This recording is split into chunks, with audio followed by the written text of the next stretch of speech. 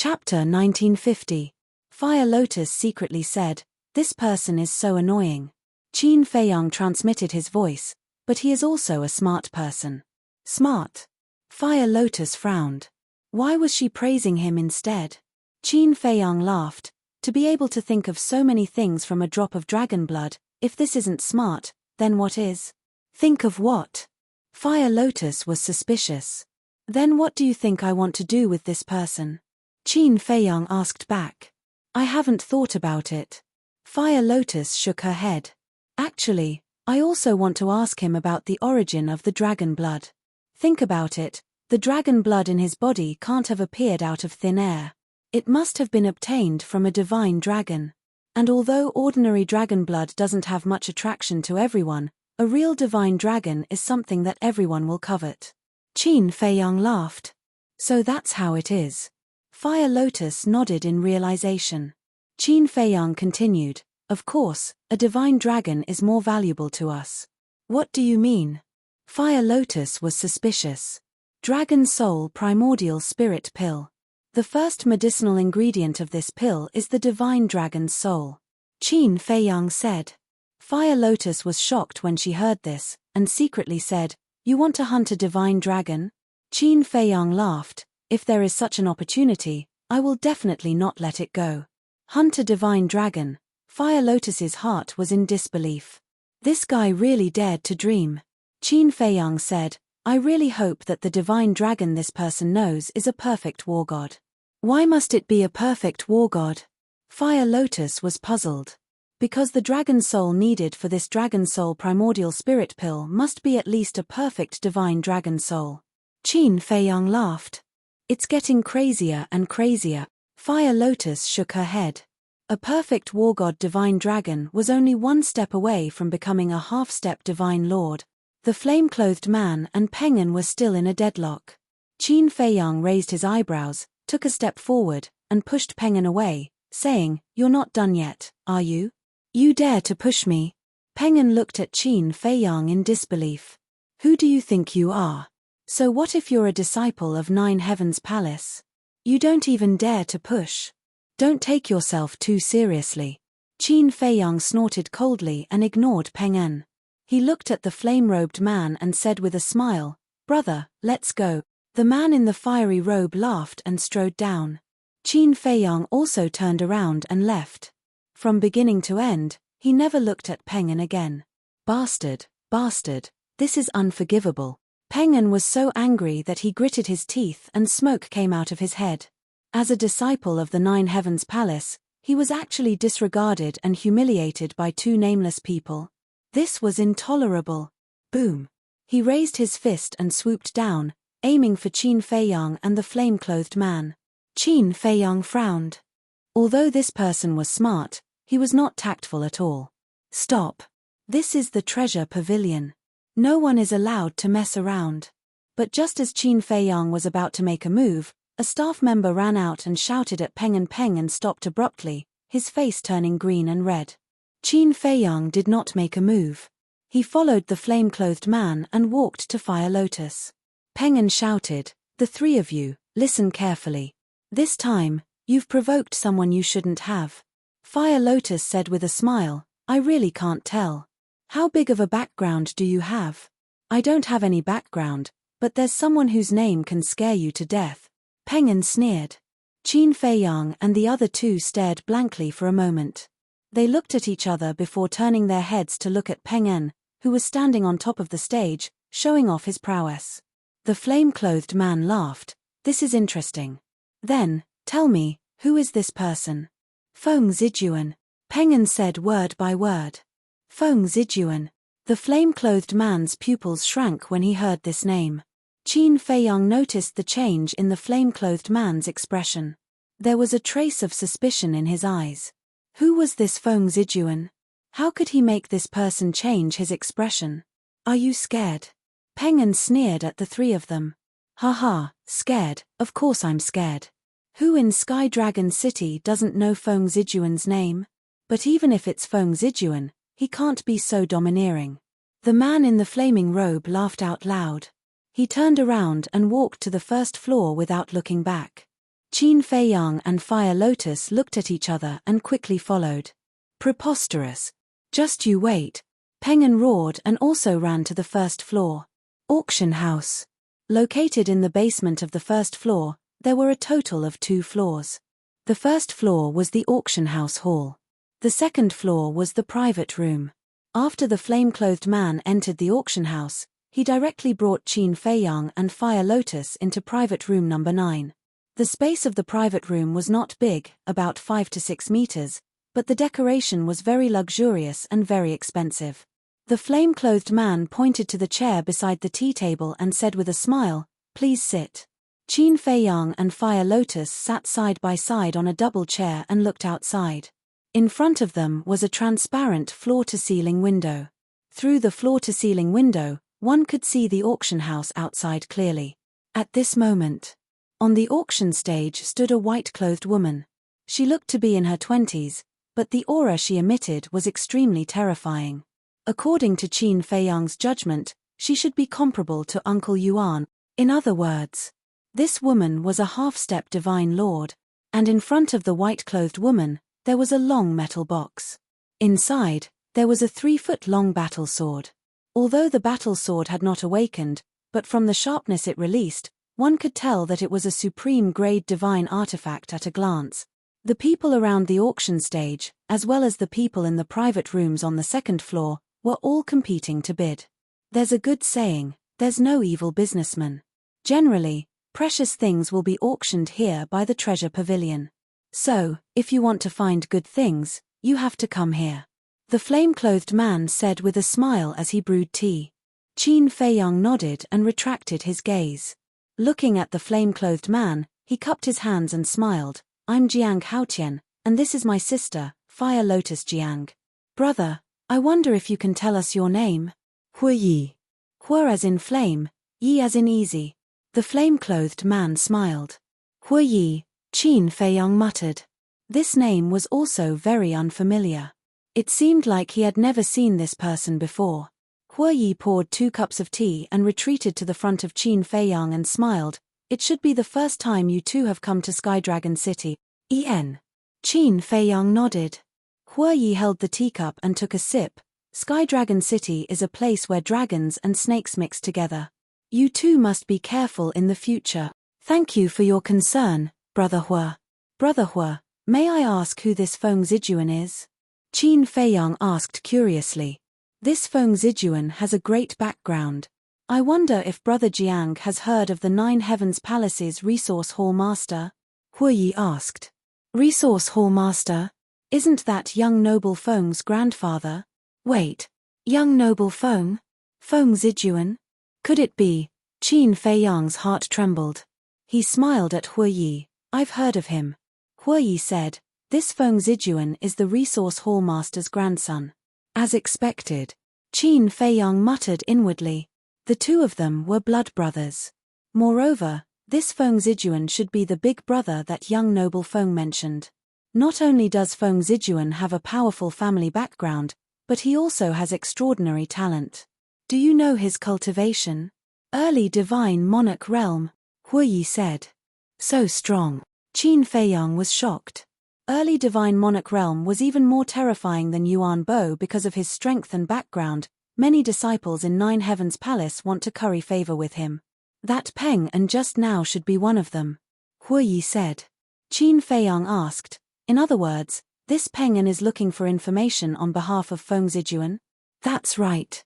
Hui Yi nodded, then shook his head and said, "Let's not talk about this for now. Let's talk about your purpose of looking for me." Qin Feiyang smiled. "Brother Hui is such a smart person, you should have thought of it. It's just as I expected." Hui Yi smiled and pondered for a moment before saying, "I can tell Brother Jiang the whereabouts of that divine dragon, but Brother Jiang has to agree to one condition." "Speak." Qin Feiyang said. Hui Yi said, "I wonder if Brother Jiang knows about 9 Heavens Palace's disciple recruitment." "I know a thing or two," Qin Feiyang said. "Then, does Brother Jiang want to enter 9 Heavens Palace?" Hui Yi asked. "I have this thought." Qin Feiyang nodded. Hui Yi smiled. "That's good. My condition is that when the time comes to participate in the assessment, Brother Jiang can help me. You also want to enter Nine Heavens Palace? Qin Feiyang was stunned. Hue Yi smiled and said, who in my generation doesn't desire a cultivation holy land like Nine Heavens Palace? That's true. Qin Feiyang nodded and pondered for a moment before saying with a smile, saying help is too polite. We should take care of each other and support each other. Hue Yi was stunned for a moment before he laughed heartily. Yes, yes, yes, we should take care of each other and support each other. Qin Feiyang said, then, the matter of the divine dragon? Hue Yi said, in the depths of the Sky Dragon mountain range, there is a place called Black Dragon Lake. There is a black dragon hiding there. I obtained this dragon blood from it. Black Dragon Lake, Black Dragon, Qin Feiyang murmured, asking, how is its strength? Very strong. Half-step divine monarch realm, Hue Yi said solemnly. Good.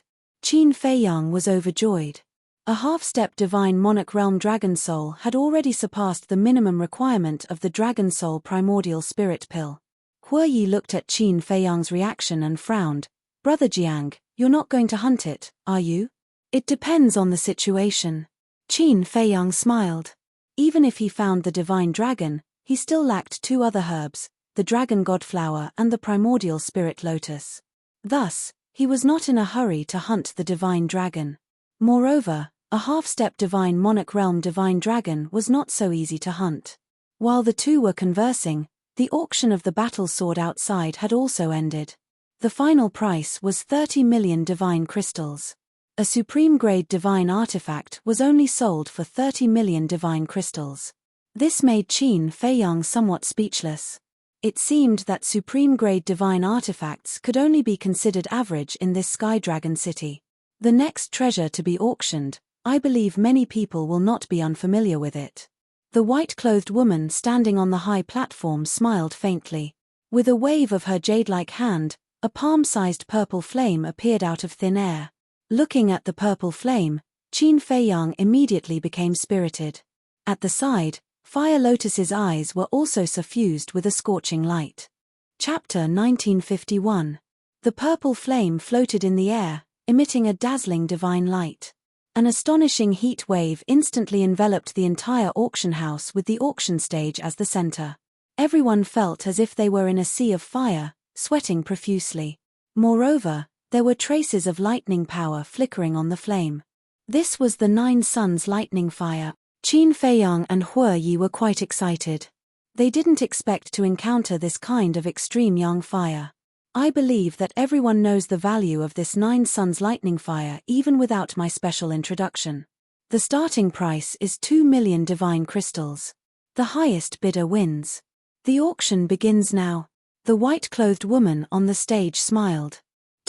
1 million, 2 million, 3 million. Immediately, the people in the auction house began to bid wildly, especially the private rooms on the second floor. Listening to their tone, a large number of people were determined to win. I didn't expect to encounter the Nine Suns lightning fire. Hue Yi looked at the purple flame and exclaimed. Qin Feiyang's eyelids twitched.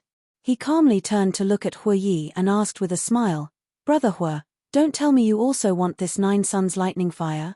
Me? Hue Yi was slightly stunned. He shook his head and said with a smile, I do want it a little, but there is a good saying, a gentleman does not take what others love. Thank you very much. Qin Feiyang cupped his hands and smiled gratefully. Hue Yi asked suspiciously, but I'm a little curious. What does Brother Jiang want this Nine Suns lightning fire for? Qin Feiyang asked, I wonder if Brother Hue has heard of the undead barrier breaking pill? Undead barrier breaking pill? Hue Yi was stunned. He shook his head and said, I've never heard of this kind of pill. Never heard of it. Qin Feiyang was surprised and said, then what about the life pill, divine power pill, divine life pill, heavenly dust pill, four symbols infinite divine pill, and dragon soul primordial spirit pill? Hue Yi was stunned when he heard these pills. Qin Feiyang asked in surprise, Brother Hue has never heard of them. I'm familiar with the God's soul pill, God's power pill, and God's life pill because the treasure pavilion has them. But this heavenly dust divine pill, four symbols infinite divine pill, dragon soul primordial spirit pill, this is the first time I've heard of them. Dare I ask Brother Jiang, what kind of medicinal pills are these? Huiyi said.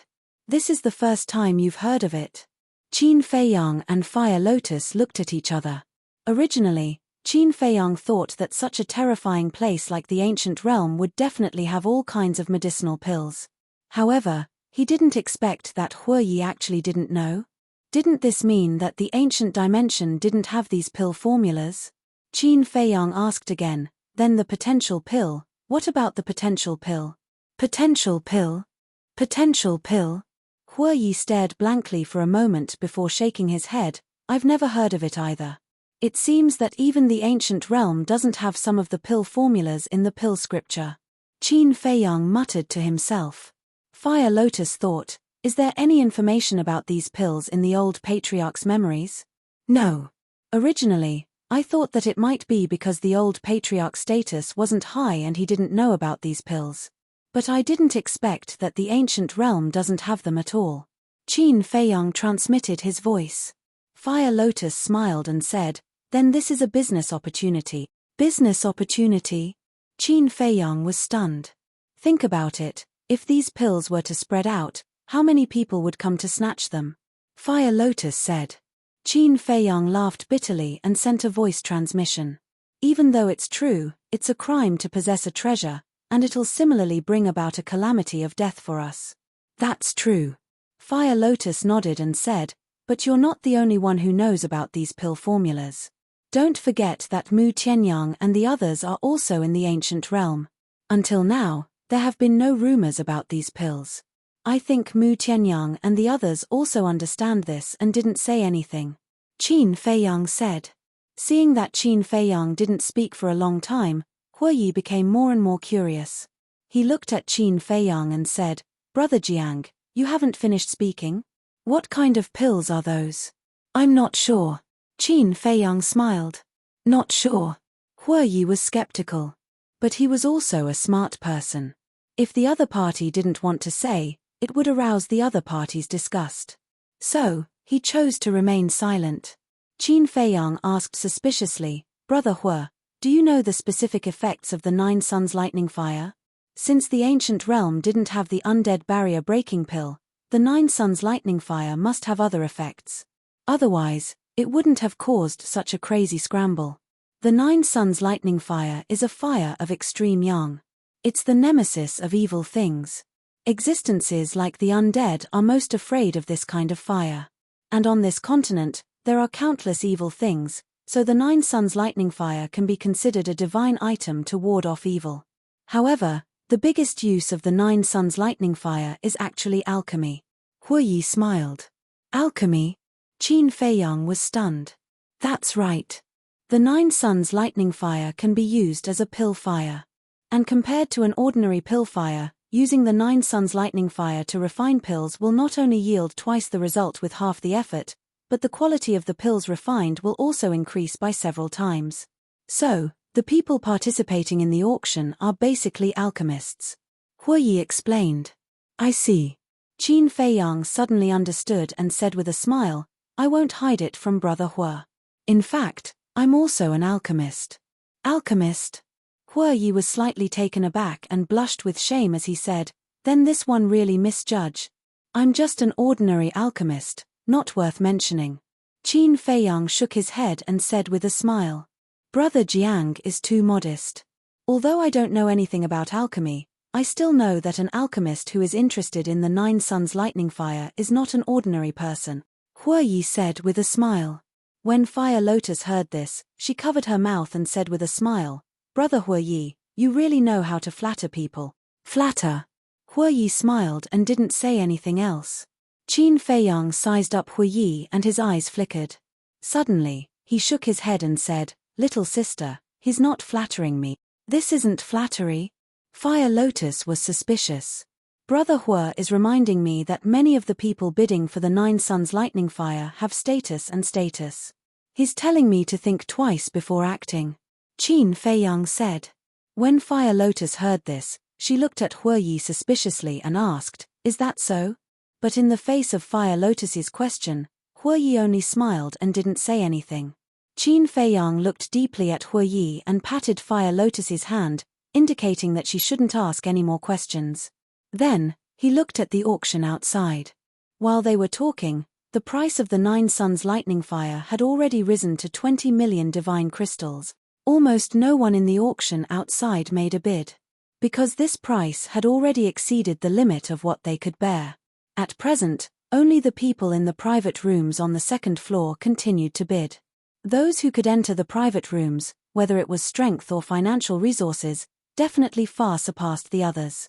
Looking at the skyrocketing price, Fire Lotus was a little anxious. She secretly said, "Qin Dage, if it really doesn't work, can we think of another way?" She knew about Qin Feiyang's situation.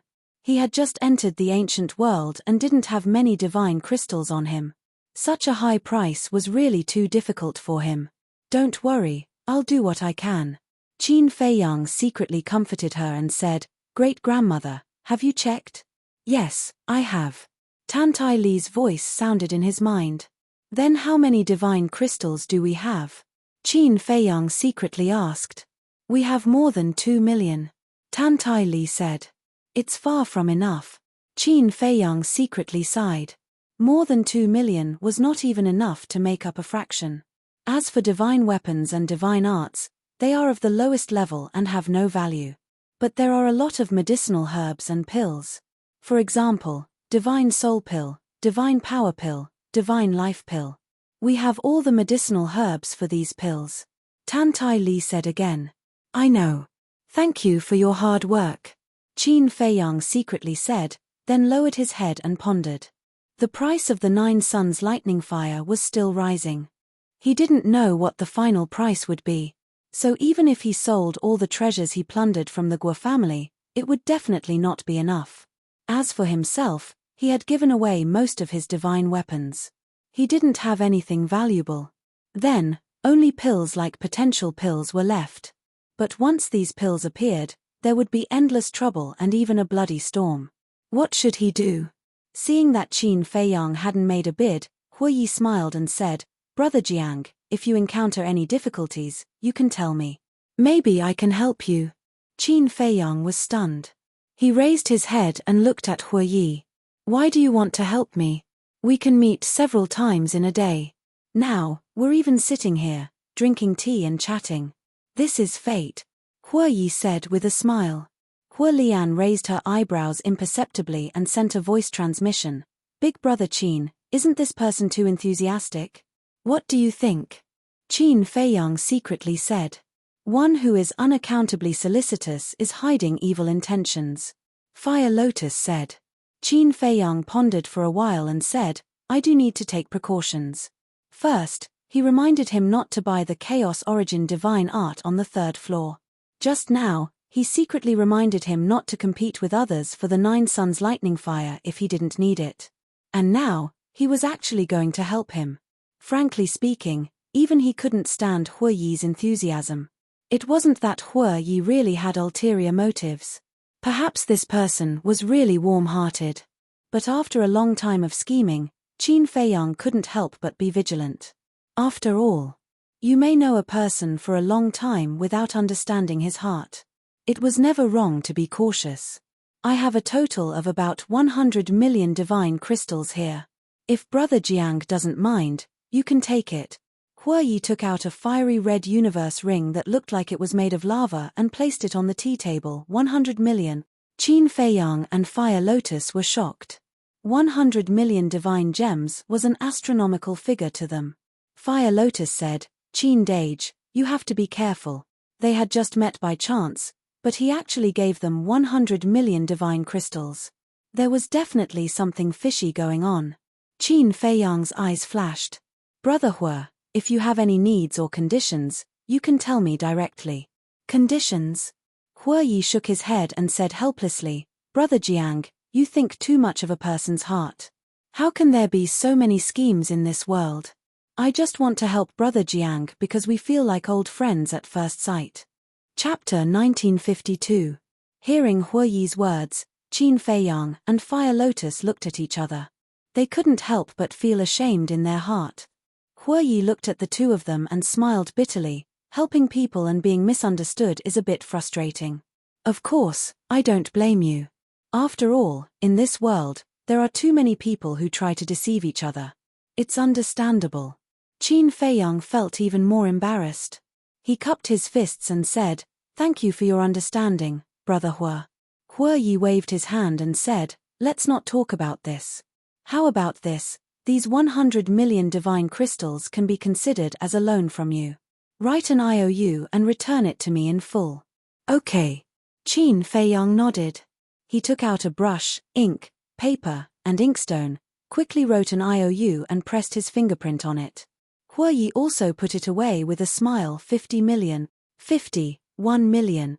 The bidding continued. With this 100 million divine crystals, Qin Feiyang finally had some confidence. However, he wasn't in a hurry to call out a price. The price soared all the way to 70 million divine crystals. At this time, there were only a few people bidding 70 million divine crystals. Even a monstrous alchemist from Nine Heavens Palace would find it difficult to bear. "Brother Jiang, you can make your move now." Hua Yi smiled. Qin Feiyang nodded. He glanced around the auction house and said indifferently, 71 million. Pchem. Everyone present was stunned. Before, although everyone was bidding, it was basically 10,000 or 100,000. But now, he actually increased the price by 1 million, which nouveau riche was. Qin Feiyang's bid was in fact indirectly telling others that he was determined to obtain the Nine Suns lightning fire. If they knew what was good for them, they wouldn't compete anymore. Sure enough. After he called out a price, the audience quieted down. The few people who were still bidding also fell silent one after another. At the same time, private room number 1. A purple-robed young man was leaning against a chair with one hand supporting his head. He had a lazy look on his face. Beside him stood a short man with shifty eyes. This person was Peng En, who had formed a grudge with Qin Feiyang's group of 3. This voice, when Qin Feiyang spoke, Peng En's expression slightly froze. Then, a sneer crept up his eyes as he looked at the purple-robed young man and said, "Senior Brother Jun, of the 3 people I mentioned just now, this person is one of them." The purple-robed young man was taken aback and asked, "I'm sure. I remember his voice." Peng En said. The purple-clothed youth raised his head and looked at the private room where Qin Feiyang and the other 2 were in. His eyes flickered. Although he could see the outside, he couldn't see the situation inside the rooms from the outside. Therefore, the purple-robed didn't really see Feiyang SS group. The woman in white asked loudly, "Private room 9 bids 71 million divine crystals. Is there anyone else who wants to raise the price?" There was dead tea a 71 million and 10,000. Suddenly, a Jun, he. His S voice D he S to T he his. 72 million. Qin Feiyang smiled faintly and directly raised the price by 1 million. Hearing this, the man glared angrily at Qin Feiyang's room and fell silent. 72 million. Is there anyone else? The white-robed woman standing on the high platform looked around and asked again. Time passed by. Just as the white-robed woman was about to announce the result, the purple-robed young man in the first room smiled faintly and said, "Peng En, play with them."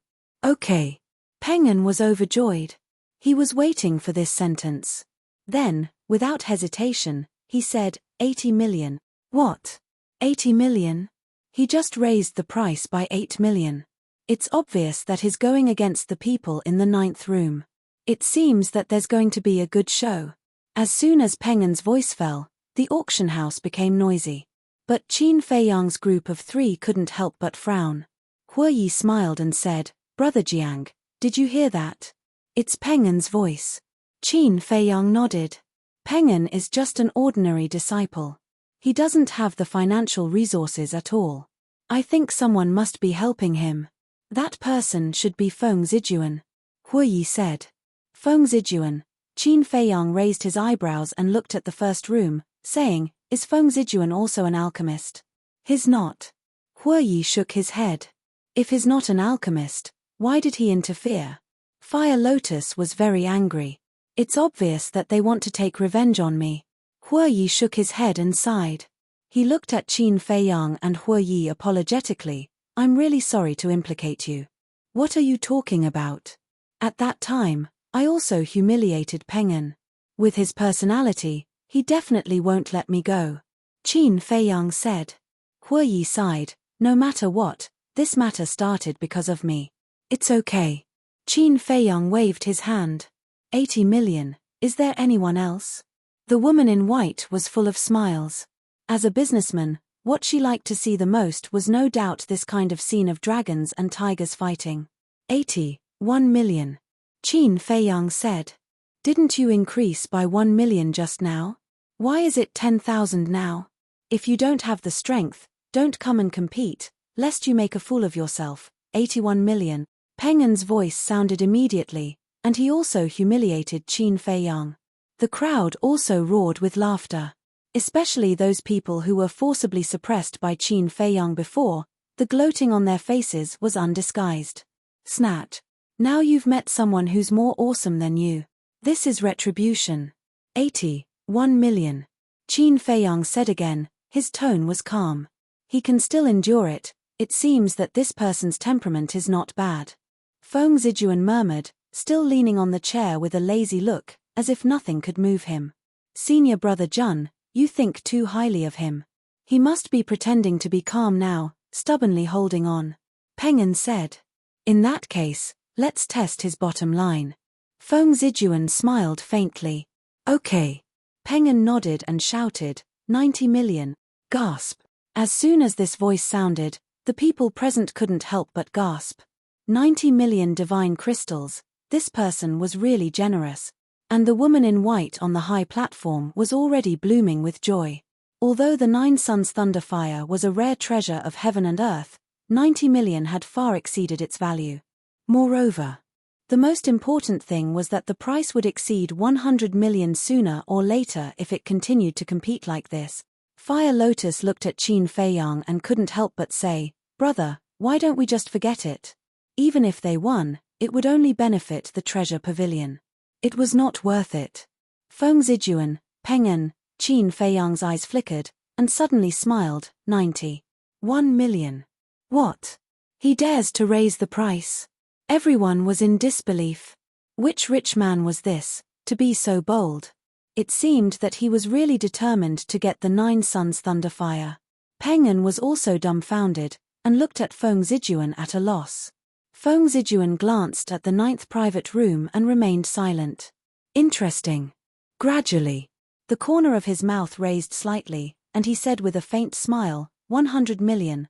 100 million. Oh my God. One is more terrifying than the other. Everyone was shocked. Wait. This voice. It's Feng Zijuan. So it's him. After recognizing Feng Zijuan, everyone once again looked at the private room where Qin Feiyang and the other two were, and the gloating in their eyes was even more intense. He actually dared to offend Feng Zijuan? This person was really blind. Hue Yi frowned, looked at Qin Feiyang, and said, Brother Jiang, Feng Zijuan personally bid, which means that he is serious. I think it's better. Although he didn't finish, as long as one wasn't a fool, they could understand that Hue Yi wanted him to give up. Brother, this Feng Zijuan is the grandson of the 9 Heavens Palace's resource hall master. His wealth is definitely not something we can compare with. Let's listen to Brother Hue Yi, and think of another way. Fire Lotus also said. Qin Feiyang was silent. Not long ago on the 3rd floor, weren't you all very arrogant? What? Have you become mute now? Haha, with this little ability, you dare to go against us, you really overestimate yourself. Peng An laughed, full of sarcasm. Fire Lotus hurriedly said, Brother, he is provoking you, don't be fooled. Brother Jiang, think twice. If you don't have enough divine crystals to pay, not only will you lose face, the treasure pavilion will not let you go easily. Hue Yi also had a worried look. Qin Feiyang's eyes narrowed slightly, and said, 10-10-000. What? Knowing that it's Feng Zijuan, he still dares to continue bidding? Who is this guy? Everyone was shocked. Feng Zijuan was also quite surprised. He personally spoke in order to intimidate. But obviously, the other party was not frightened by him. It seemed that this person was not a simple person. Feng Zijuan smiled playfully, looked at Peng An and said, You continue, raise the price to 200 million. 200 million? Peng was shocked and hurriedly said, "Senior brother Jun, what if they suddenly don't want it? 200 million was not a small amount. Even Feng Zijuan would not be able to take out so much. That won't happen. Even now, he's still raising the price. He definitely needs this 9 Suns Thunderfire. Since that's the case, then of course I have to make them pay a price and let them know the consequences of offending me, Feng Zijuan." Feng Zijuan said with a faint smile. "Senior brother Jun is wise." Peng gave a thumbs up, his face full of admiration, then puffed out his chest and raised his back, valiantly shouting, 110 million. Qin Feiyang continued, 110,000, 120 million, 121,100, 130 million, 131,000, 100,000. At this moment, the entire auction house was dead silent. Only Qin Feiyang and Peng An's bidding continued to reverberate in the auction house. This invisible battle was getting more and more intense. One after another, astronomical figures kept appearing, making everyone numb. However, Hu Yi, Fire Lotus, looking at Qin Feiyang who was crazily raising the price, was burning with anxiety. Especially Fire Lotus. She knew better than anyone how many divine crystals Qin Feiyang had, and it had far exceeded the amount she had. This was complete nonsense, but at the same time, she was very touched. Because everything Qin Feiyang did was for her. Chapter 1953. However, Qin Feiyang, on the other hand, remained calm and composed, without the slightest bit of panic or nervousness. 170 million, 171 million, 180 million, 181 million, 190 million, 110,000. As he continued to bid, the sinister smile on Peng An's face became wider and wider. Increase it with all your might. There will be a time for you to cry later. 200 million. Just as Qin Feiyang finished shouting, Peng An became high-spirited and roared without hesitation. 200 million. It actually broke through the 200 million mark. These two people are really crazy. There's also the treasure pavilion. This time, they've made a huge profit. Everyone watched this scene with their mouths agape. The woman in white on the high platform had a round smile on her face. Moreover, this matter had already caused a sensation outside, and even spread to the treasure pavilion. Like an invisible storm, it spread to the various districts of the Sky Dragon City. Everyone rushed towards the treasure pavilion to watch the show. 200 million, continue. Peng An had already completely inflated as he continued to clamor. "Brother from private room number 9, you've already fought to this point, don't admit defeat." "That's right. A man lives with a breath, a tree lives with a piece of skin.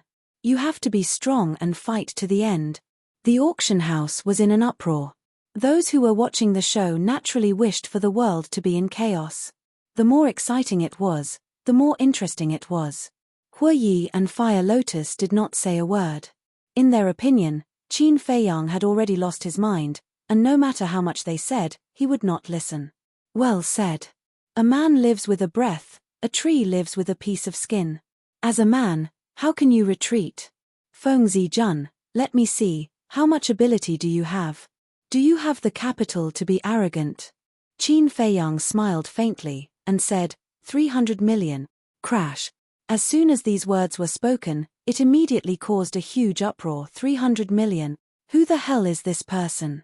Not only did he openly call out to Feng Zijun, he even increased the bid by 100 million. This is too terrifying. The shock in everyone's hearts could no longer be described with words. When Fire Lotus and Hu Yi heard Qin Feiyang's words, they almost fainted. 300 million divine gems. This guy was really crazy. It was over. If he couldn't pay that many divine crystals later, he probably wouldn't be able to walk out of the auction house. Private room number 1. At this moment, Peng An's eyes were also wide open in anger, so much so that his eyeballs were about to pop out. What kind of concept was 300 million? An ordinary disciple like him would never see so many divine crystals in his entire life. Yet, the other party had said it so casually. Could it be that he had kicked an iron plate this time and provoked someone he shouldn't have provoked? Simultaneously, Feng Zijun also sat up straight, and the laziness on his face was swept away, replaced by a gloomy expression. His hands were tightly clenched together. Peng An came back to his senses and turned to look at Feng Zijun.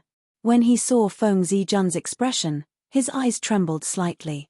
He carefully said, "Senior brother Jun, let's just forget about it." "Forget it? Didn't you hear what he said? A man lives on his last breath, and a tree lives on its skin. As a man, how can you back down? If I shrink back now, won't I become a joke in the world?" He is no longer bidding for the 9 suns lightning fire. This is a naked provocation, Feng Zijun said sternly. But Peng An wanted to say something but hesitated. "Provoking me, is it? Okay, I'll play with you to the end. 400 million. Feng Zijun walked to the floor-to-ceiling window, looked at Qin Feiyang's private room, and shouted aggressively.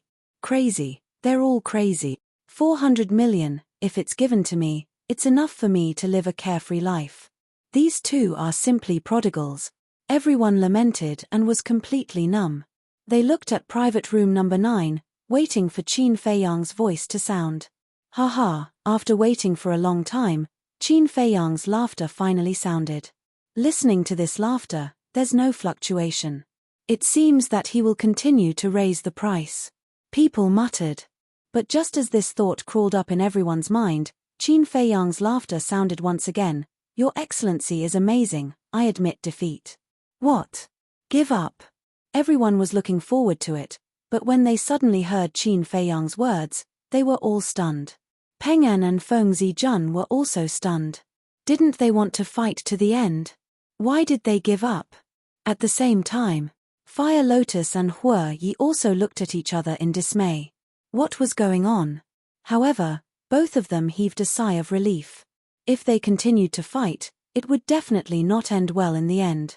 Because they simply couldn't take out so many soul stones. Qin Feiyang turned his head to look at the two of them, and laughed. "Do you really think that I have lost my mind? Haven't you?" Fire Lotus asked. Anyone with a discerning eye can see that Feng Zijun's actions are deliberately raising the price, causing us to lose a large amount of divine crystal. However, he's looking for the wrong target. If it were anyone else, in the face of such unreasonable clamor, they might really lose their mind. But I won't. So I beat him at his own game and took the initiative to clamor at him. I thought that with his arrogance and conceit, he would definitely continue to fight with me. The result was just as I expected. At the same time, it also reflected that although this person is talented, his mind and temperament are not good. Otherwise, it would be impossible for him to be so easily angered by me. Qin Feiyang smiled faintly. So it's like that. Fire Lotus and Hue Yi finally understood. It turned out that they had been worrying for nothing. Haha, aren't you very arrogant? You admit defeat just like that. Sure enough, compared to senior brother Jun, you are just a slag. No, you can't even be considered a slag. Peng An's loud laughter suddenly resounded in the auction house. A stone stirred up 1,000 ripples. The entire auction house was also in an uproar.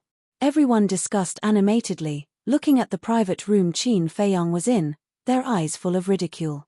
Feng Zijuan's face was also full of pride.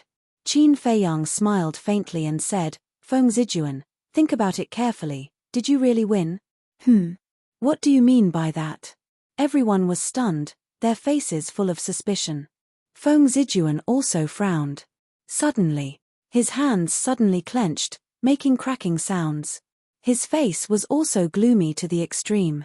Seeing the situation, Peng An moved to Feng Zijuan's side and said with a flattering smile, "Senior brother Jun, you won in the first place." Everyone saw it for themselves. "What are you still angry for? Shut up." Feng Zijuan slapped Peng An's face fiercely. Peng An immediately smashed onto the ground beside him like a dead dog. His face was deformed, and he was in so much pain that he cried for his parents. Using 400 million divine crystals to buy a cluster of 9 sun lightning fire. I can only say that I admire Feng Zijuan's courage. Treasure Pavilion, you don't need to thank me because Feng Zijuan is willing to do this. Qin Feiyang's laughter sounded out once more. The auction house set off a huge uproar once more. Yeah. On the surface, It looks like Feng Zijuan won. But thinking about it carefully, that's not the case at all. This is simply a trap to lure Feng Zijuan into it. Haha, to think that this Feng Zijuan and Peng An were still smug. Actually, they themselves are the biggest idiots. Even a freak like Feng Zijuan was schemed against so tightly. This person's methods are profound. Being reminded by Qin Feiyang like this, everyone came to their senses. Their gazes also all shifted to the number 1 private room. At this very moment, Feng Zijuan was mad with hatred. Although the people outside could not see him, he could see the people outside clearly. Looking at those pairs of eyes full of ridicule, he wanted to find a hole to crawl into. Originally wanted to scheme against the other party, but the result was that he was schemed against instead. The most embarrassing thing was that not only did he not notice it, he even had a smug attitude. My God! As a freak of Jotian Palace, how could he do such a stupid thing? Now that he thought about it, he felt that he had no face left. In his heart, the resentment and hatred towards Qin Feiyang was also uncontrollable. Who are you? If you have the guts, say your name. Feng Zijuan stared at the floor-to-ceiling window of the number 9 private room and said gloomily, "We will meet again." Qin Feiyang smiled faintly. "I look forward to our next meeting." Feng Zijuan gritted his teeth and said, then turned around and left angrily. Senior brother Jun. Peng An hurriedly chased after him. It was fine if Peng An did not speak. Once he spoke, Feng Zijuan suddenly seemed to have found a vent. He turned around and kicked Peng An's lower abdomen. Ouch! Peng An flew out on the spot and smashed into the floor-to-ceiling window. It was unknown what the floor-to-ceiling window was made of, but it did not break. But tragedy befell Peng An. He spat out a mouthful of blood and slid down from the floor-to-ceiling window. He knelt on the ground, clutching his lower abdomen, and howled miserably like a pig being slaughtered. So pitiful. Hearing Peng An scream, Fire Lotus laughed happily.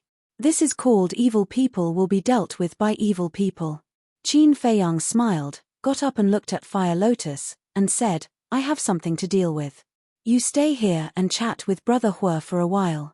Fire Lotus glanced at Hua Yi, and nodded to Qin Feiyang, okay.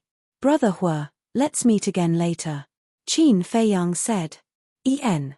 Hua Yi smiled and nodded, and a glimmer of light flashed in the depths of his eyes. Qin Feiyang turned and walked out of the private room. He looked at the corridor on both sides. Seeing that there was no one, he closed the door of the private room and disappeared in an instant. Inside the private room, Hua Yi looked at Fire Lotus and smiled. Miss Fire Lotus, your big brother is a bit scary. Scary? Fire Lotus was startled. Without anyone knowing, he set a trap for Feng Zijun, and made Feng Zijun lose all his face. He even took care of Peng An while he was at it. Killing 2 birds with 1 stone, isn't that scary? Hua Yi shook his head speechlessly. Fire Lotus thought for a moment, and laughed happily. Hearing you say that, it seems to be true. Don't be modest. Your big brother. No, it should be said that you siblings are not ordinary people. Hua Yi laughed. Fire Lotus said, isn't big brother Hua Yi the same? Ha ha, Hua Yi laughed heartily, picked up his teacup, and drank his tea while paying attention to the auction outside. And the auction house welcomed the next auction item. However, everyone was still talking about the matter between Qin Feiyang and Feng Zijun, and it seemed that it would be difficult to calm down in a short period of time. P.S. Old Meng has resumed updating. Everyone should also move their small hands and vote the votes in their hands. Thank you very much. Chapter 1954. At the same time that Qin Feiyang disappeared, Feng Zijuan angrily walked out of private room number 1. Peng An was still howling inside. But there was already a woman in red waiting outside. This woman was a staff member of the Treasure Pavilion. Seeing Feng Zijuan come out, the woman in red immediately went up and smiled. Young Master Feng, please pay the bill in the VIP room. Seeing the smile on the woman's face, the anger in Feng Zijuan's heart burned again. The woman's smile was actually very sincere, but in Feng Zijuan's eyes, it was like she was mocking him. Move. Feng Zijuan looked at the woman coldly and said. The woman in red paused and said patiently, Young Master Feng, you're a frequent customer of the Treasure Pavilion, so you naturally know our rules. After the auction, you have to pay the divine crystals in person before you can leave. Feng Zijuan's eyes were gloomy as he clenched his fists tightly.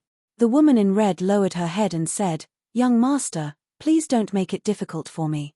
"Who?" Feng Zijuan took a deep breath and said, "I don't have that many divine crystals on me right now. I'll pay after I return to Empyrean Palace." The woman in red frowned, unable to decide. Seeing this, the anger in Feng Zijuan's heart burned again as he said angrily, "I, Feng Zijuan, am a monster of Empyrean Palace, and I'm famous in Sky Dragon City. Will I go back on my words?" "No, no, no." The woman in red quickly waved her hand and said, "The Treasure Pavilion believes in young master's character, but the amount involved this time is too large. I really don't dare to make this decision." Feng Zijuan said, "If you can't make this decision, then let Shangguan Qiu do it." "Okay. I'll get someone to call the steward." The woman in red nodded and said loudly, "Guards." A guard ran over. The woman in red said, "Take young Master Feng to VIP room number 1 and treat him well." "Okay." The guard nodded and then looked at Feng Zijuan with a smile. "Young master, this way please." Feng Zijuan snorted coldly and walked towards the 3rd floor of the treasure pavilion. The woman in red also quickly entered the auction house and ran up the auction stage, whispering a few words into the woman in white's ear. "Everything is within my expectations." The woman in white chuckled and said, "Help me auction it first." "I'll go take a look." "Yes." The woman in red nodded. "Ladies and gentlemen, I'm sorry. I have some matters to attend to. However, the auction will not stop. Everyone, please continue." The woman in white looked around at the people in the auction house. She smiled and said. Then, she turned around and left quickly. "Why did you leave halfway? Is there even a need to ask?" "It must be because of Feng Zijuan. 400 million divine gems. Even Feng Zijuan can't afford that. Feng Zijuan has lost a lot of face this time. It doesn't matter if he loses face. The most important thing is his parents and grandfather. His parents are the enforcement elders of Nine Heavens Palace, and his grandfather is the hall master of Nine Heavens Palace's resource hall. When has he ever embarrassed himself like this? When they receive the news, Feng Zijuan will definitely suffer." Everyone whispered in each other's ears, their faces full of ridicule. 3rd floor. VIP room 1. The woman in white pushed the door open and entered. She saw Feng Zijun sitting beside the tea table, his face ashen. The guard stood to the side and looked at Feng Zijuan silently. In fact, this was surveillance, to prevent Feng Zijun from leaving. The woman in white glanced at Feng Zijun and waved her hand. "You can leave." "Yes." The guard respectfully replied and walked out of the VIP room, closing the door behind him. "Young Master Feng, is it because my treasure pavilion is not good enough? Your face is so ugly." The woman in white walked to the tea table and sat opposite Feng Zijun, laughing. "Can you not laugh?" Feng Zijun raised his eyebrows, his anger rising. "Good, good, good." The woman in white nodded and said, "The people below have already told me. I don't have any objections, but I need an IOU." "IOU?" Feng Zijun couldn't sit still anymore. He stood up and glared at the woman in white, saying, "Don't you know what kind of person I, Feng Zijun, am? You actually want me to write an IOU? Aren't you humiliating me?" "Young Master Feng, please calm down. This is the rule of the treasure pavilion. I am just doing my job. I hope young master can understand." The woman in white smiled apologetically. "No room for negotiation?" Feng Zijun raised his eyebrows. "Young Master Feng, don't make it difficult for me. You know the rules of my treasure pavilion. If it was someone else, I'm afraid they wouldn't be able to step out of the treasure pavilion today. And now, I just want young master to leave an IOU. This is already giving young master a lot of face." The woman in white smiled. Feng Zijun's face was gloomy. The woman in white said, "If young master is not willing to leave an IOU, then I will have to personally go to the Ninth Heaven Palace and ask for it from Elder Feng." The Elder Feng that the woman spoke of was Feng Zijun's grandfather. Feng Zijun was furious. The woman in white smiled. "Young master, I have already given you face. Don't push your luck. You win. Feng Zijun glared at the woman in white and returned to his seat, saying, "Prepare the brush and ink." The woman in white smiled and personally walked to the desk, took the brush, ink, and paper, and placed them in front of Feng Zijun. Feng Zijun grabbed the brush and was about to write. Suddenly, an 8-foot-tall, burly man in black appeared out of thin air in the VIP room. On the chest of the burly man, there was also a flame tattoo. Seeing this person, Feng Zijun was overjoyed. He immediately put down the brush in his hand and stood up. "Uncle Yong." The burly man waved his hand, looked at the woman in white and smiled. "Shangguan Qiu, long time no see." "Yes, long time no see." Shangguan Qiu stood up and smiled. After exchanging some pleasantries, the burly man said, "Old master has already heard about the 9 Suns Thunderfire, so he specially asked me to come and deal with it. I wonder how much the 9 Suns Thunderfire was auctioned off." Shangguan Qiu glanced at Feng Zijun and said with a smile, "Elder Feng, I didn't expect you to come here personally. It seems that you really love your grandson. The price of the 9 Suns Thunderfire is 400 million divine gems. 400 million. The burly man was stunned. He turned to look at Feng Zijun and shook his head. "You are really messing around." Feng Zijun lowered his head, his face full of regret. "Sigh." The burly man sighed, took out a golden card from his chest, and handed it to Shangguan Qiu, smiling. "Take it." "Okay." Shangguan Qiu nodded, took the card, and said, "Come in." The door was pushed open, and the guard who had left before ran in again. Shangguan Qiu smiled. "Take this card to the account room and deduct 400 million divine gems." "Yes." The guard took the card, turned around, and left quickly. After the guard left the VIP room, the burly man withdrew his gaze, turned to Shangguan Qiu, and said, "Can I have a private chat with Feng Zijun?" Shangguan Qiu was surprised, and then he smiled. "Of course, you can have a chat. I will ask someone to send the card over later." Then he turned around and walked out. "Wait. Where is the 9 Suns Thunderfire?" Feng Zijun shouted. "Look at my memory, I almost forgot." Shangguan Qiu patted his head, and then waved his hand. The 9 Suns Thunder Fire appeared out of nowhere, flew to Feng Zijun, and then left. The burly man immediately went forward, closed the door, and then walked to Feng Zijun. Looking at the 9 Suns Thunder Fire, he said helplessly, 400 million divine gems for such a thing. Young master, Uncle Yong doesn't want to criticize you, but you are really a spendthrift." Feng Zijun lowered his head and said guiltily, "Uncle Yong, can you stop?" Okay, I will stop. But you don't have to worry, someone will pay for the 9 Suns Thunder Fire for us." The burly man smiled. "What do you mean?" Feng Zijun was surprised. "This time, I came to give you the divine gems to help you out, and also to help you get back at them," the burly man said, a cold light flashing in his eyes. Feng Zijun's eyes lit up, and he asked, "What do you mean?" "Those who dare to go against us never have a good ending, and this time is no exception," the burly man sneered. "Then what are you going to do?" Feng Zijun asked. "Kill him," the burly man said. "Is this Grandpa's order?" Feng Zijun asked. "Yes." The burly man nodded and asked, "Do you know that person's identity?" "I don't know. However, since he dares to clamor with me, I think his identity should not be simple," Feng Zijun said. "What does he look like?" the burly man said. Feng Zijun asked, "I don't know either, but Pengen knows." "Okay. Go and call Pengen up, I want to know more," the burly man said. "Okay." Feng Zijun nodded and was about to put away the 9 Suns Thunder Fire. But at this moment, the 9 Suns Thunder Fire disappeared without a trace. Feng Zijun and the burly man's faces were suddenly filled with surprise.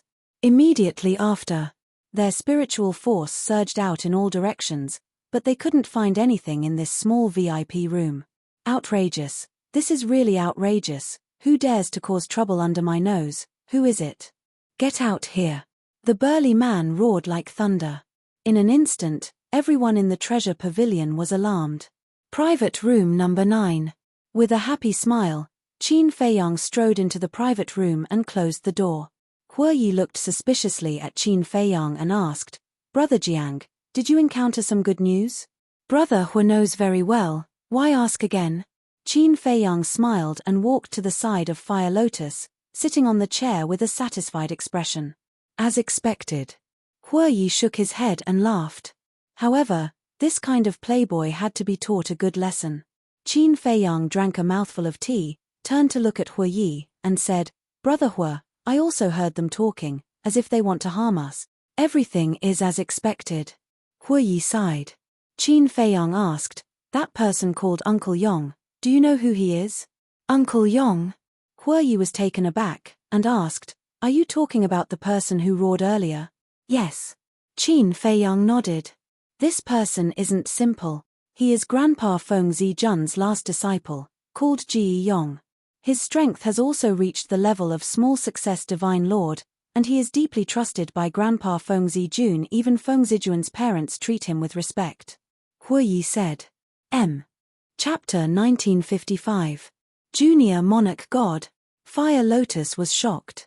She looked at Qin Feiyang and said, Brother, it seems like we're in big trouble this time. What can they do to us without any evidence? Qin Feiyang said with a smile. That's right. Even if they can cover the sky with one hand, they won't dare to do anything to us. Hua Yi smiled. Dong. At this moment, there was a knock on the door. The three of them turned to look at the door. Qin Feiyang laughed and said, they're so fast. Fire Lotus said, Brother, why don't we leave first? Leave? Isn't that the same as confessing? Don't be nervous. Just keep quiet. I'll deal with them. Qin Feiyang patted Fire Lotus's shoulder and said, come in. The door opened and a woman in white entered the room. It was Shangguan Qiu. Behind Shangguan Qiu, Ji Yong and Feng Zijun looked gloomy. Shangguan Qiu turned to look at the two of them and said, you two wait outside. I'll ask them first. Wait. Feng Zijun raised his eyebrows and said angrily, who else could it be? Young Master Feng, do you have any evidence? There's no evidence. You're just making things up. And the three of them are guests of the Treasure Pavilion. I can't offend them because of your baseless guess. By the way, this is the Treasure Pavilion, not the Ninth Heaven Palace. You have to follow the rules of the Treasure Pavilion. Shangguan Qiu said with a touch of coldness in her eyes. You, Feng Zijun was furious. Ji Yong waved his hand and said, okay, just do as she says. We'll wait outside. As he spoke, Ji Yong looked at Qin Feiyang and the other two with a touch of suspicion in his eyes. Shangguan Qiu entered the room and closed the door behind him. How dare they shut us out? That's too much. Feng Zijun was furious. He looked at Ji Yong and asked in a low voice, Uncle Yong, do you remember them? Not at all. Ji Yong shook his head. Feng Zijun was shocked. If even you don't know them, then aren't they even more mysterious? No. I basically know all the young people in the northern region who have some status, but I have no impression of these three people. This can only mean one thing. Ji Yong smiled. What? Feng Zijun asked. Ji Yong said, they are not mysterious. They are just newborn calves who are not afraid of tigers.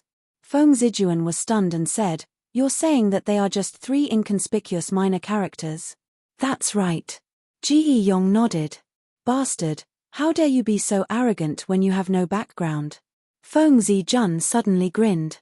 Inside the private room, Shangguan Qiu looked at Qin Feiyang and the other two and bowed with a smile. Shangguan Qiu, the steward of the Treasure Pavilion, greets young masters and young mistress. Qin Feiyang suddenly smiled and said, so it's the manager of the Treasure Pavilion. I don't dare to call you Lord. Young master, please call me by my name. Shangguan Qiu waved his hand. Then I won't stand on ceremony. Qin Feiyang smiled and said, may I know why the steward has come in person? Shangguan Qiu said, I can't say that I'm advising you. I just want to ask you a few questions. Questions? Qin Feiyang was stunned and said with a smile, please go ahead. I will tell you everything I know. May I ask if the three of you have left before? Shangguan Qiu asked. No. We have been here all this time and have never left. Qin Feiyang said. Really? Shangguan Qiu said. Of course. Qin Feiyang nodded. Shangguan Qiu said again, Do the three of you know that the Nine Suns Thunderfire was stolen from the VIP room on the 3rd floor? What? The Nine Suns Thunderfire was stolen? Qin Feiyang and the other two stood up, their faces full of shock. Shangguan Qiu looked at Qin Feiyang and the other two. Whether it was Qin Feiyang or Hue Yi, the shocked expression on their faces was not fake at all. As for Fire Lotus, although she was wearing a mask and her expression could not be seen, there was no trace in her eyes. Looks like it's really not them, Shangguan Qiu muttered. As the steward of the treasure pavilion, she was very confident in her ability to judge people. No matter who it was, no matter how well they hid, they could not escape her eyes. But if it was not these three, who could it be? Who had the guts to steal from the treasure pavilion? Bang! At this moment, the door was kicked open, and Feng Zijun walked in angrily. Shangguan Qiu frowned and looked at Feng Zijuan, saying, "What do you want to do?" Feng Zijuan said, "Shangguan Qiu, let me tell you, you won't get anything out of them." Shangguan Qiu said, "Then what do you think we should do?" Feng Zijuan glanced at Qin Feiyang and the other two and sneered, "There is only one way to deal with such fanatics: torture them." "How dare you?" Shangguan Qiu said angrily. "Shangguan Qiu, I know you have seen countless people and are very confident in your judgment. But in this world, there are many people who are good at pretending. There will be times when you are wrong." Ji Yong closed the door and looked at Shangguan Qiu with a smile. "I say, what do you mean? Revenge?" Qin Feiyang raised his eyebrows and looked at Feng Zijuan and Shangguan Qiu. "Who are we? Who are you? Is there a need to take revenge on you for such a small matter? We are just talking about the facts." Ji Yong laughed, his eyes full of disdain.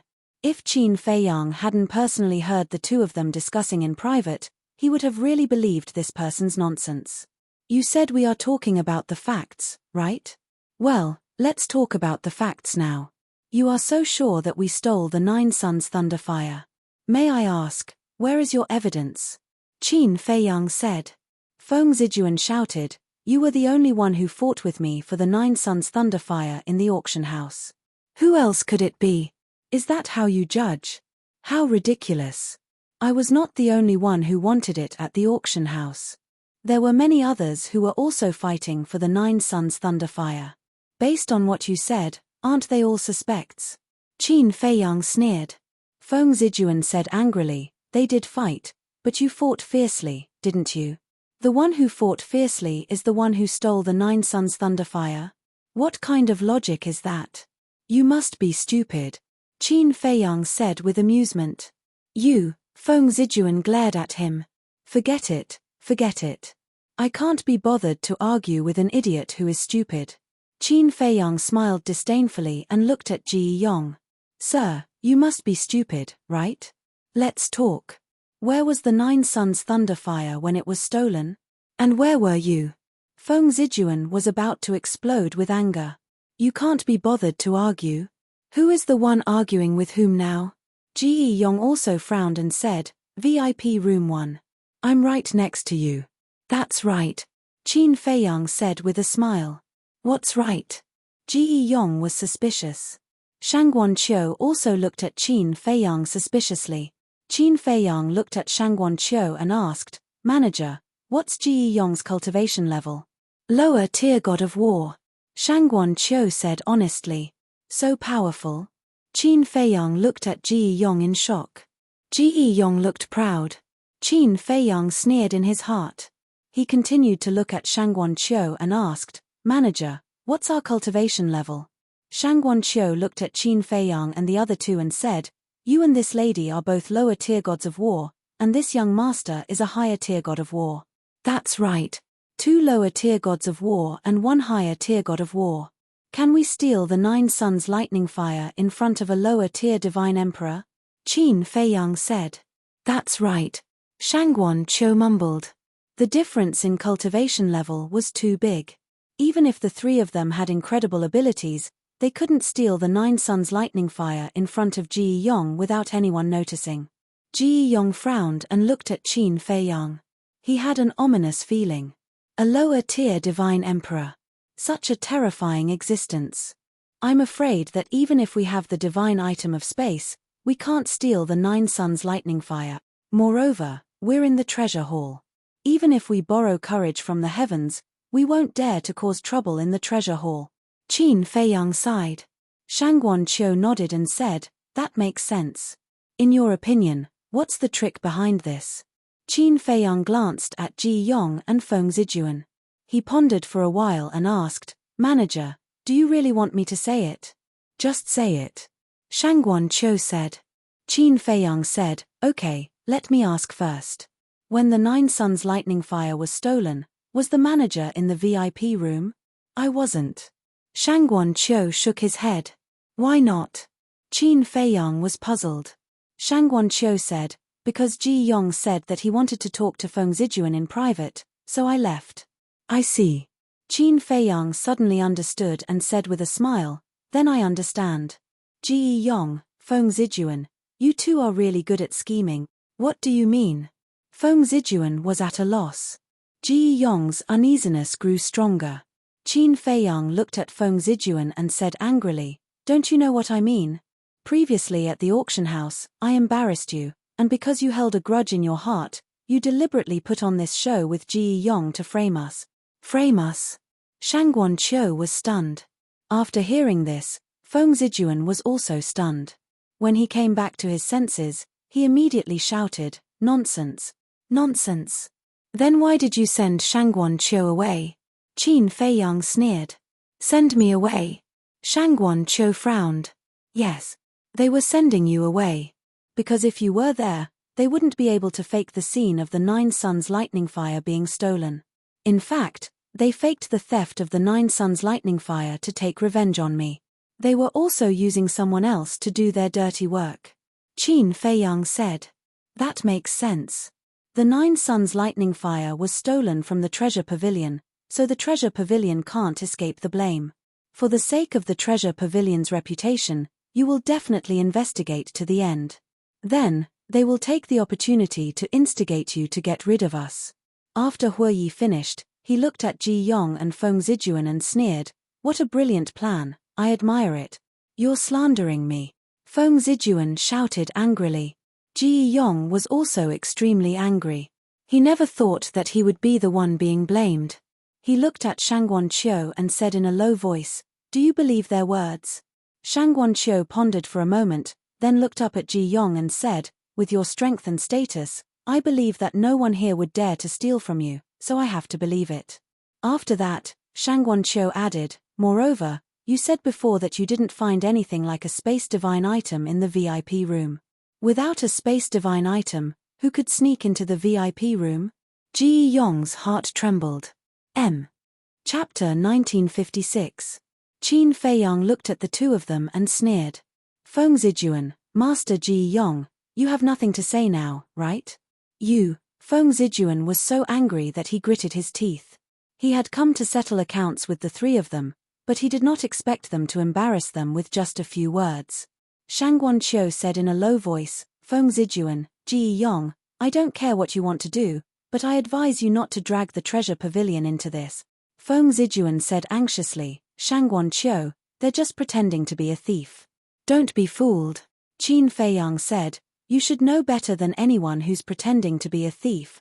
Feng Zijuan was so angry that he could not speak. That's enough. Ji Yong shouted coldly. He looked at Qin Feiyang and the other two and sneered. You're good. We admit defeat this time, but there's still time. Let's wait and see. Qin Feiyang said angrily, Manager, did you see that? They're desperate and threatening us. Shangguan Qiu glanced at Ji Yong and Feng Zijuan and said, the three of them are now guests of the treasure pavilion, so I hope you can have some awareness. Don't worry. We won't do anything to them in the treasure pavilion. But it's hard to say once they leave the treasure pavilion. Feng Zijuan, let's go. Ji Yong smiled coldly, turned around, and slammed the door. Feng Zijuan followed behind him and said to himself, Uncle Yong, are we just going to let it go? What else do you want? If we continue, it'll only make things worse. It's my fault. I underestimated the three of them. They're so shrewd. Ji Yong said telepathically. After the two of them left, Shangguan Qiu looked at Qin Feiyang and the other two and said apologetically, I'm so sorry to have frightened you. No, no, no. We have to thank you, manager. If you had stood up for us, I'm afraid we would have been killed by them today. Qin Feiyang quickly waved his hand and said gratefully, You're too kind. Shangguan Qiu shook his head and said with a smile, Then you can continue. I'll go. Take care, steward. Qin Feiyang cupped his hands and said. After Shangguan Qiu left, Fire Lotus hurriedly closed the door. She patted her chest and whispered, You scared me to death. What's so scary about that? Qin Feiyang was speechless. Not everyone is like you. Fire Lotus pouted. Me? Qin Feiyang chuckled and said, Actually, the truly powerful one is Brother Hua. Brother Jiang, your words are too much for me. Throughout the entire process, I only said one sentence. You were the one who spoke the rest. If you're amazing, then Brother Jiang is the one who's amazing. Hua Yi laughed. All right, stop flattering each other. You're all the same. Fire Lotus rolled her eyes at the two. Qin Feiyang and Hua Yi looked at each other and couldn't help but smile bitterly. Fire Lotus said, Brother, we have no use for those divine crystals, should we return them to Big Brother Hua Yi? Indeed, we don't need them. Qin Feiyang smiled and took out the interspatial ring. He handed it to Hua Yi and said, Thank you. You're welcome. Hua Yi shook his head and smiled. He took the interspatial ring and crushed the IOU. Ninth Heaven Palace. In a magnificent hall. A red-haired old man sat on a throne. His aura was unfathomable. At this moment, he was looking at two people below him with anger. The two people standing below him were Ji Yong and Feng Zijuan. Both of them lowered their heads and trembled in fear. They didn't dare to look at the red-haired old man. Someone who could make them so afraid must be the Hall Master of Ninth Heaven Palace's Resource Hall. Good job. You used 400 million divine crystals to buy a cluster of 9 suns lightning fire. The funniest thing is that it was snatched away. Feng Zijuan, good job. I'm proud to have a descendant like you, and you, Ji Yong, an exalted small perfection divine lord is actually being toyed with by 3 brats who are still wet behind the ears. You really give this old man face. The red-haired old man broke the silence and laughed angrily at the two. Master, we know our mistake. Grandpa, we also know our mistake. The two shuddered and quickly knelt on the ground. What mistake did you make? It's all my fault. I didn't teach you well and caused you to be teased outside. You've embarrassed yourselves. That's right. It's all my fault. I'm ashamed. The red-haired old man smiled, but his smile was terrifying. Ji Yong and Ji Yong couldn't help but feel their hair stand. Grandpa, I'm sorry. Ji Yong lowered his head and said with a face full of self-blame. I'm sorry, the red-haired old man chuckled. But suddenly, he slammed his palm on the armrest of the chair and landed in front of Feng Zijuan. He slapped Feng Zijuan's face. Feng Zijuan flew out on the spot and pretended that his head was bleeding. What's the use of saying sorry? Let me tell you, this isn't a disgrace to you. It's a disgrace to this old man and your parents. Tell me, after doing such a stupid thing, how do you want this old man and your parents to face the world in the future? Face the disciples of 9 Heavens Palace? The red-haired old man blew his beard and glared. He was extremely angry. Grandpa, I was wrong. I won't do it again. Please forgive me this time. Feng Zijuan ignored the blood on his face and crawled to the red-haired old man and begged. Scram. Go and reflect on your mistakes. Without this old man's orders, you're not allowed to take half a step out of the cultivation room. The red-haired old man shouted. Yes, yes, yes. Feng Zijuan nodded and ran out. Only Ji Yong was left. Ji Yong was also extremely nervous. His forehead was sweating. The red-haired old man looked at Ji Yong and didn't say anything for a long time. Get up. After some time, the red-haired old man turned and walked to the throne. He sat on it and looked at Ji Yong. Yes. Ji Yong replied respectfully and looked at the red-haired old man. The red-haired old man asked, Who are those 3 people? Ji Yong said, Disciple doesn't know them. According to Disciple's guess, They should be people who came to Sky Dragon City for the first time. The red-haired old man said, then it's easy. Find a chance to make them disappear. This time, there can't be any accidents. Also, don't let anyone see them. Disciple understands. Ji Yong nodded. The red-haired old man asked again, how is Gongzi Feng? Ji Yong said, he's still secretly doing things like killing people for money. But apart from that, he's quite honest. Honest? His existence is the shame of my Feng family. The red-haired old man snorted coldly. Master, forgive this disciple for offending you. Actually, compared to Feng Zijuan, Gongzi Feng's character and personality are much better. Ji Yong said. Of course this old man knows. But there's no other way. He can only blame himself for being an illegitimate child. My Feng family can't afford to lose face like this. The red-haired old man said. Sigh. Ji Yong couldn't help but sigh. The red-haired old man said, in short, his identity as an illegitimate child can't be revealed. Especially his mother's identity, no one can know about it. Yes. Ji Yong nodded. Go. The red-haired old man waved his hand. This disciple will take his leave. Ji Yong bowed respectfully and turned around to leave. Also in Nine Heaven Palace, in a training room. A purple-clothed youth stood in the training room with a shocked expression. This person was Gongzi Feng. In the air in front of Gongzi Feng, there were two figures. They were the two perfect war god-level strong men. A moment later, Gongzi Feng finally regained his senses. Looking at the two men, he asked, are you sure? Of course. This matter has already spread throughout Sky Dragon City. The two men nodded. Haha, Gongzi Feng raised his head and laughed. I really didn't expect, my big brother to make such a big mistake. This is great. Yes. Feng Zijuan made such a big mistake, your grandfather Feng Yuan won't let him off easily this time. The two men said. Sigh. Hearing this, Gongzi Feng let out a long sigh. Gongzi, why are you sighing? The two men didn't understand. Although Feng Zijuan made a mistake and embarrassed the Feng family, he is different from me. If it were me this time, I would definitely be dead. But Feng Zijuan, that old bastard, at most, he would be scolded a few times and face the wall for a few days. Gongzi Feng shook his head. Gongzi, the two men looked at Gongzi Feng with pity in their eyes. All right, you don't have to look at me with such pitiful eyes. I still believe that gold will shine sooner or later. Gongzi Feng smiled. Yes. The two men nodded. Gongzi Feng asked, have you seen the person who tricked Feng Zijuan? No. They were in the private room and didn't see each other. Maybe only Shangguan Qiu saw them. The two men said. Gongzi Feng pondered for a while and said, find a chance to meet them. Meet them for what? The two men were suspicious. Gongzi Feng smiled and said, haven't you heard of this saying?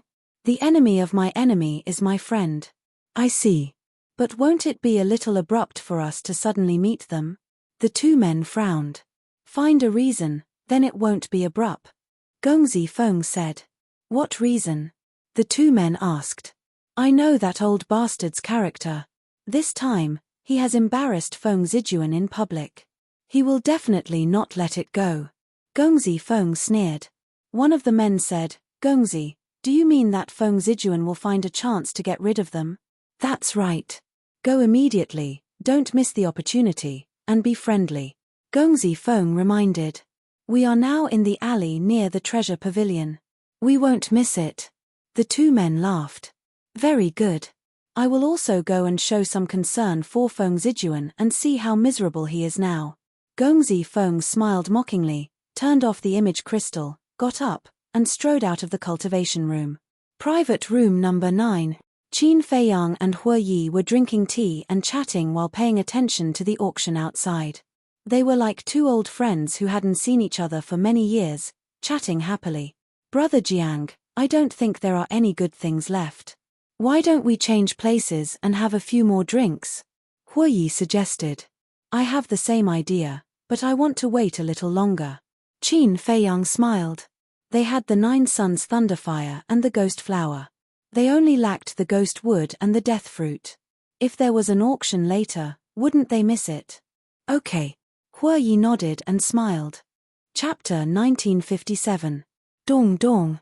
Just as Qin Feiyang and Hue Yi finished their conversation, another series of knocks came from the door.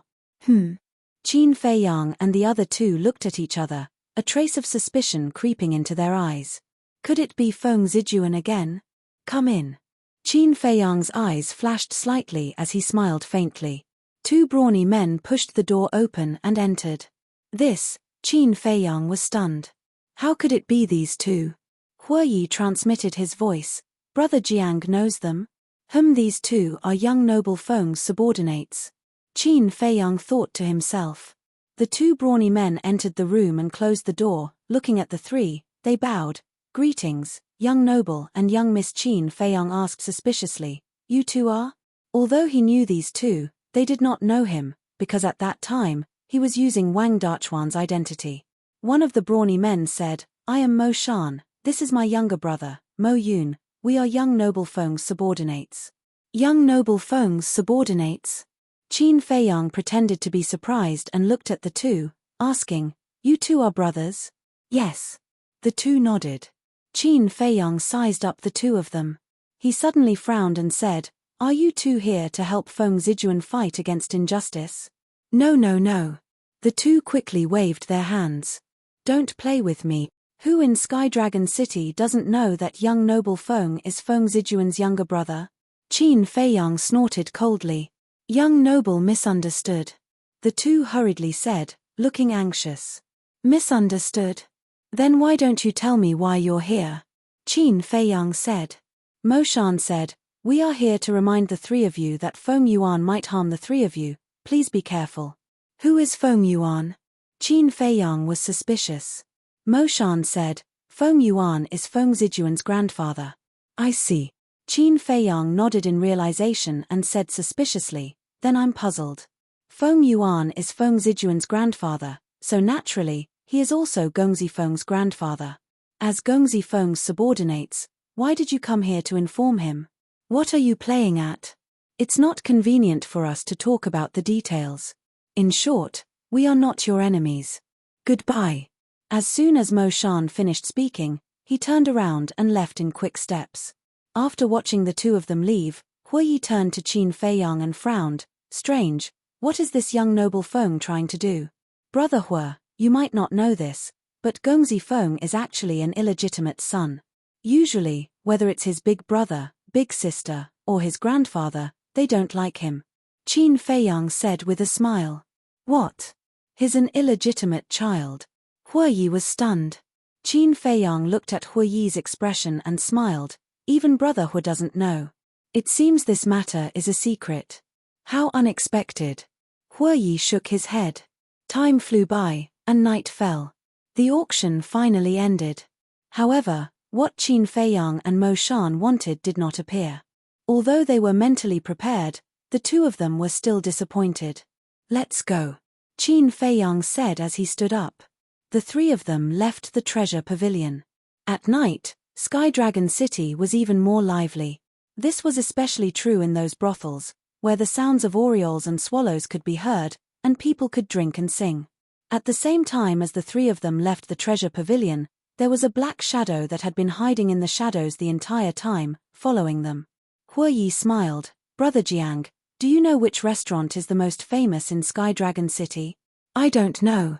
Qin Feiyang shook his head. Jade Zither Restaurant. Hue Yi said. Is it very interesting? Qin Feiyang was curious. Of course. There is a fundamental difference between the Jade Zither restaurant and other restaurants. The other restaurants are usually filled with romance and extravagance. But this Jade Zither restaurant is an elegant and quiet place. Hue Yi smiled. Qin Feiyang smiled. For Brother Hue to praise it like that, it must be extraordinary. I really want to go take a look. Hue Yi said, Okay, I'll lead the way. You treat. Qin Feiyang shook his head and laughed. Brother, something's wrong. Suddenly, Hue Lian glanced at a dark alley and said in a low voice.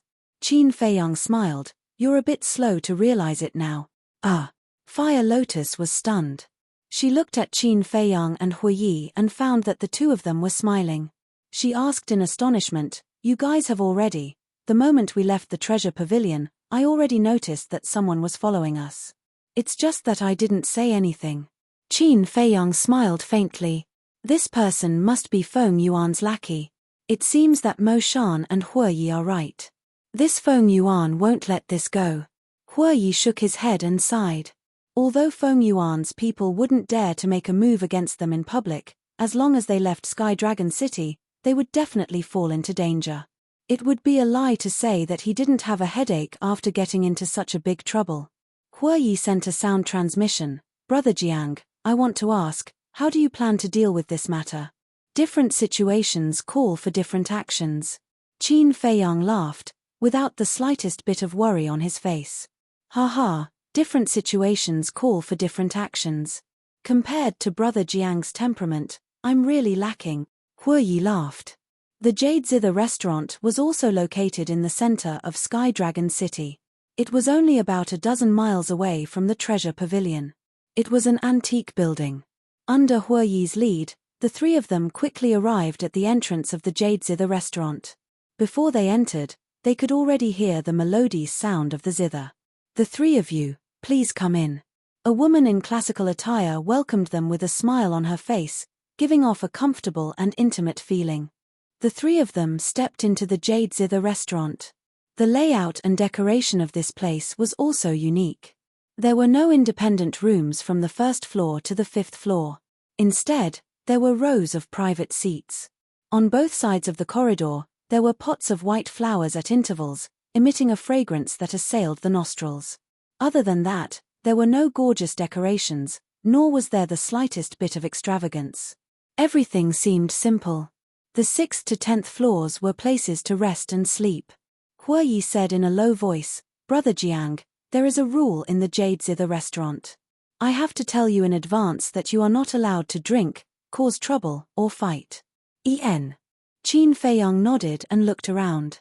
There were more than 1,000 private seats on the first floor to the 5th floor.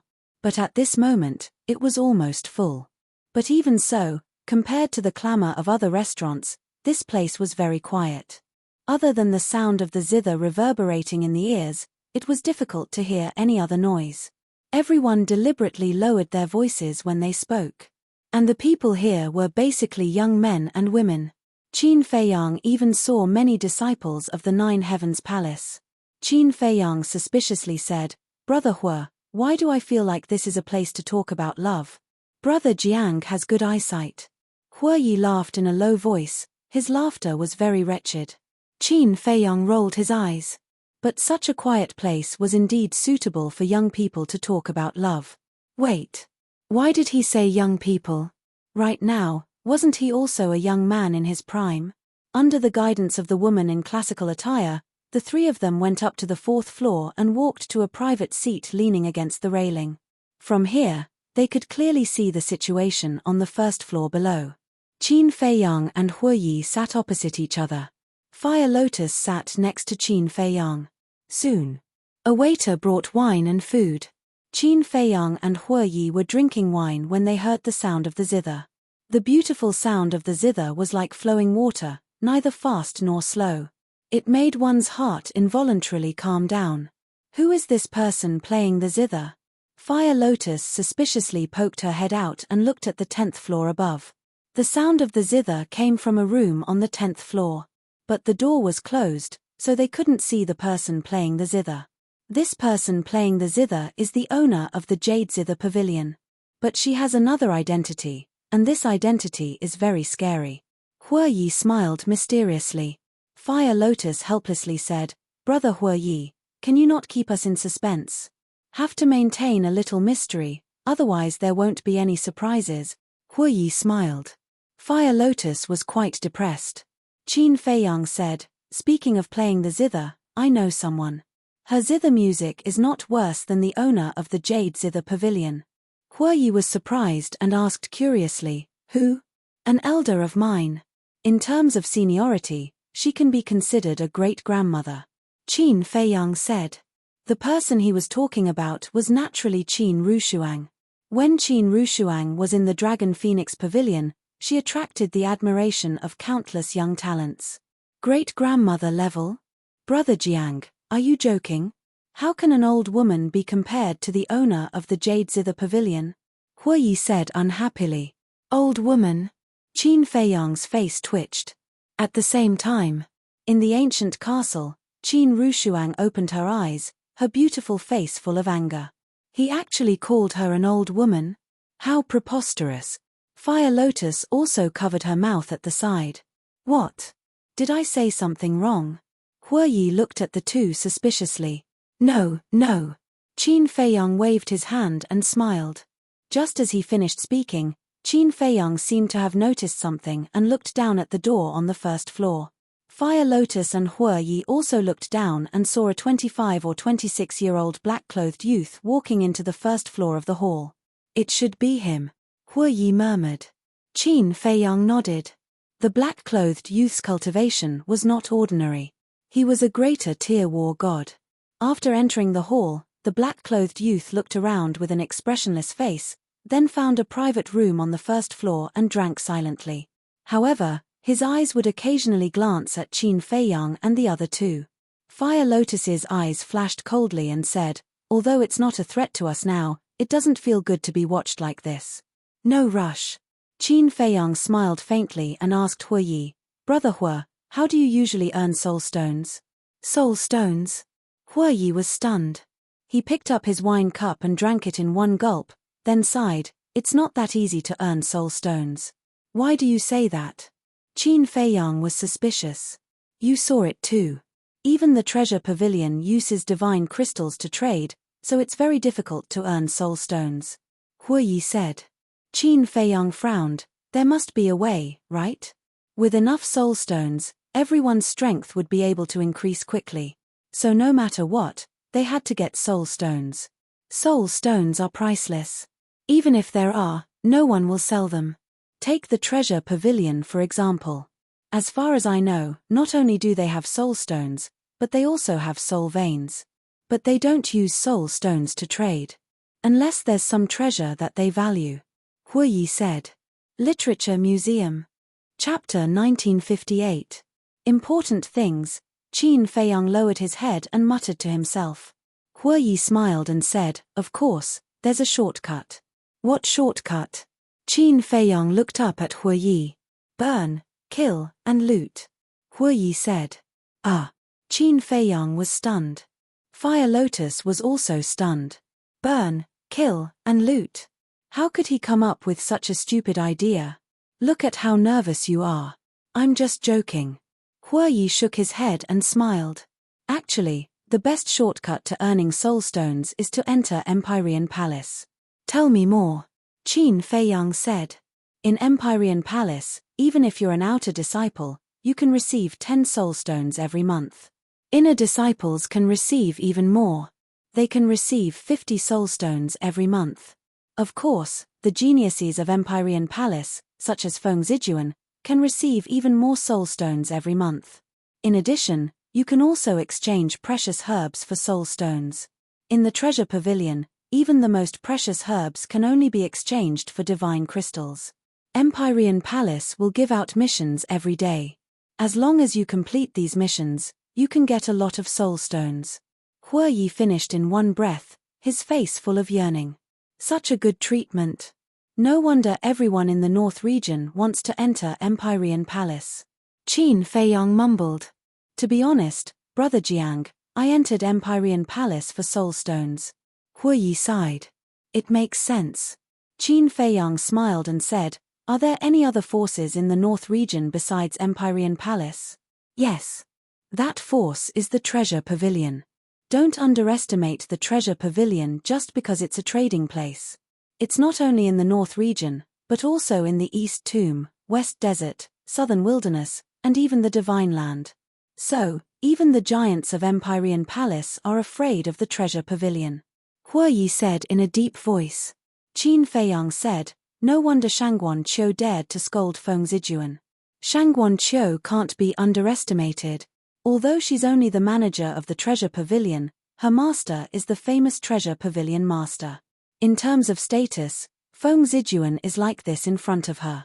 Hue Yi stretched out his pinky and smiled. Qin Feiyang and Fire Lotus looked at each other. Frankly speaking, before this, they did not think that Shangguan Qiu was that great. But who would have thought that his status would be so high? Being the disciple of the pavilion master of the treasure pavilion was not something that Feng Zijuan could compare to. Wait. 9 Heavens Palace's monthly expenses are so high, where did they get so many soul stones? Qin Feiyang suspiciously looked at Hue Yi. Of course it's the soul line. Rumor has it that half of the soul lines in the northern region are in 9 Heaven Palace. How many soul stones do you think they have? Hue Yi said. This is too shocking. Qin Feiyang was shocked and asked, then who has these soul veins? All the resources of 9 Heavens Palace are controlled by the resource hall master. Hue Yi said. The meaning was obvious. It was Feng Yuan who controlled the soul lines. Brother, if we get these soul lines, do you think we won't have to worry about soul stones for the rest of our lives? Fire Lotus whispered. Qin Feiyang and Hue Yi heard this and their expressions suddenly became dull. After Hue Yi came back to his senses, he immediately made a shushing gesture towards Hue Lian and transmitted his voice. Little sister Hue Lian, you really won't rest until you've shocked people to death. Girl, you've got guts. You actually dare to have ideas about the soul lines of 9 Heavens Palace? Qin Feiyang also smiled bitterly. Fire Lotus smiled embarrassedly. Qin Feiyang said again, however, we can develop in this direction.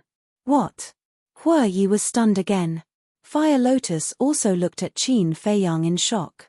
Qin Feiyang laughed secretly. What haven't I done before? A mere 9 Heavens Palace can't scare me. You siblings are 2 people who aren't afraid of anything.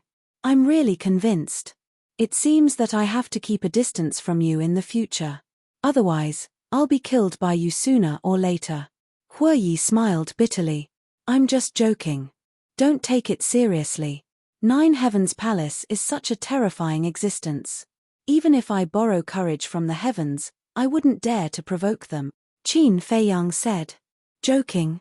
Hue Yi was slightly stunned and shook his head. I really don't think you're joking. Qin Feiyang laughed involuntarily. He held the wine cup and sipped it while paying attention to the black-clothed youth on the first floor. Suddenly, his eyes flashed as he raised his head and drank all the wine in the cup. Then, he put down the cup and looked at Hue Yi with a smile. Brother Hue, I suddenly thought of something that I have to take care of. Hue Yi was stunned, then nodded. Do you need help? It's a small matter, there's no need. Qin Feiyang shook his head. Hue Yi said, that's a pity, I originally wanted to drink with Brother Jiang. There's still a long way to go. Qin Feiyang laughed. That's true. Then let's establish a contract bridge so that we can contact each other in the future. Hue Yi took out the image crystal. All right. Qin Feiyang also took out the image crystal. Soon, the contract bridge was completed. Qin Feiyang kept the image crystal, stood up and looked at Fire Lotus with a smile. Let's go. Brother Hue Yi, goodbye. Fire Lotus stood up, gently and politely smiled at Hue Yi, and then quickly left with Qin Feiyang. After Qin Feiyang and Hue Yi walked out of the Jade Zither building, the black-clothed youth also put down dozens of spirit crystals and hurriedly left. Interesting. Hue Yi looked at the door on the first floor, and a meaningful smile appeared on his face. On the street, Qin Feiyang walked without looking back. Fire Lotus suspiciously asked, Qin Dage, where are we going? Outside the city. Qin Feiyang agreed in his heart. Then, he became silent. His eyes were sparkling. Fire Lotus looked at Qin Feiyang's side profile with a trace of helplessness in her eyes.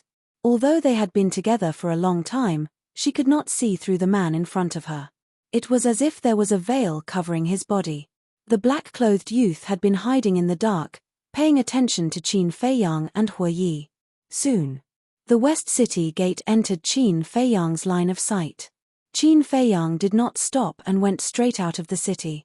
And the guards did not check the people who went out of the city.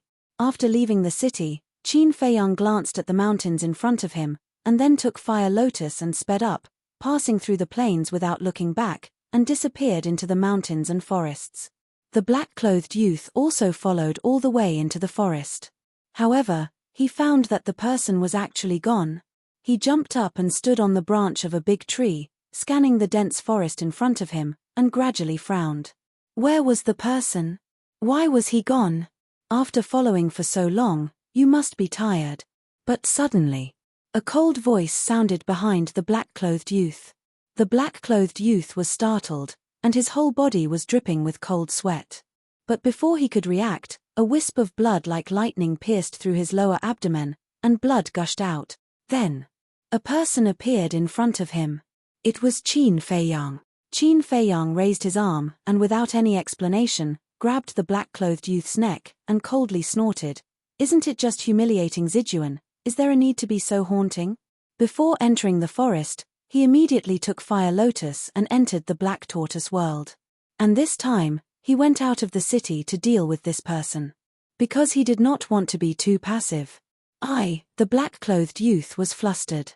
But suddenly, the black-clothed youth stared at the void behind Qin Feiyang and shouted, "Be careful. You want to trick me with your insignificant skills?" Qin Feiyang sneered. But just as he finished speaking, a fatal crisis appeared in his heart. There's still someone else. His eyes darkened, and he turned his head to look. Behind him, there were actually two black-clothed men. The two black-clothed men each held a dagger that shone with a cold light, and were stabbing towards his back. And there was no aura at all, like two ghosts. Die. The two black-clothed men laughed, and their eyes were filled with ferocity. At such a close distance, it was expected that this person would not be able to react. However, they underestimated Qin Feiyang. Humph! Qin Feiyang coldly snorted, let go of the black-clothed youth, and smashed the two daggers with his backhand. Clang! Accompanied by two deafening noises, under the incredulous gaze of the two black-clothed men, the two daggers, in just an instant, were shattered one after another. The black-clothed youth landed on the ground, and when he saw this scene, his face was also filled with disbelief. Those two daggers, at first glance, were divine artifacts. He actually shattered divine artifacts with his bare hands. How terrifying was this person's physical body?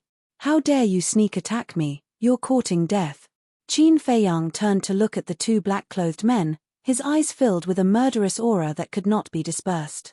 The one courting death is you. After the two black-clothed men calmed down, their eyes also flashed with a fierce light. Boom! Following closely, two terrifying divine auras appeared. Qin Feiyang sized up the two of them, and said in surprise, "Perfect war gods. It's good that you know. If you don't want to die too miserably, then obediently let us capture you." The two of them laughed sinisterly and leaped towards Qin Feiyang. "Hurry up and leave," the black-clothed youth reminded. "Perfect war gods are just ants." Qin Feiyang's face was filled with disdain. He raised his hand and waved, and two blood-red rays of light, with an extremely terrifying speed, directly entered between the eyebrows of the two black-clothed men. Ah! Two shrill screams instantly resounded through the sky. The heads of the two black-clothed men were instantly shattered like watermelons, and their souls were also annihilated.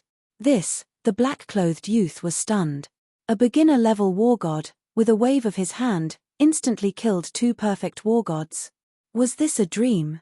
And at the same time that Qin Feiyang killed the two black-clothed men, two terrifying auras swept over from the West City Gate. Obviously, the previous exchange alarmed the guards at the city gate. Qin Feiyang glanced at the West City Gate and snatched the Chenkuan bags of the two black-clothed men. Then, with a murderous look, he rushed in front of the black-clothed youth, stretched out his arm, and slapped towards the black-clothed youth's head. "Don't kill me. I'm not an enemy," the black-clothed youth hurriedly shouted. His face was pale.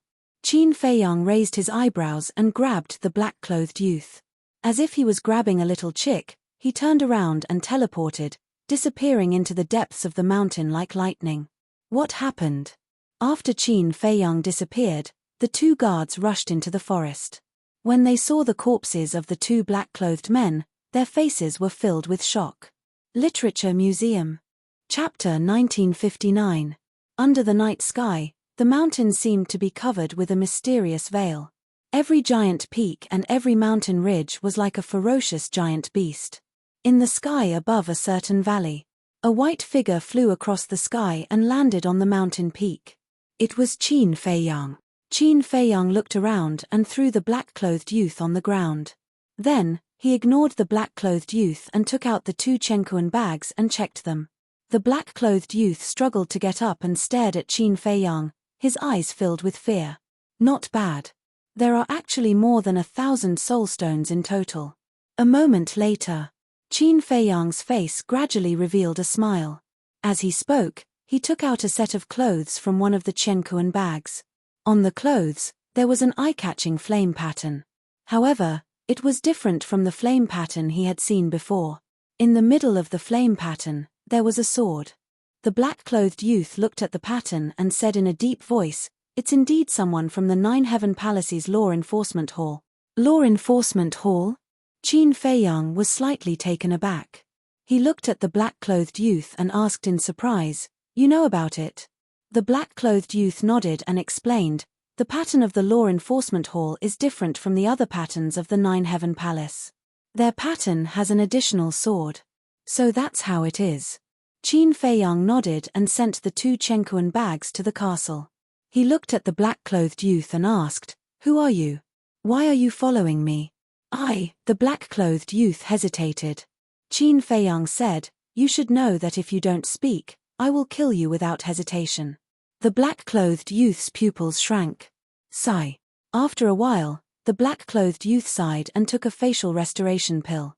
His appearance immediately began to change. Soon, a handsome and tall youth appeared in Qin Feiyang's line of sight. The youth was about 1.78 meters tall and had handsome facial features. He had an extraordinary temperament. There was also a natural arrogance between his eyebrows. Looking at the young man standing in front of him, Qin Feiyang was extremely astonished. The youth cupped his hands and said, "This one is Gongzi Feng. Greetings, brother." That was right. This person was Gongzi Feng. How could it be you? Why are you following me? Qin Feiyang was puzzled. Gongzi Feng said, "I received news that someone in the treasure pavilion made Feng Zijuan suffer a great loss, so I wanted to see with my own eyes who it was." "I see. Now that you've seen it, what do you think?" Qin Feiyang joked. Gongzi Feng smiled bitterly and said, "Your Excellency's strength is so terrifying. Would I dare to have any thoughts about it?"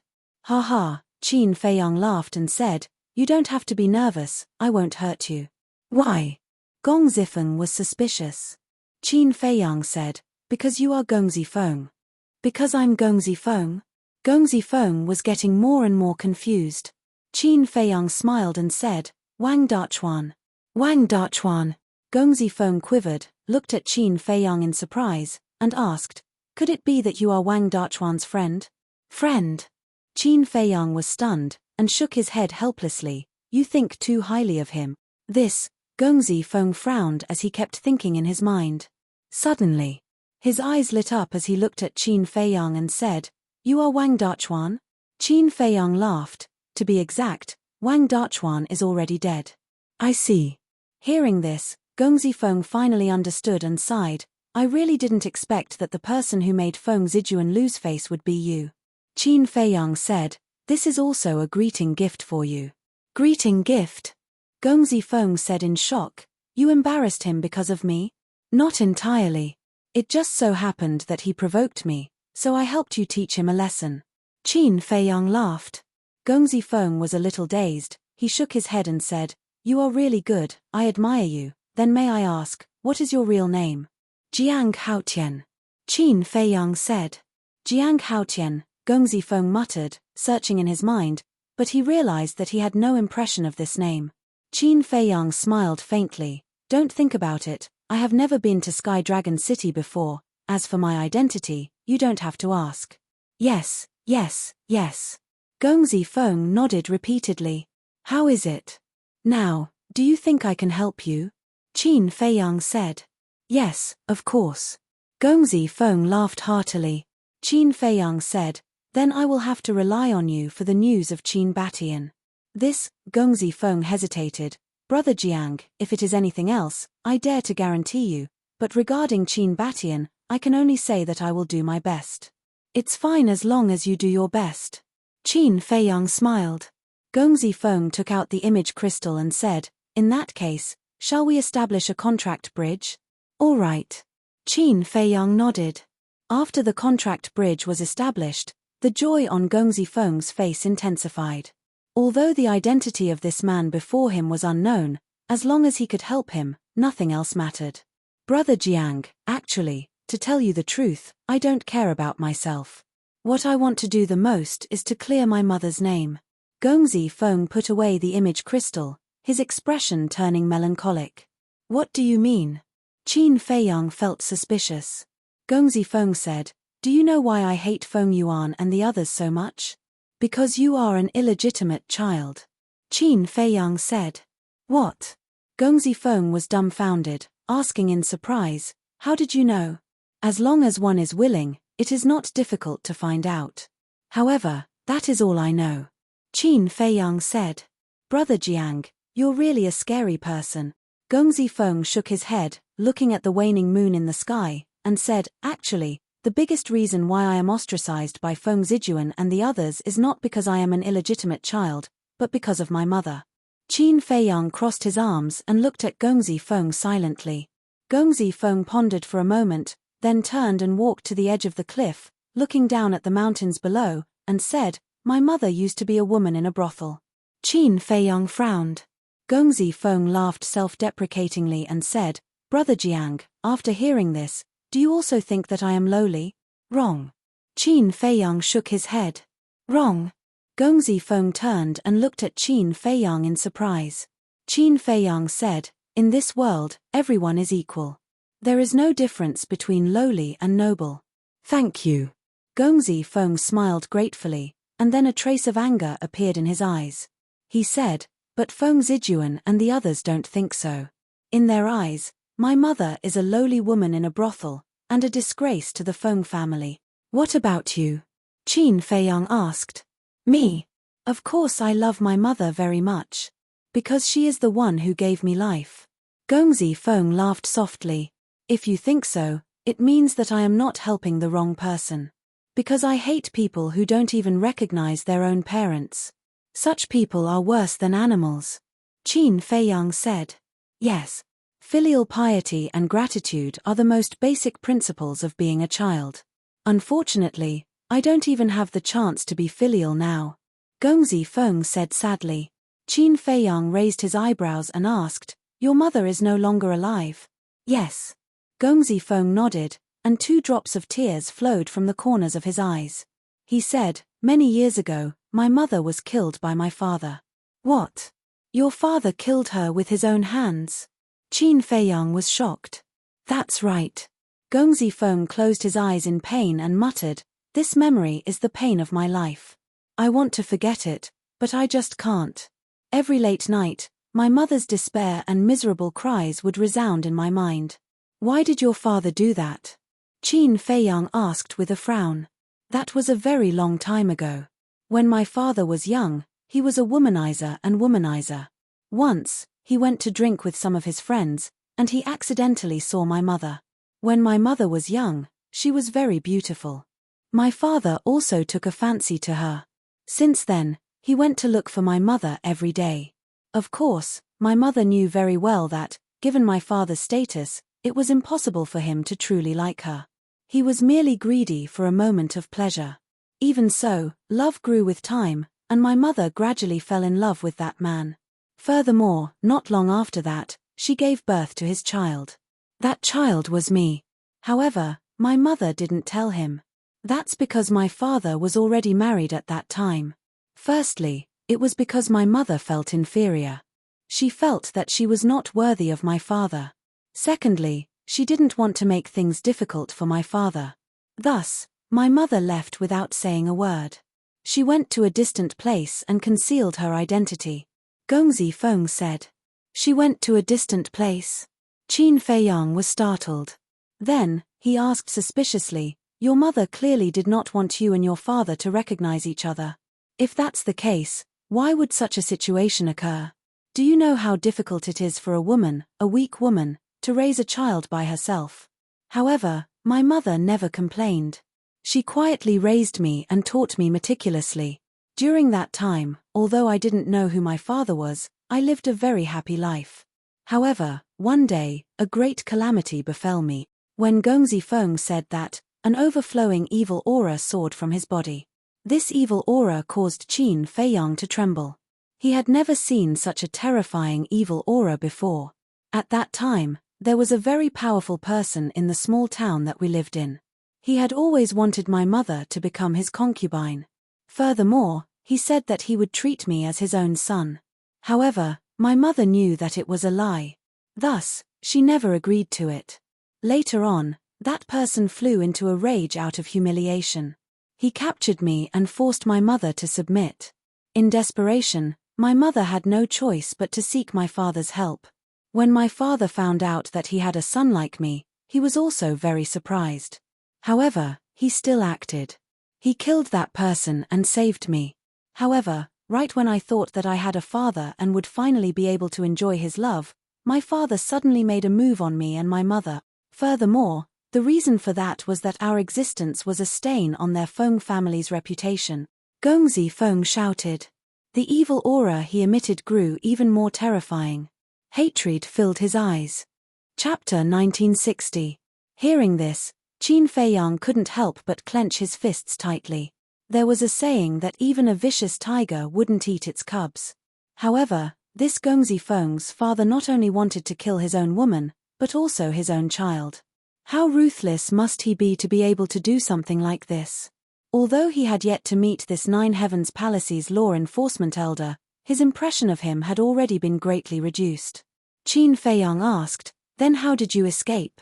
"It was my mother." My mother knelt before him and begged him in every possible way before he agreed to let me go. However, the condition was that my identity as an illegitimate child could never be revealed, nor could anyone know who my birth mother was. I was a pitiful worm with no one to rely on. Naturally, I could only agree to these conditions. After that, he brought me to Nine Heavens Palace. However, the reason he brought me to Nine Heavens Palace was not to take care of me, but to make it convenient for him to keep an eye on me. Because they were worried that I would take revenge on them. Gongzi Feng said. Suddenly having a son like you would definitely attract criticism from outsiders. Then, what did your father say to others?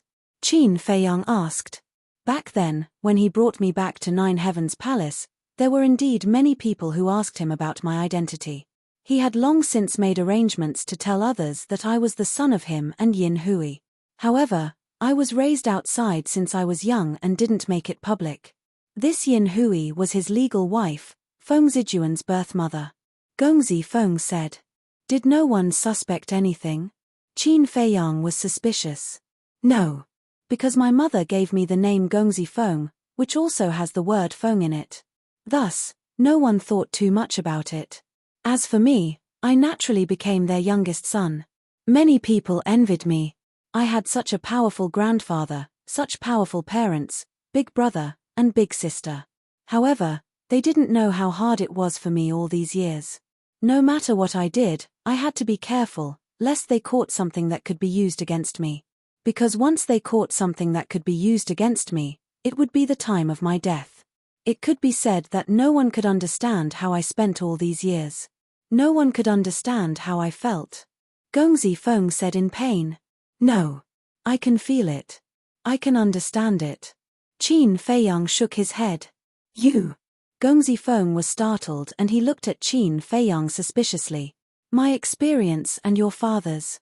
Back then, my father also wanted to kill me. It was also my mother who kneeled before him and begged him bitterly. Only then was I able to keep my life. However, there is a difference. My father killed me to protect the billions of people below. As for your father, he truly wanted to kill you. Qin Feiyang said. Gongzi Feng was stunned. He sighed and said, I never thought that there would be someone in this world who had the same experience as me. Qin Feiyang shook his head and sighed, I didn't expect that there would be someone more pitiful than me in this world. Fate is in your own hands. To break free from the shackles, to stand out, to gain respect, and to clear your mother's name, you have to work harder than others. Qin Feiyang smiled faintly to Stu. Gongzi Feng murmured. Gradually, there was a hint of understanding in his eyes.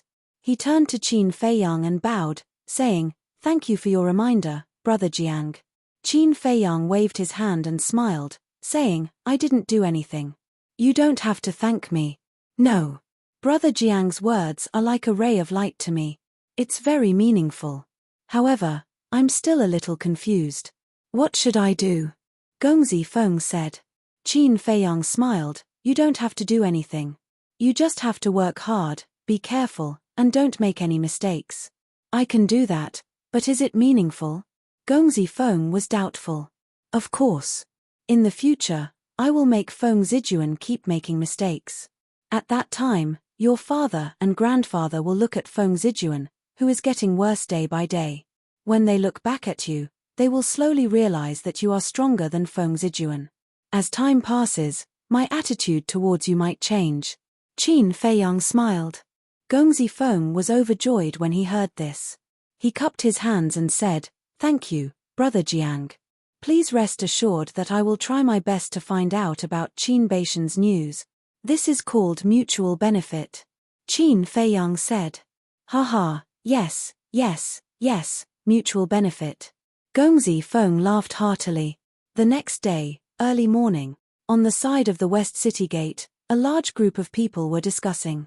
In the middle of the crowd, there were two headless corpses. It was the two men in black. At this moment, an 8-foot man squatted beside the corpses. His eyes were gloomy. This person was Ji Yong. "Lord Ji Yong, do you recognize the owner of these two corpses?" The two city guards looked at Ji Yong and asked. "Yes. They are the law enforcers of my 9 Heavens Palace." Ji Yong said in a deep voice. "What? They are the law enforcers of 9 Heavens Palace. Who has the guts to kill the law enforcers?" The surrounding crowd was in an uproar. The faces of the two city guards were also filled with shock. Ji Yong got up, looked at the two guards, and asked, "Where did you find their corpses?" "In the jungle over there. Last night, we heard the sound of fighting, so we immediately rushed over to check it out. But when we rushed over, we only saw the corpses of these two lords, and the murderer was nowhere to be seen." The two city guards said. "Bastard. Little bastard, I have really underestimated you." Ji Yong cursed secretly. "Ayaya, why are there two corpses here?" Suddenly, there was a strange cry. As soon as Ji Yong heard this voice, a piercing cold light appeared in his eyes. He turned around and looked up. He saw a man and a woman standing outside the crowd. The man was wearing a white robe, his figure was tall and straight like a pine tree, his black hair fluttering in the wind, and a faint smile on his face. The woman was tall and her hair was like a waterfall. Even though she was wearing a mask to cover her face, it could not hide her graceful bearing. The two of them were Qin Feiyang and Fire Lotus. Qin Feiyang and Gongzi Feng chatted for the entire night and only separated at dawn. Gongzi Feng naturally returned to 9 Heavens Palace. Qin Feiyang brought Fire Lotus back to Sky Dragon City and just happened to see this scene. Fire Lotus looked at the two corpses, then looked at Ji Yong, and said in surprise, "Brother, isn't this Lord Ji Yong?" "That's him. Lord Ji, to be able to meet him so early in the morning, we are really fated." Qin Feiyang smiled. Ji Yong looked at the two of them, his hands clenched, and his gloomy eyes were extremely frightening. Why does his voice sound so familiar? I seem to have heard it before. In the crowd, some people looked at Qin Feiyang suspiciously. Wait, he seems to be the one who fought with Feng Zijuan for the 9 Sun Lightning Fire at the auction house yesterday. Really? That's right, that's him. I was at the auction house yesterday. I saw it with my own eyes and heard it with my own ears. So he's that madman. Everyone's eyes changed. Someone who dared to make fun of Feng Zijuan was definitely not a simple person. Qin Feiyang looked at Ji Yong, then at the crowd in front of him, and said with a smile, "Everyone, can you move aside?" The crowd quickly moved aside. Qin Feiyang brought Fire Lotus and walked to Ji Yong's side with a happy face. Looking at the two corpses, he was speechless. Even their heads are gone, what a pitiful death. "Lord Ji, I heard you say that they were the enforcers of 9 Heavens Palace." Fire Lotus turned to look at Ji Yong and asked suspiciously. That's right. Ji Yong nodded. This murderer is really daring, he even dared to touch the people of Nine Heavens Palace. Fire Lotus said in shock. Miss is right. Daring to touch the people of Nine Heavens Palace, no matter who he is, no matter how strong his background is, he will die without a doubt. Ji Yong sneered. These words were naturally for Qin Feiyang and Fire Lotus to hear. It was because he knew in his heart that those two black-clothed men were definitely killed by Qin Feiyang. Lord Ji, you're right. Who dares to offend a giant like Nine Heavens Palace? But Lord Ji, there's a good saying, those who have nothing to lose are not afraid of those who wear shoes. Some people are not so easy to deal with. We'll meet again. Qin Feiyang chuckled, then brought Fire Lotus and entered the city, disappearing into the crowd. The two city guards stared blankly at the backs of Qin Feiyang and Fire Lotus, even forgetting to check on them. Their eyes were filled with admiration. Daring to be so arrogant in front of Ji Yong, these two young men were really daring. In the next few days, Qin Feiyang and Fire Lotus stayed in the auction house during the day and cultivated in the castle at night. But regretfully, the god of death fruit and yin spirit wood did not appear. Ji Yong also seemed to have given up, no longer sending people to follow and monitor Qin Feiyang. On the fifth day, Qin Feiyang was still the same as before, quietly sitting in the auction house's 9th private room. And now, the 9th private room was like his personal VIP room. Because every time he came, he would be in this private room. Dawn. At noon, there was a knock on the door. Come in. Fire Lotus said. The door was gently pushed open, and two familiar figures, one male and one female, entered the private room. It's you two. Fire Lotus was stunned. The two people were none other than Jiao Xiaolong and Jiao Xiaohui. Big brother Jiang. Jiao Xiaohui ran up to Qin Feiyang, greeting him warmly. Qin Feiyang looked at the siblings, frowning. What are you two doing here? Can't we come? The siblings looked at each other, then looked suspiciously at Qin Feiyang. Qin Feiyang said, the matter between me and Feng Zijuan, you two should have heard about it. I already heard about it when I entered the city. Jiao Xiaolong nodded. Big brother Jiang, you're really amazing, you even dared to tease Feng Zijuan. Jiao Xiaohui giggled, her eyes sparkling like little stars. Qin Feiyang raised his eyebrows. Be serious, since you already know, why did you still come looking for me? That's right. If Feng Zijuan's lackeys see you too, you'll be implicated. Fire Lotus added. Chapter 1961. So that's what you're worried about. Jiao Xiaolong was enlightened and smiled. Thank you for your concern, but it's okay because when we came in, no one saw us. That's good. Qin Feiyang sighed in relief and asked, how's the Guo family? Jiao Xiaolong smiled. Thanks to big brother Jiang, everything has been settled. The old patriarch has been buried, but, speaking of this. The smile on Jiao Xiaolong's face disappeared and was replaced by a trace of gloominess. What's wrong? Qin Feiyang was suspicious. Jiao Xiaolong sighed. Guo Zueki escaped. How could you let her escape? Qin Feiyang raised his eyebrows. Jiao Xiaolong said, it was Guo Zixiong who self-destructed, giving Guo Zueki a chance to escape. I've been tracking her for a long time, but I couldn't find her. Guo Zueki. Qin Feiyang was silent. Jiao Xiaolong smiled, but one Guo Zueki can't make any waves. Wrong. Guo Zueki's talent is not worse than yours. If you give her time, you may not be her opponent in the future. Qin Feiyang said. This, Jiao Xiaolong frowned. But there's no other way. The northern region is so big, to find one person is like looking for a needle in a haystack. Qin Feiyang shook his head and sighed. Jiao Xiaolong nodded. Qin Feiyang waved his hand.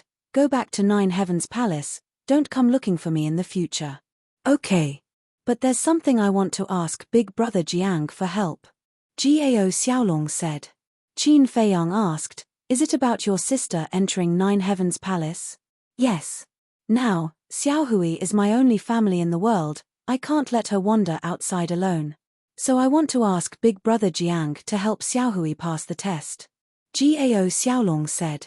Qin Feiyang pondered for a while and shook his head. I can't help with this. Why? Jiao Xiaolong asked. Because if I help Xiaohui, it's equivalent to telling Feng Yuan that you siblings are related to me. This will only harm you. Qin Feiyang said. Then what should we do? It's impossible for Xiaohui to pass the test with her own abilities. Jiao Xiaolong was anxious. Qin Feiyang said, go find Gongzi Feng, he will help you and your sister. Young Master Feng? Jiao Xiaolong was stunned, frowning. How can he help us? Qin Feiyang said, just go and find him. When he asks you, just say it was my arrangement. This, Jiao Xiaolong hesitated for a moment before nodding. All right, little Hui, let's go. Thank you, brother Jiang. Jiao Xiaohui bowed to express her gratitude and followed Jiao Xiaolong out of the room. After the two left, Fire Lotus looked at Qin Feiyang and smiled. Now your conscience won't be condemned, right? Of course not. I've already repaid what I owed them. From now on, it will depend on their own luck. Qin Feiyang smiled faintly. Then, what if they find out the truth later that it was because of you that their Jiao family was exterminated and they hate you? Fire Lotus asked. Qin Feiyang smiled. If that's the case, what's the harm in killing them? What's the harm in killing them? Fire Lotus muttered to herself and sighed. Jiao Xiaolong, Jiao Xiaohui, you two better take care of yourself. Time flew by. The sun set in the west and night fell. On the high stage, the auctioneer was still Shangguan Qiu. Today is almost over. Let's prepare the last auction item. Shangguan Qiu looked around and took out a palm-sized metal box from the spatial ring on his index finger. Everyone looked at the metal box curiously. Shangguan Qiu waved his hand and the metal box opened with a click. A terrifying heat wave surged out of the box. The whole auction house turned into a giant furnace in an instant. This is... Qin Feiyang leaned back in his chair and felt the terrifying heat wave. He immediately sat up straight and stared at the metal box. Shangguan Qiu lifted a finger and a flame flew out of the metal box and floated in the air. Alchemy fire. Qin Feiyang was excited. Judging from the aura, it was a grade 9 alchemy fire. A grade 9 alchemy fire was exactly what he wanted. Whether it was refining the spirit breaking pill or the dragon soul primordial spirit pill, they all needed a god-level alchemy fire. The nether devil flame was only at grade 9. Therefore, it needed 3 more grade 9 alchemy fires to reach the god level. This is a grade 9 alchemy fire. The starting price is 500,000 and there is no upper limit. Let the auction begin. As soon as Shangguan Qiu finished speaking, the sound of bidding was heard. Qin Dage, if you want to make a move, do it now. Because with your current reputation, as long as you open your mouth, I believe no one else will make a bid. Fire Lotus said. In the time that Fire Lotus opened her mouth, the price had already risen to 1 million. When Qin Feiyang heard this, he was stunned. Am I that famous? Why don't you try? Fire Lotus smiled. Okay. I'll try. Qin Feiyang laughed and said, 1,500,000.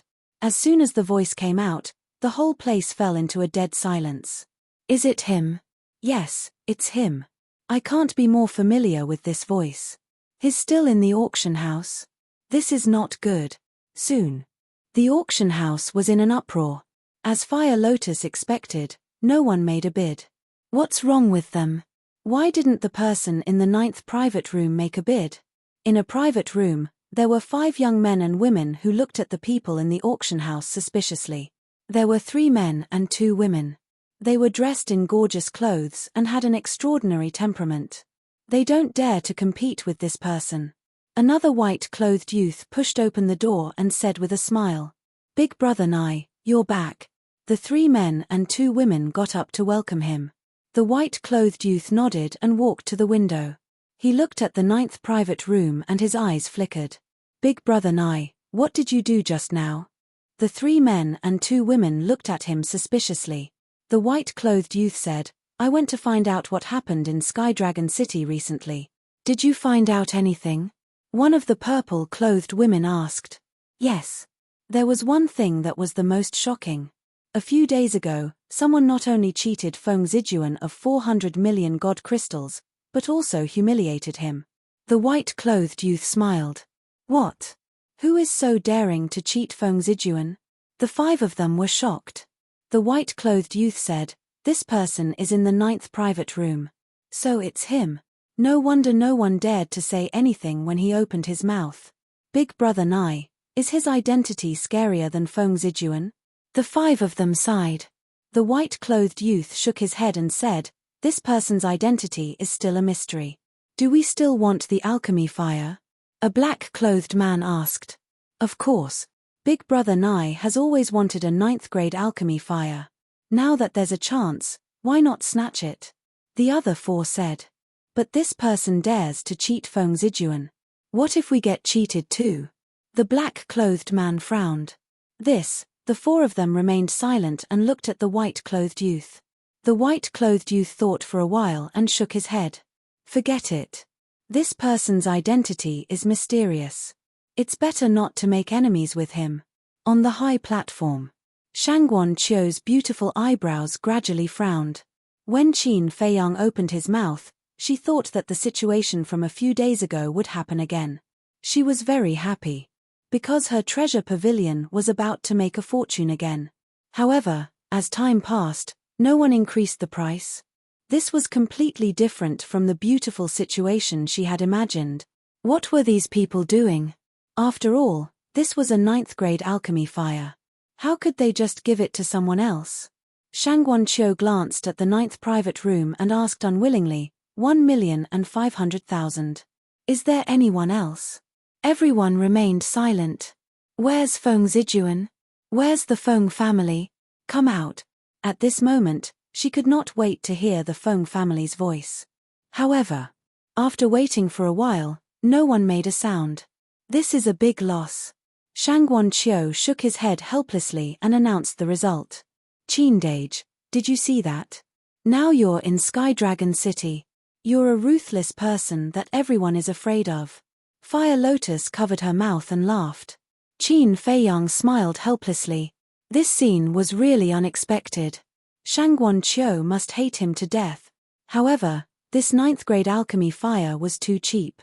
The starting price was only 500,000. After all, in the Great Qin dynasty and the Forgotten Continent, a 9th-grade alchemy fire could not be found at all. It could be said to be a priceless treasure. Today's auction has come to an end. Everyone, please come early tomorrow. Shangguan Qiu smiled politely and left with the alchemy fire. The people in the auction house also stood up and gradually dispersed. In the private room, Qin Feiyang entered the ancient castle and took out 1,500,000 divine gems. He put them in a Chenkuan bag and prepared to leave with Fire Lotus. However, at this moment, Shangguan Qiu came to him and reluctantly handed the alchemy fire to Qin Feiyang. Qin Feiyang thanked him and also handed the Chenkuan bag to Shangguan Qiu. Shangguan Qiu looked at the divine gems in the Chenkuan bag and his face twitched slightly. He said, "Young master, in the history of the treasure pavilion, a 9th-grade alchemy fire has never been sold for less than 5 million.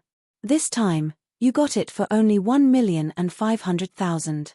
You got a great deal. Haha, this is all thanks to everyone's care."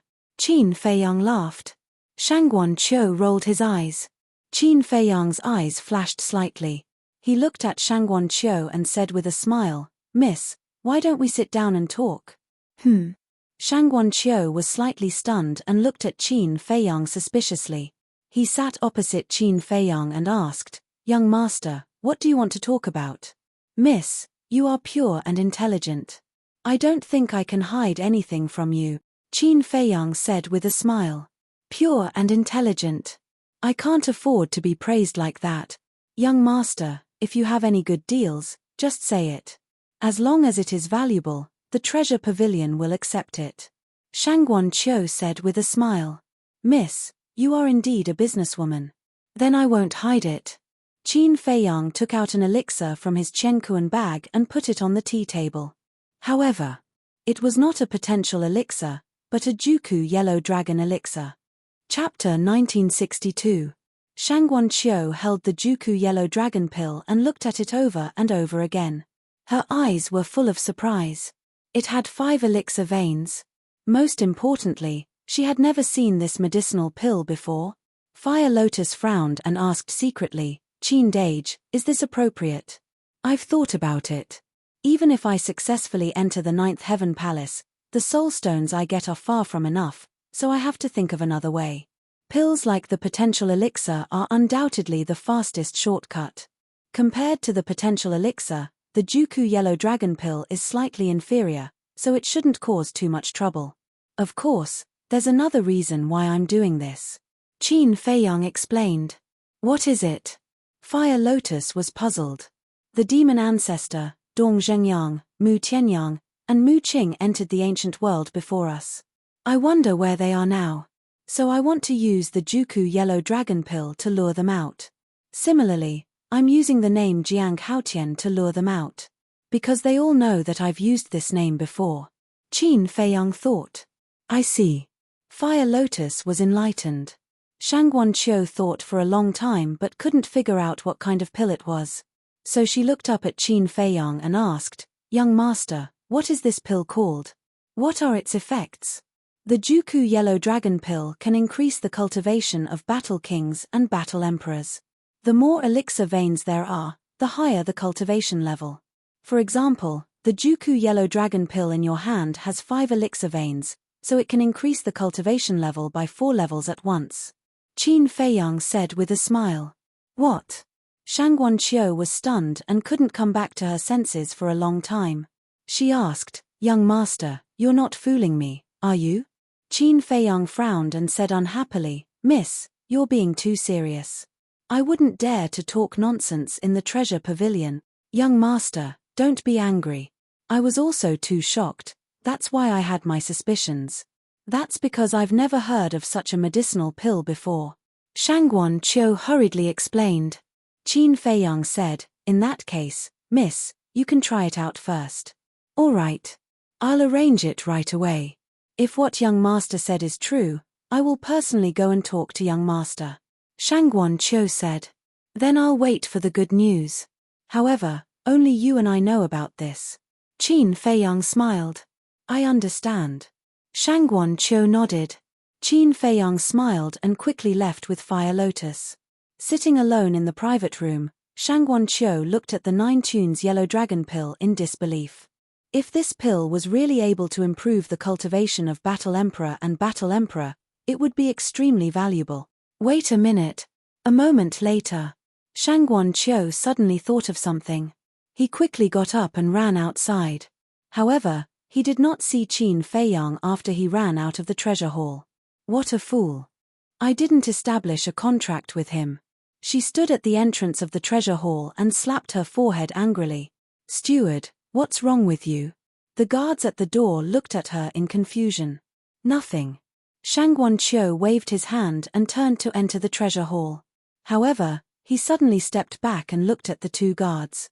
In the future, if Jiang Haotian comes to the treasure hall, you must treat him well and inform me immediately. Jiang Haotian? The 2 guards were confused.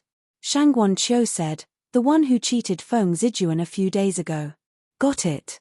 The 2 guards nodded. Shangguan Qiu also left in a hurry. The Black Tortoise World. Qin Feiyang stood against the wind and looked at the image in the void with a smile on his face. At the side, Hua Lian had a face full of suspicion.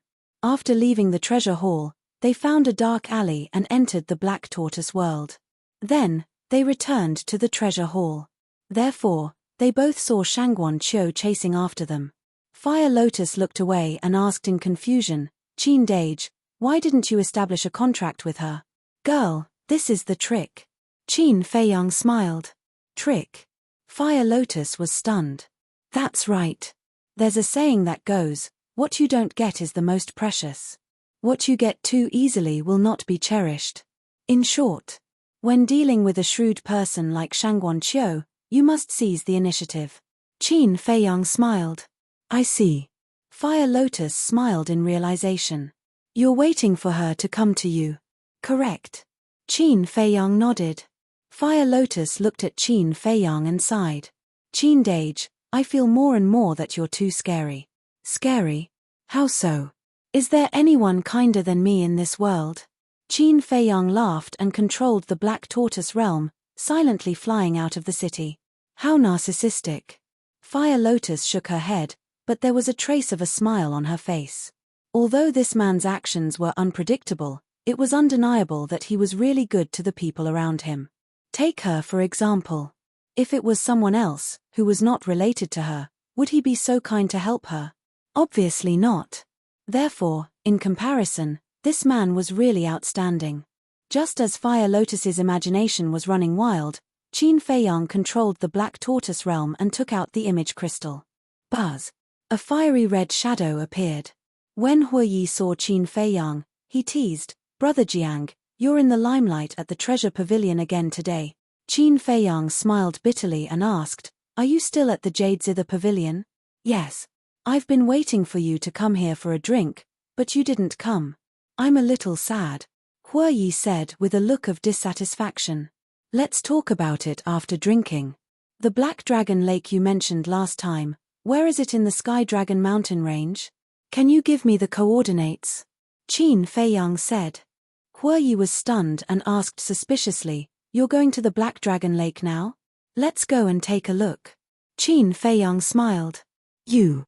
Huiyi shook his head and straightforwardly gave the coordinates to Qin Feiyang.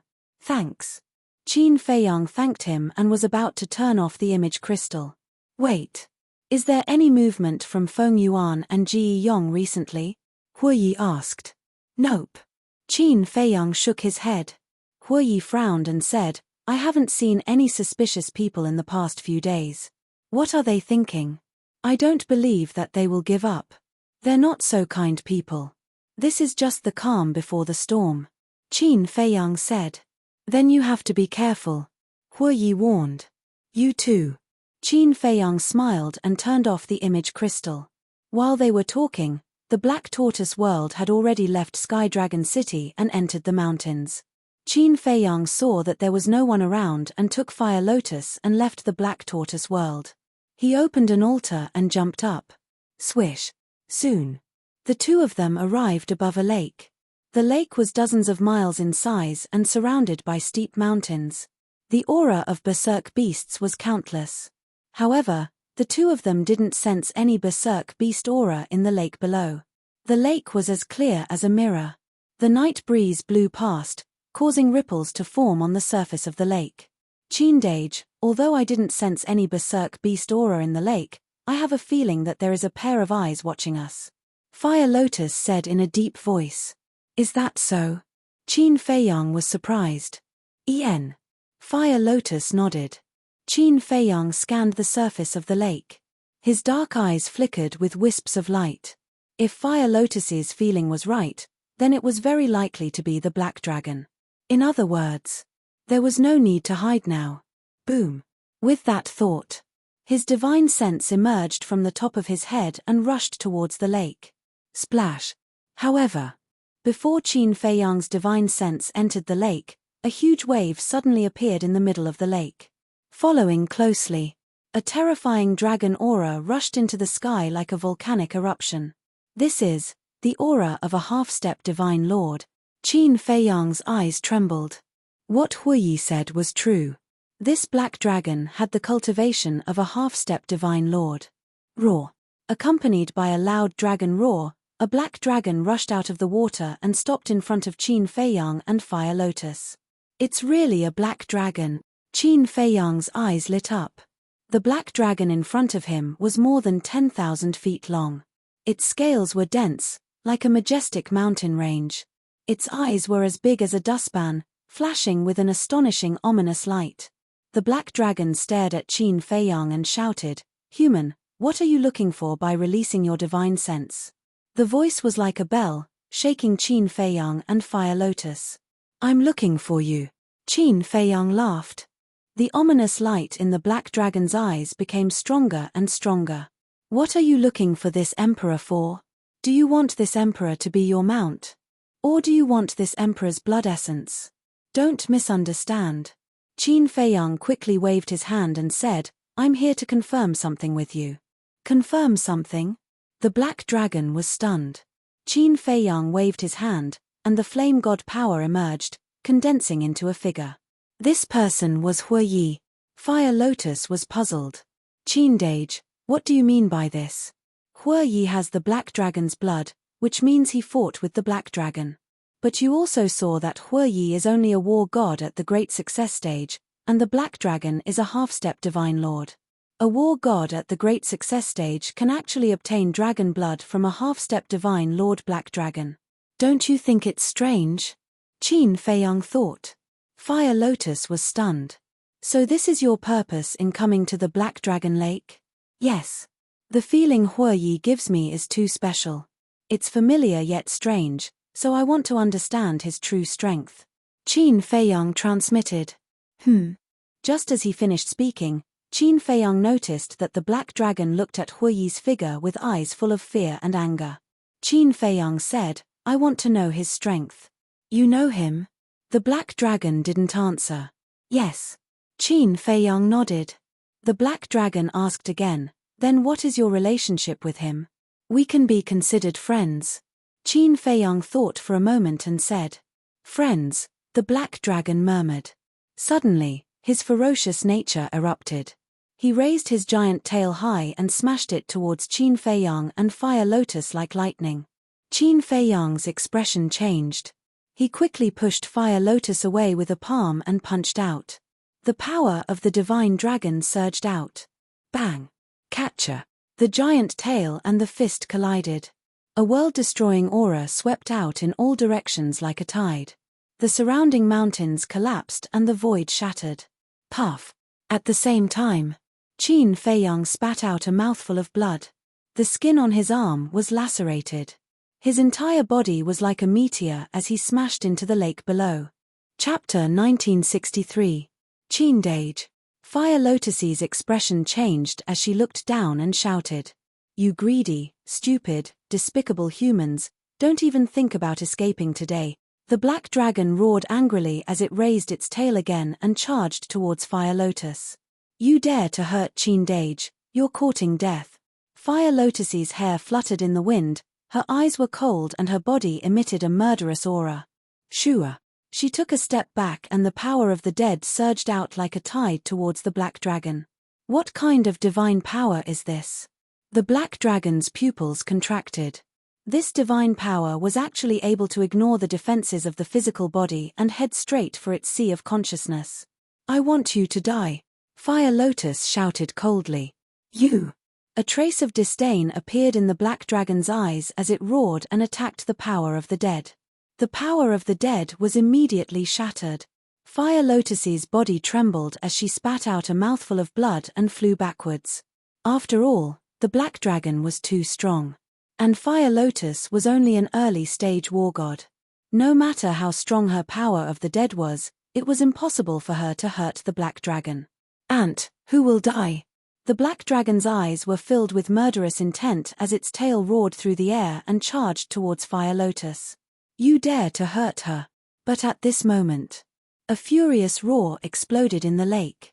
Following closely, a murderous aura rushed out of the lake like a volcano erupting. What? The black dragon looked at the lake in shock. It thought that this human had already died at the bottom of the lake, but it didn't expect him to still be alive. Huala! A huge wave rose up. Qin Feiyang held a blood-red sword as he charged out of the huge wave. His body was filled with murderous intent as he slashed towards the giant tail. What kind of divine weapon is this? The murderous aura is so terrifying. The black dragon's pupils contracted as divine power surged from its giant tail. With a deafening sound of wind and thunder, it charged towards Qin Feiyang. Qin Feiyang snorted coldly and didn't dodge. Clang! The blood-red sword struck the giant tail and sparks flew everywhere. The next moment, the dragon scales on the giant tail were shattered into pieces. Immediately after, with a painful cry, the dragon's tail was cut off on the spot. Voila! Dragon blood poured out like a waterfall and dyed the void red. How is this possible? The black dragon fled into the distance and stared in shock at the blood-colored sword in Qin Feiyang's hand. Fire Lotus flew to Qin Feiyang's side and asked with concern, Qindage, are you alright? I'm fine. Why are you so impulsive? Qin Feiyang looked at her with dissatisfaction. I'm just angry. We're not here to take its divine soul. Why would it want to kill us? Fire Lotus said unhappily. What? You want to take this emperor's divine soul? Black Dragon angrily said. I did have that thought. However, every mystical dragon is extremely rare. I really can't bear to see them like this. But now, I've changed my mind. Today, I must take your divine soul. Because you've provoked me. Qin Feiyang's eyes flashed with blood-red light. The black dragon god panicked and said angrily, if you have the ability, put down the divine artifact in your hand. Divine artifact. Qin Feiyang was slightly stunned and said jokingly, if you have the ability, why don't you suppress your cultivation to the level of an early-stage war god? Okay. The black dragon agreed without hesitation and its cultivation rapidly plummeted. However, in the blink of an eye, it stabilized at the level of an early-stage war god. Aya! Qin Feiyang was surprised. He actually did that. Wasn't this guy a little too confident? Qin Feiyang also waved his hand and the blood-red sword dissipated. Dissipated? Is it not a divine artifact? The black dragon's eyes widened. Qin Feiyang swallowed a healing pill and snorted, stop talking nonsense, let's fight. Swish. He took a step forward with an imposing aura. Wait. The black dragon's eyes widened again. It finally noticed the purple-golden dragon blood on Qin Feiyang's body. How could a human have dragon blood? What the hell? However, Qin Feiyang ignored it and slapped the black dragon's body. Roar. The black dragon let out a cry and its huge body was sent flying into the mountains outside the lake. Boom. The giant mountains crumbled immediately. The earth also sank and a deafening rumble sounded like thunder. Bastard, I'm talking to you. Didn't you hear me? The black dragon got up and rushed into the sky and roared angrily. I told you, stop talking nonsense. Qin Feiyang smiled coldly. Okay. If you want to die, I'll grant you your wish. The black dragon was furious. Its divine power turned into a giant wave that covered the sky and pounced towards Qin Feiyang. The corners of Qin Feiyang's lips curled up, and the divine dragon force formed by the purple-gold dragon qi surged out in all directions. Boom. The black dragon's divine power was instantly annihilated. What? The purple-golden dragon energy. The black dragon was dumbfounded again. Who was this person? Not only did he have the purple-golden dragon blood, but he also had the true purple-golden dragon energy. Could it be that he was not a human but a purple-golden dragon? Just as the black dragon was stunned, the purple-golden dragon energy roared out and drowned it. Ah! A scream suddenly resounded through the night sky. The dragon scales on the black dragon's body cracked and shattered one by one. In the blink of an eye, the black dragon's entire body was badly mutilated. Boom! But suddenly, the black dragon's aura was fully released. Its cultivation instantly soared to a half-step divine lord. Then, that huge body directly crushed over. The power of the purple-gold divine dragon immediately crumbled and ceased to exist. At the same time, a wisp of divine power flashed across the sky like lightning and swept towards Qin Feiyang's lower abdomen. It was a critical moment. Qin Feiyang's body tilted and that wisp of divine power immediately swept past his waist and tore a large piece of flesh. However, his lower abdomen and qi had escaped. Qin Feiyang lowered his head and looked at the wound on his waist, then raised his head and glared at the black dragon angrily. Do you want to say that I'm despicable? Hee. You're more despicable than me. The black dragon sneered. What do you mean? Qin Feiyang raised his eyebrows. The black dragon said, the dignified purple-golden dragon actually pretended to be a pig to eat a tiger, pretending to be a lowly human. Ah! Qin Feiyang was stunned. Did this black dragon think that his real body was the purple-golden dragon? The purple-golden dragon blood, the purple-golden dragon energy, aren't these the best proof? You still don't admit it. The black dragon said angrily. Fine. As you said, I'm the purple-golden dragon. Qin Feiyang grinned and teleported in front of the black dragon. Bastard, you still won't stop. The black dragon roared and spat out a mouthful of dragon breath, pouncing towards Qin Feiyang with an earth-shattering force. "Give me a taste of my own medicine," Qin Feiyang slapped out with his palm, golden light surging from his palm. Boom! After a short stalemate, the dragon breath turned in the air and instantly drowned the black dragon. At that moment, the black dragon screamed. Flesh and blood splattered everywhere. When the dragon breath dissipated, the black dragon was already on the verge of death. Qin Feiyang walked in front of the black dragon and said indifferently, "Half-step Divine Lord, is only SOSO. What the hell is going on?"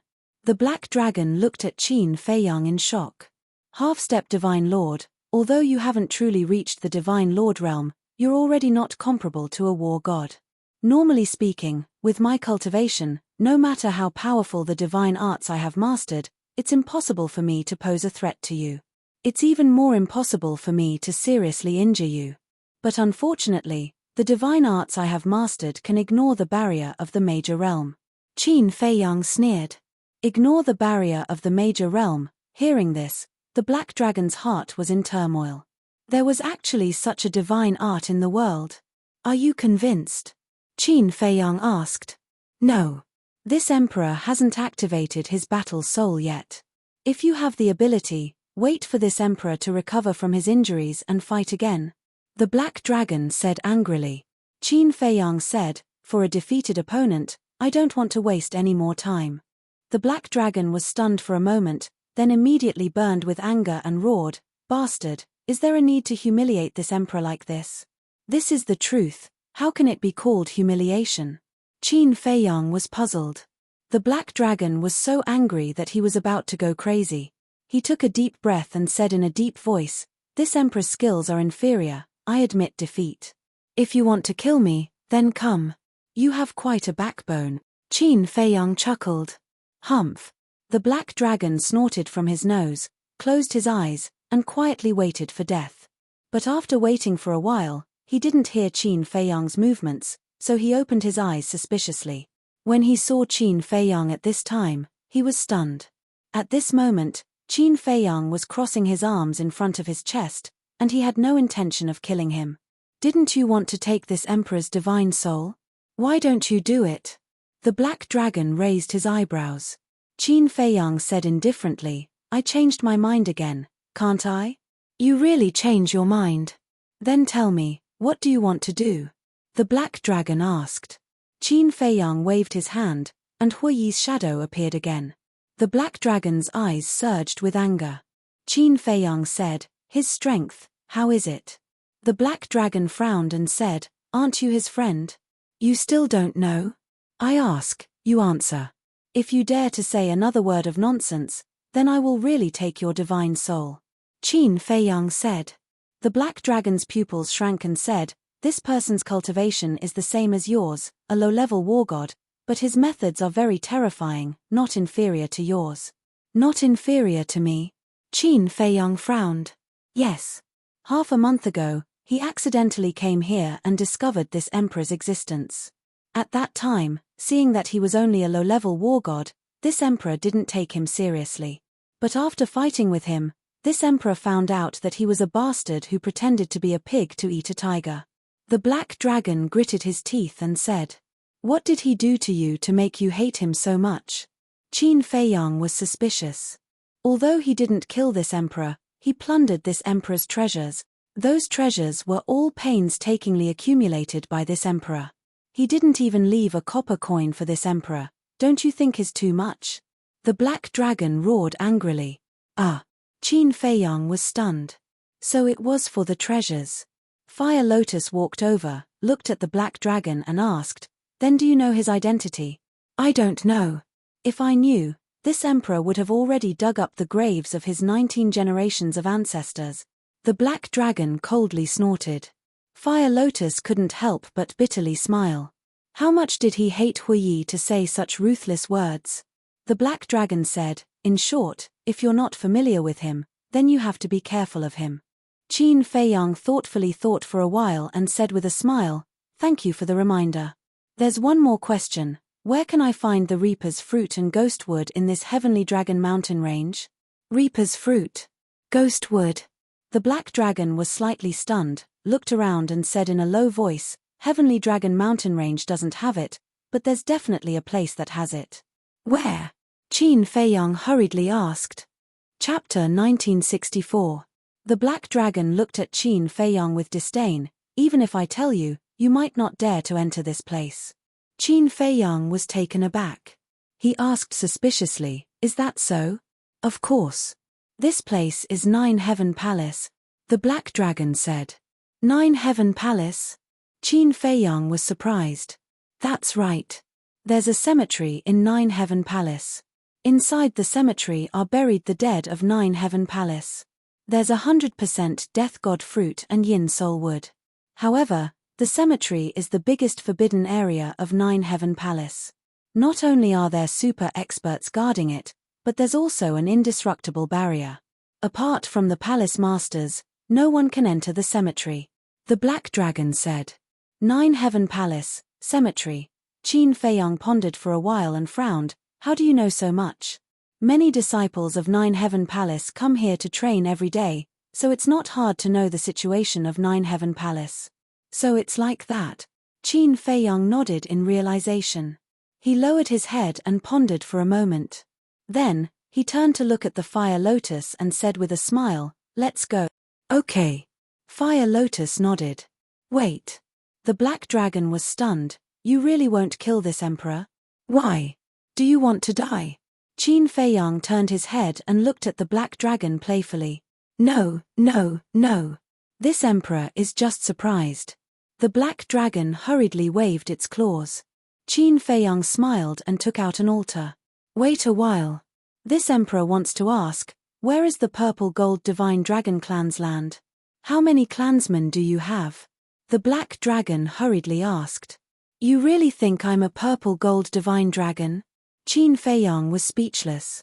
Reviving the altar, he said without turning his head, don't tell anyone about what happened today, especially the purple gold divine dragon blood and purple gold divine dragon force. Understood, understood. Your purple gold divine dragon clan must be plotting something? Black dragon chuckled. Qin Feiyang rubbed his forehead, jumped onto the teleportation altar with the Fire Lotus, and soon disappeared without a trace. I had originally thought that the purple gold divine dragon was only a legend. Never would I have imagined that the purple gold divine dragon actually existed in this world. It seems that there is hope for us dragons to rise again. The black dragon chuckled and entered the lake, disappearing without a trace. Just as Qin Feiyang and the black dragon disappeared, a young man in fiery clothes walked out of the forest in the distance. That was right. This person was Hu Yi. Purple gold dragon blood, the power of the purple gold divine dragon, Qin Dage, surnamed Qin. Is there such a coincidence in this world? It seems like my guess is right. This matter is getting more and more interesting, Hu Yi whispered to himself. A meaningful smile appeared in his eyes. Then, he opened an altar and vanished from sight. Early the next morning, Wang, inside the castle. Qin Feiyang's image crystal vibrated. Qin Feiyang awoke from his cultivation and took out the image crystal. Two illusory figures appeared. They were Gongzi Feng and Jiao Xiaolong. Qin Feiyang was stunned for a moment, then he teased, your relationship is developing very quickly. Feng Zijuan smiled. In the past, it was the Dragon King's temple. We didn't recognize each other. Jiao Xiaolong was also full of smiles. Moreover, when he looked at Qin Feiyang, his eyes were filled with gratitude. If it weren't for Qin Feiyang pulling the strings, a small character like him wouldn't be able to walk together with someone like Gongzi Feng. Qin Feiyang smiled and asked, is there something you need from me? Gongzi Feng said, the higher-ups have decided to officially start the disciple recruitment tomorrow. Tomorrow, Qin Feiyang's eyes flickered. The registration location will be set at the central square of Sky Dragon City. There are 3 days to register. The official test will be held on the 4th day. Gongzi Feng said. Qin Feiyang nodded and asked, what is the content of the test? The content of the test will only be announced on the day of the official test. This is to prevent people from cheating. However, don't worry. We will think of a way to find out in advance. Gongzi Feng said. Can you do it? Qin Feiyang had a doubtful attitude. Jiao Xiaolong smiled. Big brother Jiang, I definitely can't do it. However, senior brother Jun can definitely do it. Why do you say that? Qin Feiyang was curious. Because the chief examiner of this test is senior brother Jun's father. Jiao Xiaolong said. I see. Qin Feiyang came to a realization and smiled. Jiao Xiaolong, you should leave first. I have something to discuss with Gong Zifeng in private.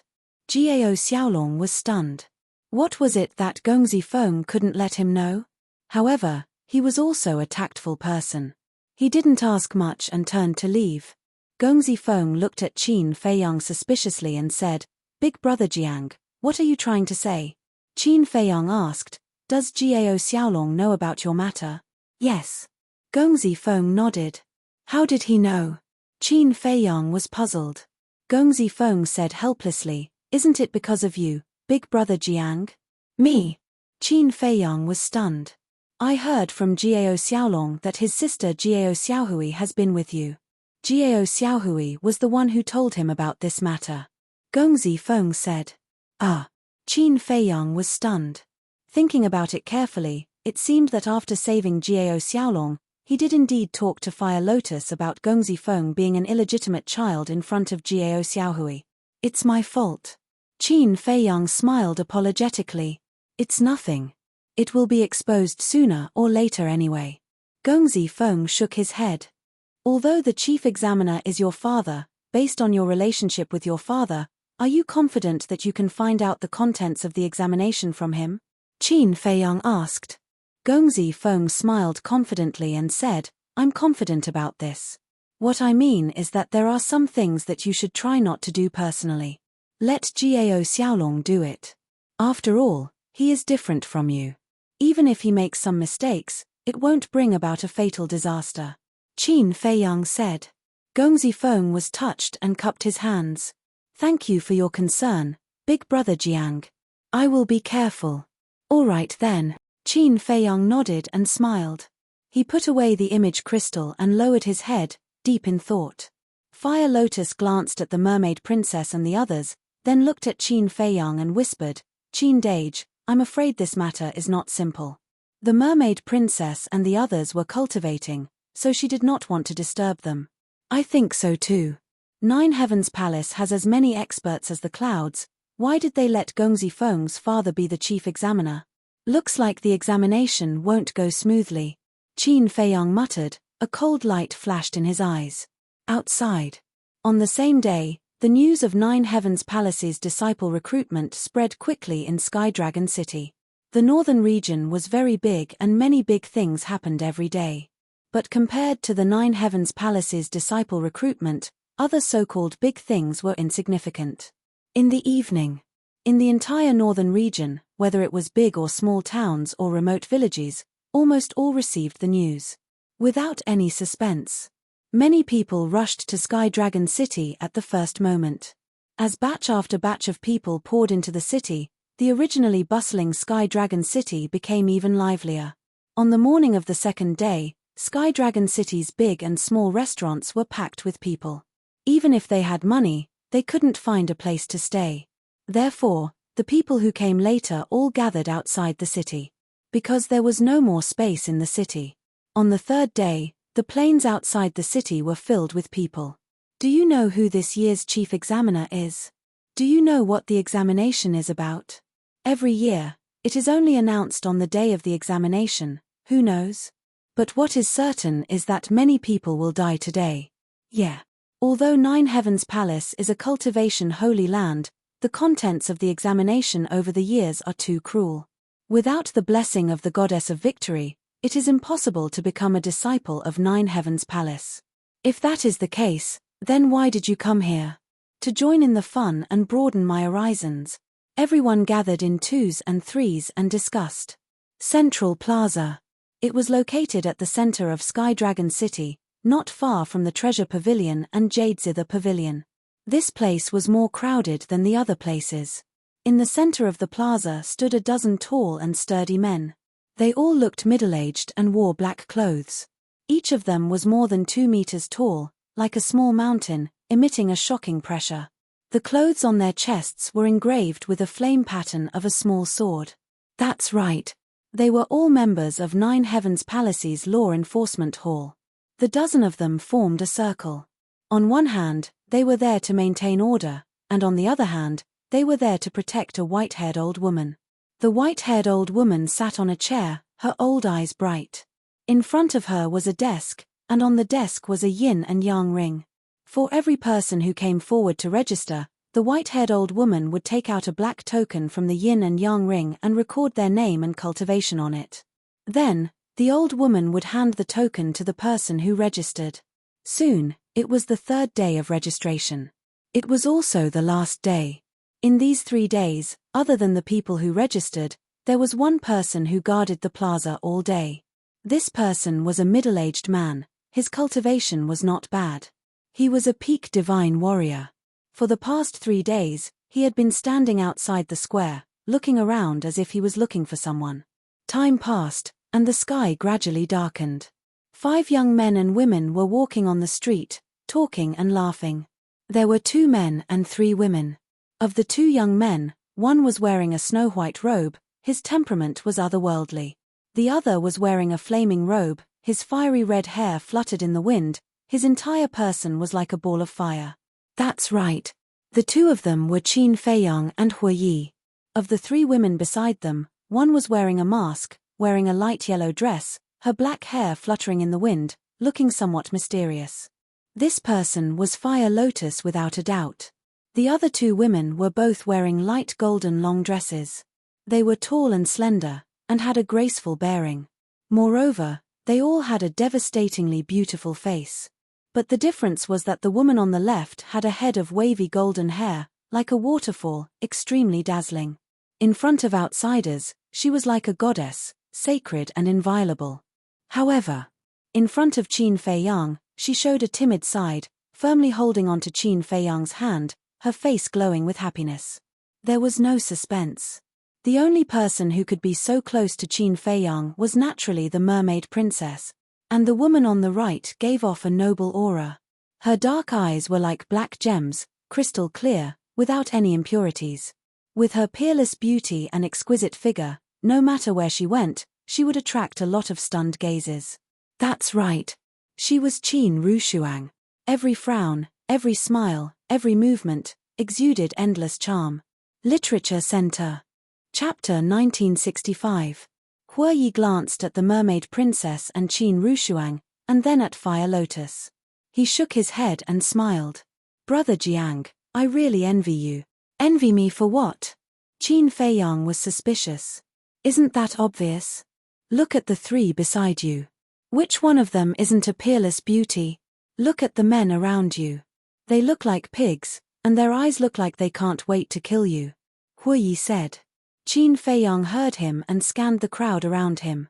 Sure enough, basically all the men were glaring at him fiercely, as if they hated him for stealing their wives. And along the way, there were people who came to hit on him from time to time. Actually, I'm also helpless. Qin Feiyang smiled bitterly. Hu Yi's face twitched. He was speechless. You're helpless. Why don't you give them all to me? This guy really didn't know how lucky he was. Give them to you? Qin Feiyang was slightly stunned. He rolled his eyes, pointed at Qin Rushuang, and smiled playfully. Okay, I'll give them to you. Hu Yi glanced at Qin Rushuang, his eyes full of amazement. What are you looking at? Qin Rushuang raised her eyebrows. Hu Yi laughed. I'm not blind. Beautiful women, of course, I have to take a few more glances. Is that so? Then tell me, how beautiful am I? Qin Rushuang smiled charmingly, full of charm. Qin Feiyang saw this and immediately took the mermaid princess and Fire Lotus back a few steps, keeping a distance from Hu Yi. Hu Yi looked at Qin Rushuang, stunned. But he didn't know that there was a cold light in Qin Rushuang's eyes. Suddenly, Qin Rushuang grabbed Hu Yi's hand and screamed with a pale face, "Molester!" Whoosh! At that moment, a large number of angry eyes were fiercely directed at Hu Yi. Hu Yi was also stunned. What kind of drama was this? Bastard, how dare you act like a hooligan on the street? You're courting death. Beat him up. Then, amidst the angry roars, Huoyi was surrounded. Those people were truly ruthless. It was as if they had a vendetta against Huoyi for killing their father. They were punching and kicking him. Actually, many people knew that the two of them knew each other because they were talking and laughing before. But in front of a beauty, they couldn't care less. Qin Rushuang retreated to the side of Qin Feiyang and the others. As she watched Huoyi get beaten up, her face was filled with schadenfreude. The most terrifying thing in the world is indeed women.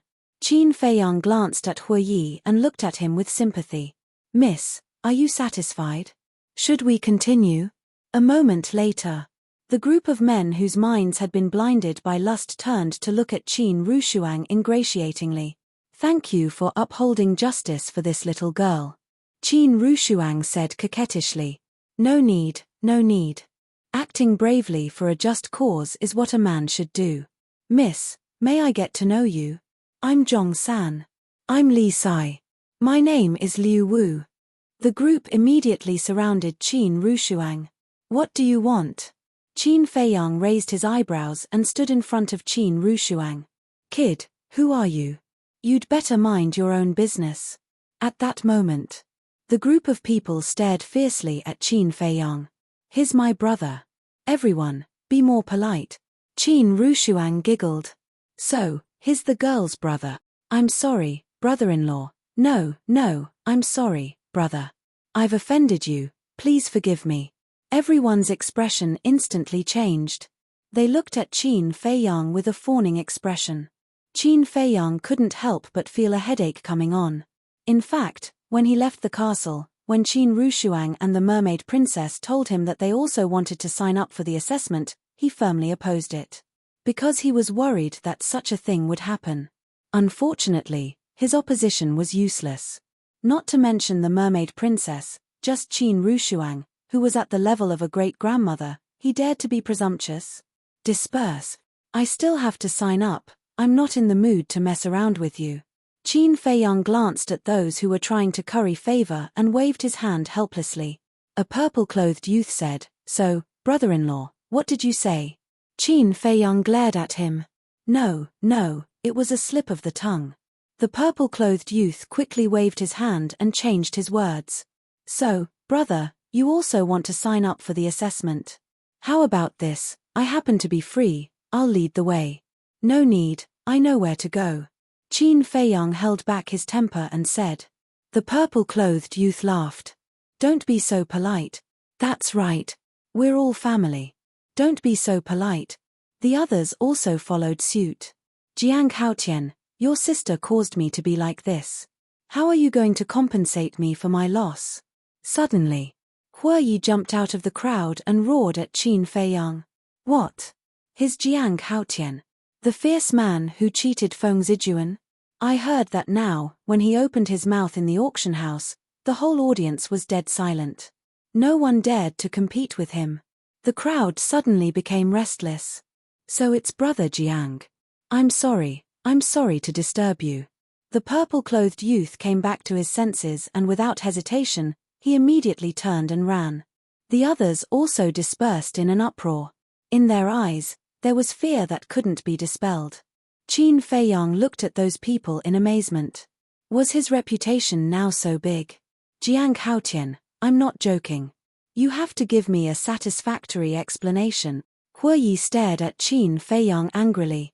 Qin Feiyang looked at Huoyi and couldn't help but laugh. Mermaid Princess and Fire Lotus also held back their cheeks until they were red. At this moment, Huoyi's head was bulging with several big bumps. His clothes were also torn and his body was full of bruises. Especially his eyes, they were like two panda eyes. He looked extremely miserable. "You're still laughing? What did I do wrong to suffer like this?" Huoyi felt wronged. Qin Feiyang coughed dryly and stepped forward to pat Huoyi's shoulder. He shook his head and sighed. "To be honest, you asked for it." After saying that, he pulled Mermaid Princess and walked forward without looking back. "I asked for it." Huoyi pointed at his nose with a dumbfounded expression. Qin Rushuang glanced at Huoyi indifferently and also left. "What do you mean? Did I offend her in some way?" Hue Yi looked at Qin Rushuang's back and looked at Fire Lotus, who was secretly laughing, and asked. Fire Lotus moved closer to Hue Yi's ear and laughed softly. Do you still remember what you said at the Jade Zither Tower? Jade Zither Tower? Hue Yi was stunned and asked suspiciously, what did I say? You forgot so quickly. Let me remind you. At that time, you said that a certain woman was an old woman. Fire Lotus chuckled and turned to chase after Qin Feiyang and the other two. Old woman? Did I say something like that? I don't think so. Hue Yi scratched his head, his face full of suspicion. Suddenly, he seemed to have thought of something. He quivered and looked up at Qin Rushuang's back. Could she be that woman who could play the zither and was at the level of a great-grandmother? How is this possible, great-grandmother and so young? So beautiful? Hue Yi stood there in shock, unable to recover for a long time. Brother Hue, if you don't hurry up, the people from Empyrean Palace might have to pack up. Qin Feiyang's voice rang out. Hue Yi came back to his senses and shook his head with a bitter smile. Trouble comes from careless talk. How could he have thought that a casual sentence would cause him to suffer like this? His Jiang Haotian. So he's also preparing to enter Empyrean Palace. Looks like we'll have another formidable opponent this time. It doesn't matter if he's a formidable opponent. What annoys me the most is that he has such a beautiful woman by his side. And there's more than one. Gosh, it's really a few fresh flowers inserted in a pile of cow dung.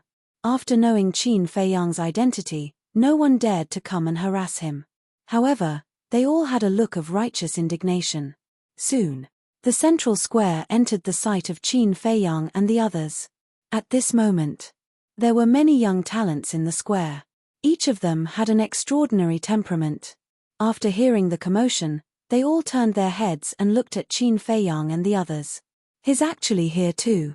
Many people couldn't help but frown. He's finally here. And the middle-aged man who had been squatting outside the square looked at Qin Feiyang, muttered in a low voice, and immediately turned and disappeared into the crowd. Chapter 1966. When Qin Feiyang and the others entered the square, everyone stepped back and made a path for them. Hue Yi said, Brother Jiang, you have to thank Feng Zijuan for your current fame. Yes, I have to thank him. Qin Feiyang snickered. He had become famous by stepping on Feng Zijuan's shoulder. Otherwise, who would recognize a small figure like him? However, the dozen or so enforcers in the middle of the square didn't even look at Qin Feiyang and the others. The old man in white sat at the table with his head lowered. He didn't react at all. After all, their statuses were different. In their eyes, Qin Feiyang and Feng Zijuan's matter was simply a small squabble, not worth mentioning. The five of them walked to the table. The old man in white didn't raise his head. He took out a black token from his yin and yang ring and said, Name, Cultivation. Jiang Haotian, Initial Stage God of War.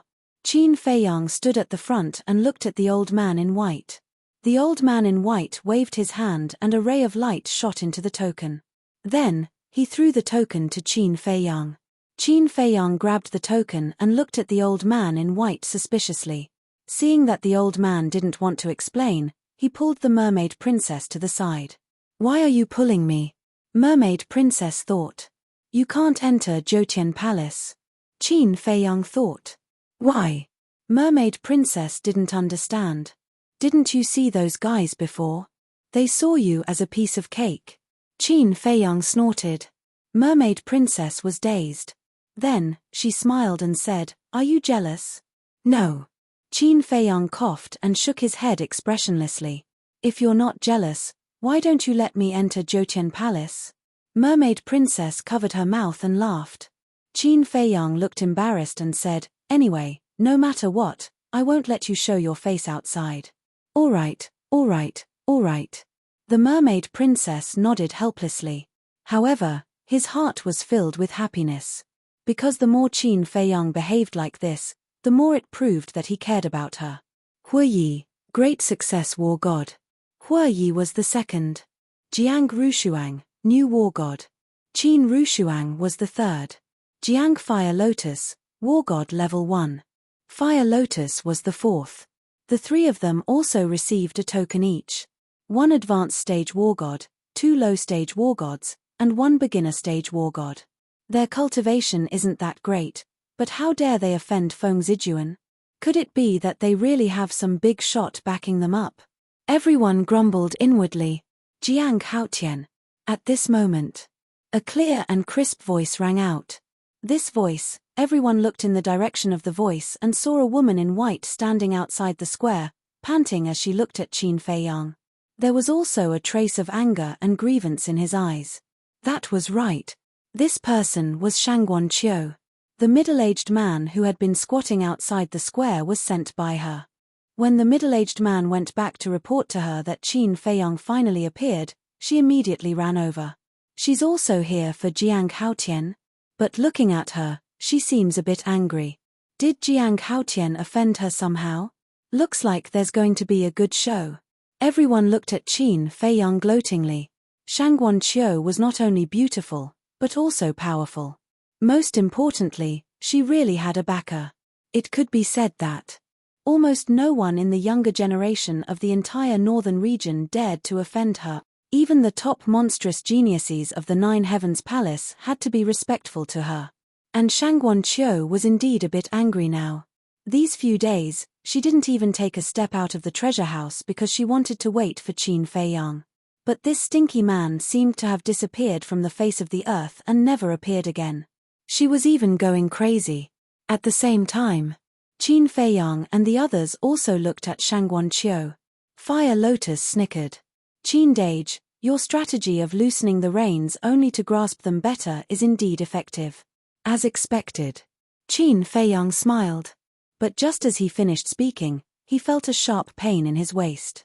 He quickly turned his head and saw the mermaid princess glaring at him fiercely. Her little demonic claws were also clutching the flesh of his waist, refusing to let go. What's wrong? Qin Feiyang endured the pain and said to himself. The mermaid princess revealed a devilish smile and said to herself, not bad. It's only been a few days and you've already hooked up with a girl. It's a misunderstanding. Qin Feiyang quickly said to himself. Is it a misunderstanding? Then how do you explain the grievance on her face? The mermaid princess snorted coldly. I really didn't. Qin Feiyang felt bitter in his heart. There are many people here now, so I'll save you some face. When there's no one around, I'll interrogate you properly. The mermaid princess snorted and finally let go of her little demonic claws. Qin Feiyang couldn't help but feel a headache coming. Then, he noticed that Hu Yi and the others were looking at him strangely. His expression suddenly became unnatural. Qin Dage, why are you and sister-in-law flirting with each other? Fire Lotus looked at the two suspiciously. Ahem. Qin Feiyang choked on his own saliva. Flirting with each other? It's clearly suffering, okay? Jiang Haotian, I'm calling you. Can't you hear me? Seeing that Qin Feiyang ignored him, Shangguan Qiu became angry again. There are still people waiting to register. If there's nothing else, hurry up and leave. The hoarse voice of the old man in white also sounded with a hint of displeasure. Yes. Qin Feiyang hurriedly responded. He turned around and pulled the mermaid princess toward Shangguan Qiu. Fire Lotus, so your brother is also a henpecked husband. Hu Yi glanced at the mermaid princess and laughed secretly. Henpecked husband? Fire Lotus was stunned. So what if I'm henpecked husband? It's still better than someone who has no one to control him. Qin Rushuang glanced at Hu Yi indifferently and left without looking back. Hu Yi was slightly stunned and cried out in grievance, who did I offend? Miss Shangguan, it's been a few days. How are you? Qin Feiyang walked out of the square and smiled at Shangguan Qiu. Don't laugh. Just looking at your face makes me angry. Shangguan Qiu snorted coldly. Did I offend you? Qin Feiyang was suspicious. You didn't. You told me that before you gave me the elixir, you came to the treasure pavilion every day. But after you gave me the elixir, you disappeared. What do you mean by that? Shangguan Qiu said angrily. Elixir? Disappeared? What's going on? The people around looked at each other in confusion.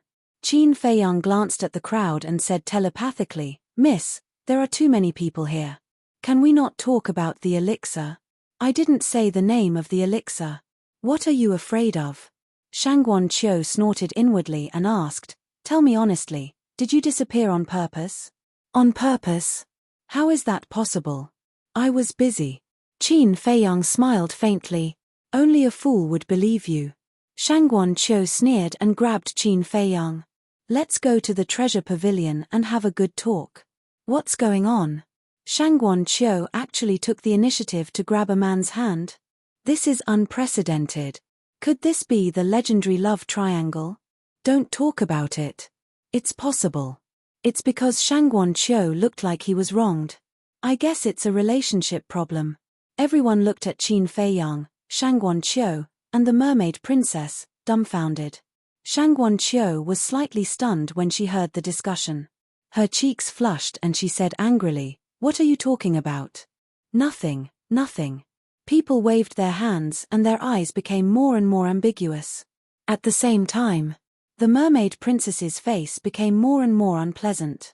She looked at Qin Feiyang with more and more hostility. Qin Feiyang saw that the situation was not good. He hurriedly shook off Shangguan Qiu and frowned. Some people just want to see the world in chaos. The more we explain, the more excited they become. "Let's go. It's all your fault." Shangguan Qiu stared at Qin Feiyang and took out an altar. The central square was not far from the treasure pavilion, but she could not stand such criticism. However, just as Shangguan Qiu was about to revive the altar, a sword light flashed across the sky and slashed toward Qin Feiyang and the others. People were shocked. What was going on? Qin Feiyang and the others were also shocked. Why would someone attack them? Preposterous. How dare you attack me? Shangguan Qiu came to her senses and was furious. She slapped the air and her divine power roared out. The sword light was instantly shattered. "Who is it?" Shangguan Qiu shouted and looked around. "It's me." A cold voice sounded. People looked toward the voice and saw a woman in red standing in the back of the crowd with a red battle sword in her hand. But she was wearing a mask, so they could not see her face. However, the eyes that were exposed flickered with a shocking cold light. Shangguan Qiu sized up the woman in red, his eyes full of suspicion. Qin Feiyang and the others were also confused. But when they saw the battle sword in the woman's hand, Qin Feiyang and Fire Lotus's pupils shrank. "It's her. Who are you? Why did you attack us?" Shangguan Qiu raised his eyebrows. The woman in red did not answer. She walked toward them step by step. "You don't want to talk?" Shangguan Qiu's eyes were filled with murderous intent. "Wait."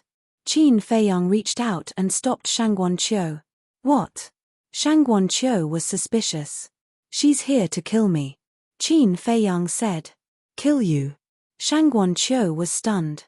Qin Feiyang did not explain. He let go of the mermaid princess and stepped forward to face the woman in red. "We've been looking for you, but you came to Sky Dragon City without us knowing." The woman in red stared at Qin Feiyang and said angrily. Qin Feiyang sighed deeply and said, "I didn't expect you to come to Sky Dragon City." "Why? Are you afraid that I'll see you?" The woman in red sneered. "I don't mean that." Qin Feiyang shook his head. "Then what do you mean? If you don't want to marry me, just say it. Why do you have to hide?" The woman in red shouted angrily. As soon as these words were spoken, it immediately caused a huge uproar. "And they're in a four-way relationship. What's this guy doing? Why does he have so many women? But it also shows that he's not a good guy. Seducing one after another. This kind of person is a disgrace to us men. He's a scum. This is really annoying." People were discussing angrily. Qin Feiyang's face darkened. What's going on? Chapter 1967. Qin Feiyang looked at the lady in red and frowned. "Let's talk in private." "Afraid of embarrassing yourself?" "You're afraid, but I'm not. We have to make it clear in front of everyone today, so that everyone knows what kind of person you are." The lady in red laughed angrily. Qin Feiyang said in a low voice, "Don't be unreasonable, okay? How dare you say I'm unreasonable?" The lady in red was furious. She raised the battle sword in her hand and slashed towards Qin Feiyang. Boom. But at this moment, The old man in white sitting in the middle of the square suddenly released a powerful aura. He stared at Qin Feiyang and the others and shouted, "This is Sky Dragon City, no violence is allowed. If you have a grudge, go outside the city and settle it."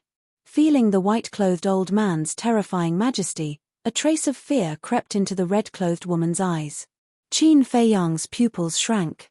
The aura of the old man in white had already surpassed that of a war god. Let's go outside the city." Shangguan Qiu waved his hand impatiently and opened a teleportation altar. Outside the city, in the sky above a forest, Qin Feiyang and the others appeared one after another. The lady in red also followed. Once she appeared, without saying anything, she slashed towards Qin Feiyang with the battle sword in her hand. Qin Feiyang raised his eyebrows, he teleported and dodged to the side. "Why are you dodging?" The lady in red was furious. Qin Feiyang said in a low voice, "Some things are not as simple as you think." "Then tell me, how complicated is it?" The lady in red roared and waved her battle sword crazily. Qin Feiyang did not fight back, he kept dodging. Hue Yi asked suspiciously, "Fire Lotus, who is she? Why does she hate Brother Jiang so much?" "It's a long story." Fire Lotus sighed deeply, she looked at Qin Feiyang and said, "She has lost her mind, let her calm down first." "Shut up. This is between us. What does it have to do with you?" The woman in red said angrily.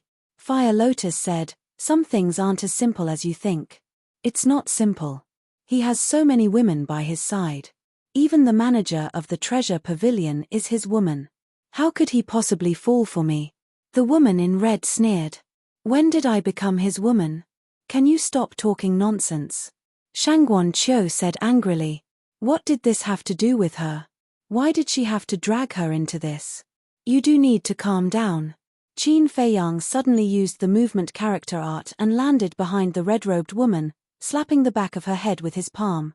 The woman in red fainted on the spot. The sword in his hand also flew out. So fast.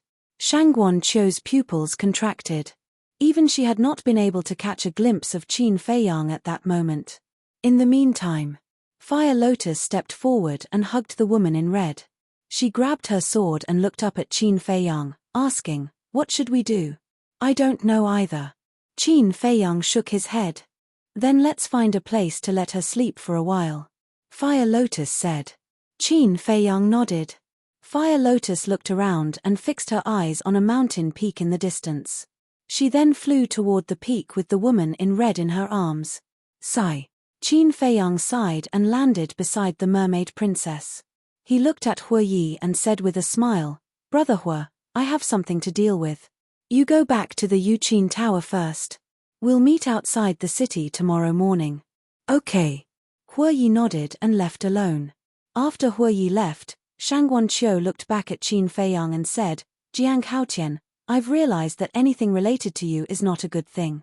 I didn't ask you to come. You can leave now. I won't stop you." Qin Feiyang said lightly. "You." Shangguan Qiu stared at Qin Feiyang angrily. Qin Feiyang ignored him. He grabbed the mermaid princess's hand and said with a smile, "Don't get me wrong. She came to me because she has business to discuss. But it seems that we can't talk about it now." "Who said we can't talk about it?" Shangguan Qiu said hurriedly, "Tell me, how many divine gems do you need to sell me the formula of the Juku Yellow Dragon Elixir?" "Divine gems?" Qin Feiyang was stunned and said with a smile, "Steward, are you sure? How can the formula of this elixir be bought with divine gems? Besides, I don't plan to sell it to you." Shangguan Qiu frowned and said, "If you don't want to sell it, why did you give me the elixir?" Qin Feiyang said, "I gave you the elixir to let you know the value of this elixir. I believe you've tried it. Otherwise, you wouldn't have come to me in person." "Yes. I've tried it. It's exactly as you said." Shangguan Qiu nodded. Qin Feiyang said, "In that case, as a shrewd businessman, you should know that it's impossible for me to sell you the formula." "Then tell me, what's your plan?" Shangguan Qiu asked. Her face was full of disappointment. In fact, she had expected that it would be impossible to get the formula. However, the formula of this elixir was too tempting. Therefore, she had a glimmer of hope. Now that her hope was dashed, She could only settle for the next best thing. My plan, Qin Feiyang pondered for a while and said with a smile, actually, I'm very easy to satisfy. Let's work together. Work together? Shangguan Qiu frowned. Yes. We'll work together and share the benefits equally. Qin Feiyang said. If that's the case, it'll involve a lot of problems. How are we going to split the benefits? Who will provide the herbs? Also, if you don't want divine gems, what do you want? Wait. Shangguan Qiu said. Qin Feiyang said, I don't care about divine gems. I want soul stones. Soul stones. Shangguan Qiu raised his eyebrows immediately. I know that the treasure school doesn't use soul stones for transactions. However, if you want to work with me, you have to use soul stones. There's no room for negotiation. Qin Feiyang said. You're going too far. Shangguan Qiu was very dissatisfied. Then forget it. Qin Feiyang said with a faint smile. Shangguan Qiu was quite angry. Young Master Jiang, you have to think carefully. If you leave the treasure school, even if you have the formula, it's not worth much. Is that so? Qin Feiyang laughed. Don't you know? The treasure school has branches in all the big and small towns in the entire northern region.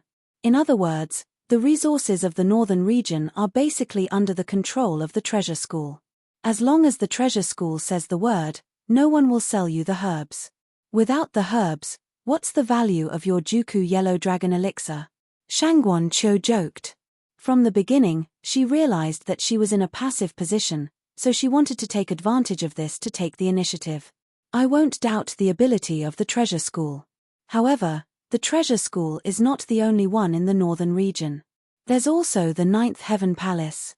I believe that the Ninth Heaven Palace won't listen to the orders of the treasure school, Qin Feiyang said with a smile. This bastard, Shangguan Qiu cursed in her heart. Why was he so difficult to deal with? Indeed. Although the treasure school was powerful, it could not interfere in the affairs of the Ninth Heaven Palace. Think about it carefully. We'll talk when you've made up your mind. Qin Feiyang smiled faintly. He turned and led the mermaid princess and Qin Rushuang to the peak of the mountain where the fire lotus was located. Wait, seeing this. Shangguan Qiu was very anxious. However, she swallowed the words that were about to come out of her mouth. She lowered her head, feeling extremely irritated. Whoosh! Just as Qin Feiyang and the others left, a young man in purple suddenly appeared in front of Shangguan Qiu. Shangguan Qiu was stunned. She looked up at the young man in purple and frowned. Who are you? The young man in purple smiled. Who I am is not important. What's important is the elixir formula of the Juku Yellow Dragon Elixir. How do you know about the Juku Yellow Dragon Elixir? Are you following us? Shangguan Qiu's eyes flashed coldly. I am indeed following you. However, I didn't hear about the Juku Yellow Dragon Elixir from you. The young man in purple said. What do you mean? Shangguan Qiu frowned. The young man in purple said, I also have the elixir formula of the Juku Yellow Dragon Elixir. Chapter 1968. What? Shangguan Qiu was shocked. I'm not lying to you. The young man in purple took out an elixir from his chest. Shangguan Qiu took a look. It was the 9-Chu Yellow Dragon Elixir. She looked at the young man in purple and asked, Do you know Jiang Haotian? That's none of your business. The young man in purple smiled. Shangguan Qiu's eyes twinkled. She asked, You showed up to cooperate with me? Yes. The young man in purple nodded. What's your condition? Shangguan Qiu asked. Jiang Haotian asked for soul stones, but I only asked for divine gems. The young man in purple smiled. Is there such a good deal? Shangguan Qiu looked at the young man in purple suspiciously. Yes, there is such a good deal. However, all the herbs will be provided by the treasure school, and I'm only responsible for refining them. We'll split the auction price 50-50. The young man in purple said. This, Shangguan Qiu hesitated. Although the treasure school would provide the herbs 50-50, compared to Qin Feiyang's condition, it was like a pie falling from the sky. Actually, you don't have to think too much. I don't have any other purpose. I just want to suppress Jiang Haotian. The young man in purple laughed. Suppressed Jiang Haotian, Shangguan Qiu murmured. The young man in purple smiled. Steward, this is a once-in-a-lifetime opportunity. Shangguan Qiu thought for a while and nodded. Okay, let's cooperate. Let Jiang Haotian go to hell. The young man in purple laughed and stretched out his hand. You're indeed a smart man. I wish us a happy cooperation. Happy cooperation. Shangguan Qiu also stretched out her hand and shook hands with the young man in purple. The purple-clothed young man smiled. He lifted his head and looked at the mountain peak where Qin Feiyang and the others were. The corners of his mouth curled up slightly. He looked at Shangguan Qiu and said, I have something to do now. We will discuss the details tomorrow. Then I'll wait for you at the treasure school. Shangguan Qiu said. See you. After the purple-clothed youth finished speaking, he disappeared without a trace. At the mountain peak in the distance, Qin Feiyang did not know he was intercepted. He bent down and took off the woman's mask. Looking at the familiar face, his expression was complicated. Qin Rushuang asked, Is she Guozueki? Yes. Qin Feiyang nodded. Although Guozueki wore a mask and intended to conceal her identity, the sword revealed her identity. Because this battle sword was the Fire Dragon Divine Sword, the mermaid princess asked, Then what do you plan to do with her? A cold glint flashed in Qin Rushuang's eyes. Is there even a need to ask? Kill him.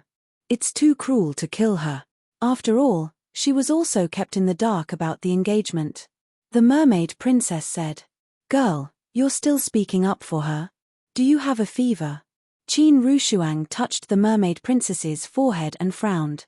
I'm not speaking up for her. She's just too pitiful. Look at her now. She still thinks that the marriage contract is real.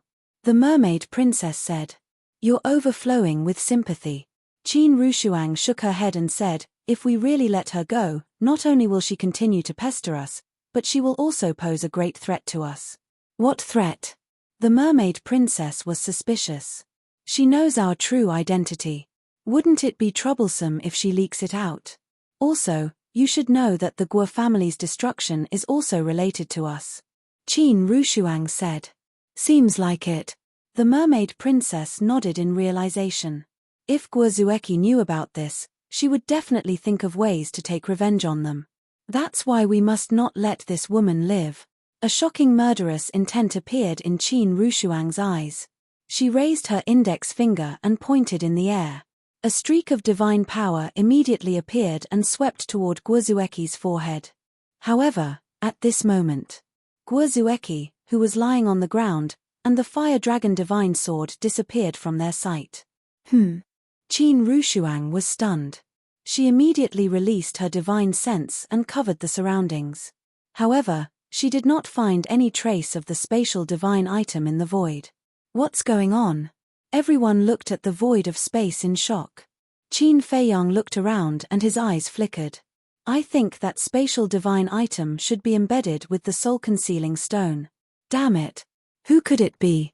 Qin Rushuang's face was as cold as frost. The other party had rescued Guozueki, which meant that they had been secretly following them.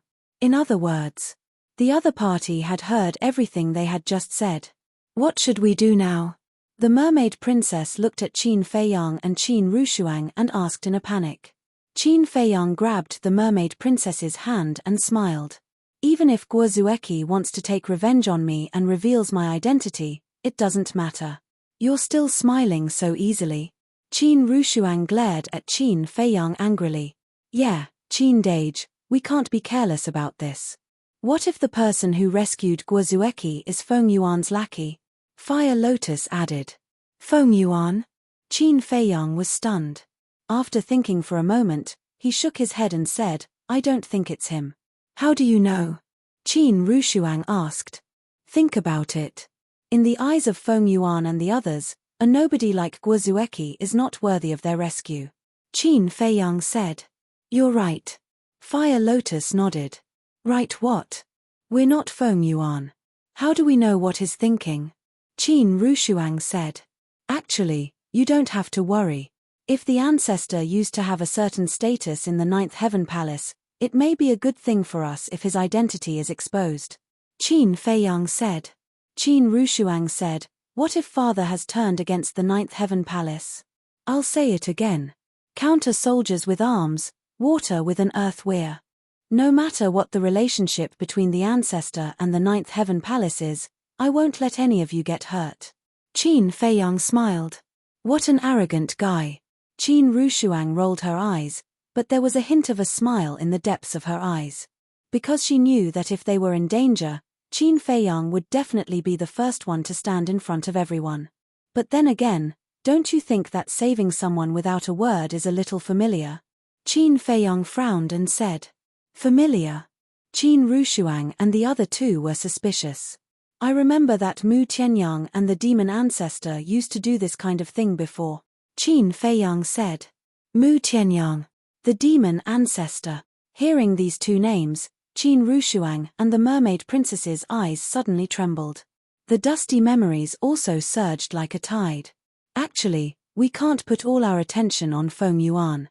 After all, we still have some old rivals in the ancient world. They are all more difficult to deal with than Feng Yuan. Now that the name Jiang Haotian has spread, I think they should be showing up soon, Qin Feiyang said. Not only was he not nervous, but there was also some anticipation in his eyes. Can you stop being so careless all the time? Let's not talk about Mu Tianyang first. You know the demon ancestor's methods better than anyone else. With a heaven-defying divine artifact, you can't do anything to him except open up the slaughter zone. Qin Rushuang said angrily. Qin Feiyang smiled and said, hasn't the demon ancestor turned over a new leaf? That's just his one-sided story. Do you still believe it? Qin Rushuang said angrily. All right. Let's not talk about this for now. Let's be prepared for our identities to be exposed. Qin Feiyang said. Although it was only Qin Rushuang's guess that the ancestor and Empyrean Palace had turned against each other, if it was true and their identities were exposed, the situation would become extremely serious. In fact, it was not that he was not worried, but he did not want to show it. Because now, he was the pillar of support in everyone's hearts. If even he panicked, the people around him would definitely panic even more. Therefore, he had to remain calm to stabilize everyone's hearts. Chapter 1969. At the same time. Sky Dragon City, Jade Zither Tower. On the 7th floor, in a room, the fragrance of tea filled the air. A young man sat beside the coffee table, holding an exquisite teacup and slowly tasting it. This person was 7 feet tall, with a high nose bridge and golden eyes that seemed to be cast from gold leaf. 2 thick eyebrows, like 2 sharp swords, exuded an astonishing sharpness. If Qin Feiyang was here, he would definitely recognize him at a glance. He was Mu Tianyang. At this moment, Mu Tianyang had already taken off his dragon robe, wearing a purple robe and a purple crown. However, his temperament did not change at all. He sat there like an emperor, emitting a terrifying and oppressive aura. Dong. Suddenly, there was a knock on the door. Mu Tianyang looked up at the door and said, "Come in." The door was pushed open, and another young man in purple strode into the room. After closing the door, the young man in purple quickly walked in front of the man and said respectfully, "Greetings, ancestor." Since he would address Mu Tianyang as such, the identity of the young man in purple was naturally revealed. Mu Qing. Mu Tianyang asked, "How is it?" Mu Qing said, "Not only Qin Feiyang, but the mermaid princess and Qin Rushuang also came to the ancient world. Mermaid, Qin Rushuang, one is Qin Feiyang's most beloved woman, and the other is Qin Beishan's biological daughter. It's not strange that they entered the ancient world. I'm most concerned about the white-eyed wolf, Tang Hai, and the others." Mu Tianyang said, "I didn't see them, but I think they should be cultivating in the ancient castle." Mu Qing said. Mu Tianyang took a sip of tea, shook his head and sighed. "I thought that Qin Feiyang would stay in the Great Qin for at least a few years before entering the ancient world. I didn't expect it to be so fast." Mu Qing snorted coldly. "Coming to the ancient castle is courting death." "Courting death? Haven't you suffered enough at his hands? You still dare to underestimate him?" Mu Tianyang raised his eyebrows and said angrily, "Ancestor, Please calm your anger. Mu Qing's expression changed as she said hurriedly. Remember, never underestimate him. In the past, it was because I underestimated him that I ended up in such a miserable state. Mu Tianyang snorted coldly. Mu Qing will bear this in mind. Mu Qing replied respectfully. Mu Tianyang's expression eased a lot as he asked, "Is there anything else?"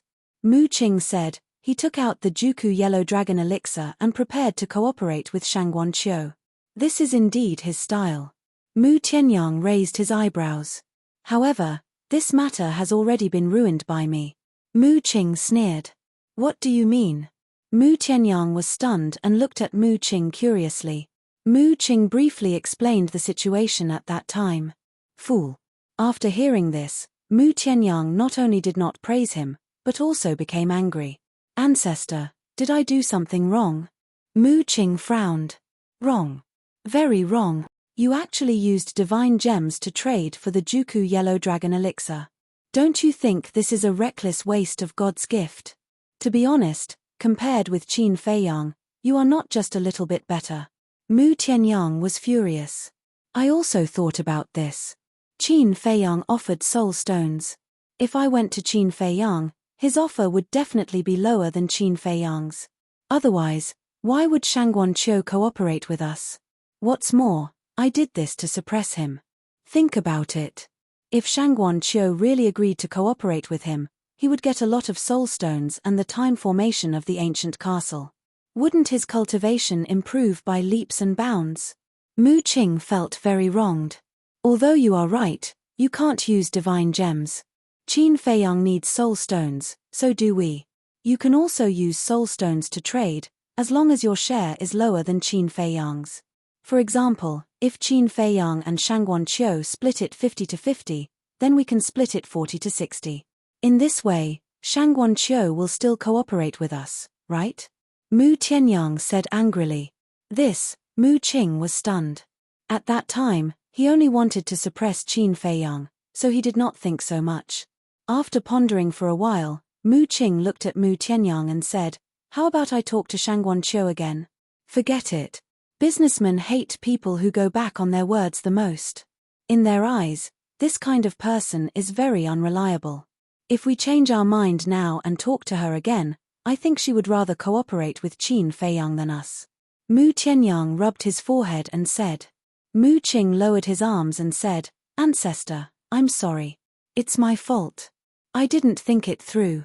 Mu Tianyang said, "It's good that you know you are wrong. Think more before you do things in the future. Don't be impulsive." "Yes."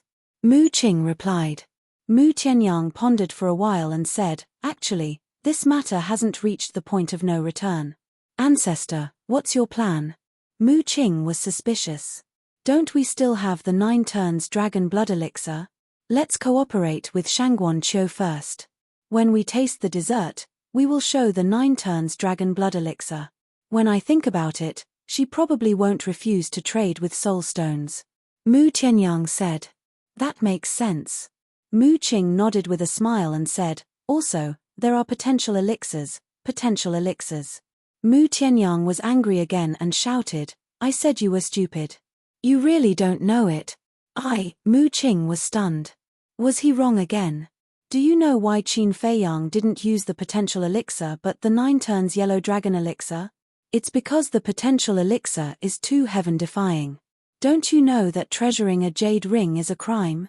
Once the treasure pavilion knows about the existence of the potential elixir, what do you think they will do?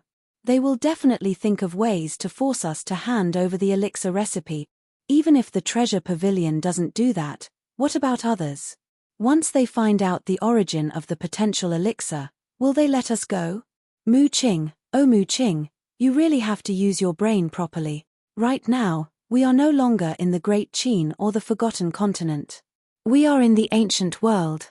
In this place, we don't have any backing, and our strength is even more like ants. If we are not careful, we will be smashed to pieces. Mu Tianyang looked at Mu Qing as if he expected better from him. I got it. If I encounter any problems in the future, I will consider it thoroughly. Mu Qing nodded. All right. Is there anything else? Mu Tianyang waved his hand and asked. Yes. I saved a woman from Qin Feiyang's hands. Mu Qing said. A woman? Mu Tianyang was suspicious. Mu Qing waved his hand, and a woman in red appeared on the ground out of thin air. It was Guo Zueki. At this moment, she was still unconscious. Who is she? Mu Tianyang sized up Guo Zueki and asked. Her name is Guo Zueki. I don't know who she is exactly, but it seems that she is engaged to Qin Feiyang. However, this engagement seems to be fake. Mu Qing said. Engagement? Mu Tianyang was stunned. I think she seems to hate Qin Feiyang very much, so I saved her along the way. Mu Qing said. Mu Tianyang pondered for a moment, and a cold light flashed in his eyes. Then let's keep her. Perhaps she will be a useful chess piece. In the ancient castle, everyone went back to cultivating. Only Qin Feiyang and Fire Lotus did not cultivate. Fire Lotus could not cultivate because she could not. Qin Feiyang leaned against the wall absent-mindedly. He lowered his head and crossed his arms, as if he was thinking about something. Fire Lotus asked suspiciously, What are you thinking about? Why are you so engrossed? I'm thinking about Gongzi Feng and Gao Xiaolong. Why haven't they sent me a message yet? Did something happen? Qin Feiyang frowned. I don't think so. Fire Lotus muttered. Time passed. It was dawn. Buzz. Finally, Qin Feiyang's image crystal rang. He was refreshed and quickly took it out. A virtual image appeared. It was Gongzi Feng. You must have waited for a long time, Brother Jiang. Gongzi Feng smiled. However, although he was smiling, his forehead was full of sweat. What are you doing? Qin Feiyang looked at him in confusion. Gongzi Feng shook his head and sighed. I still underestimated my father's hatred for me. It's really not easy to find out this information. What do you mean? Qin Feiyang was puzzled. I went to look for him, but he didn't want to see me at all. In the end, I had no choice but to try Feng Zihon. Although my elder sister didn't like me, fortunately, I wasn't wary of her. I got some very useful information from her. Gongzi Feng smiled. Qin Feiyang asked, Your elder sister's name is Feng Zihon? En. You probably don't know that the master of the Jade Zither Pavilion is my elder sister. Gongzi Feng said. So it's her. Qin Feiyang was surprised. My elder sister's ability and talent far surpass Feng Zijuan. In the Nine Heavens Palace, she's definitely a monstrous figure. Do you know the heaven ranking and earth ranking of the Nine Heavens Palace? Gongzi Feng asked. Qin Feiyang shook his head. The heaven ranking and earth ranking are the most important rankings in the Nine Heavens Palace. Those who can enter the heaven ranking and earth ranking are the strongest disciples of the Nine Heavens Palace. My elder sister is on the heaven ranking. We'll talk about the details after you enter the Nine Heavens Palace. Right now, I'll tell you a very important piece of news. Gongzi Feng's face turned gloomy. What news is it that made you so worried? Qin Feiyang was suspicious. Gongzi Feng said solemnly, My grandfather and father are going to make a move against you in tomorrow's test. What? Qin Feiyang was shocked. Fire Lotus frowned. They're going to tamper with the test. But they won't make a move personally. Because during the test, there will be many important figures in the Nine Heavens Palace watching. They won't dare to be too presumptuous. Gongzi Feng said. Then how are they going to make a move? Qin Feiyang didn't understand. They've secretly bribed a group of people. These people are all here to participate in the test. Moreover, they're all elites in this test. Their strength can't be underestimated. I'll draw up a name list and have Gao Xiaolong send it to you. Gongzi Feng said. Okay. Qin Feiyang nodded and told Gongzi Feng the coordinates. Then that's all for now. Be careful tomorrow. Gongzi Feng reminded and his figure quickly disappeared. Qin Feiyang also kept the image crystal and looked at Fire Lotus with a smile. See, no matter who it is, they have their value. If Gongzi Feng didn't help us this time, we would have been caught off guard. Gongzi Feng is really good. But I'm more curious. Who are these people that are willing to be Gongzi Feng's pawns? Fire Lotus's eyes flashed with a cold light. Literature Hall. Chapter 1970. About half an hour passed. Brother Jiang, where are you? A voice that sounded like a thief entered the castle. Qin Feiyang immediately left the castle and appeared at the peak of the mountain. The waning moon hung high in the sky. The surroundings were quiet. In front of Qin Feiyang, Gao Xiaolong hid his presence and looked around like a thief. I'm here, Qin Feiyang said. Gao Xiaolong's eyes lit up. He quickly ran to Qin Feiyang and took out a beast skin scroll. Qin Feiyang took the beast skin scroll and asked suspiciously, "What are you doing?" "Gongzi Feng told me to be careful. It won't be good if someone follows us," Gao Xiaolong said in a low voice. Qin Feiyang was slightly surprised. He shook his head and said with a smile, "That's very thoughtful, but it is indeed necessary. Tell Gongzi Feng that we should try not to meet in the future. Even when we are communicating, it's best to hide in a spatial divine object." After Qin Feiyang finished speaking, he opened the beast skin scroll and looked at it. Spatial divine object. Gao Xiaolong was stunned. He smiled bitterly and said, "Even Gongzi Feng doesn't have a spatial divine object, let alone me." "Is that so?" Qin Feiyang was surprised. "Yes." Gao Xiaolong nodded. Qin Feiyang pondered for a while and said with a smile, "It seems that I have to find a spatial divine object for you." Gao Xiaolong was stunned when he heard this. He quickly said, "Thank you, Brother Jiang." Qin Feiyang waved his hand and continued to look at the beast skin scroll. There were hundreds of names recorded on it. Behind each name, there was a detailed introduction, such as family background, cultivation, personality, etc. Gongzi Feng said that most people are not a threat to you, only these few. Gao Xiaolong pointed at the last 5 names. Nai Yun, Qi Hong, Hong Ping, Zhu Ji, Zhong Yunfei, Cao Zhiyun. Qin Feiyang looked at them one by one and his expression changed. These 6 people were all perfect war gods, and they all had powerful family backgrounds. For example, the first Nai Yun was the son of a city lord. This city lord was in charge of a city called Galaxy City. Not only did he have a group of terrifying experts under his command, but his own cultivation was also impressive. Gao Xiaolong said solemnly, "Other than these people, they have also bribed some divine monarch realm vicious beasts. Big Brother Jiang, this is not child's play, you must be careful." "What? There are more ferocious beasts?" Qin Feiyang was bewildered. "Yes, but we haven't found out which ferocious beasts it is," Gao Xiaolong said.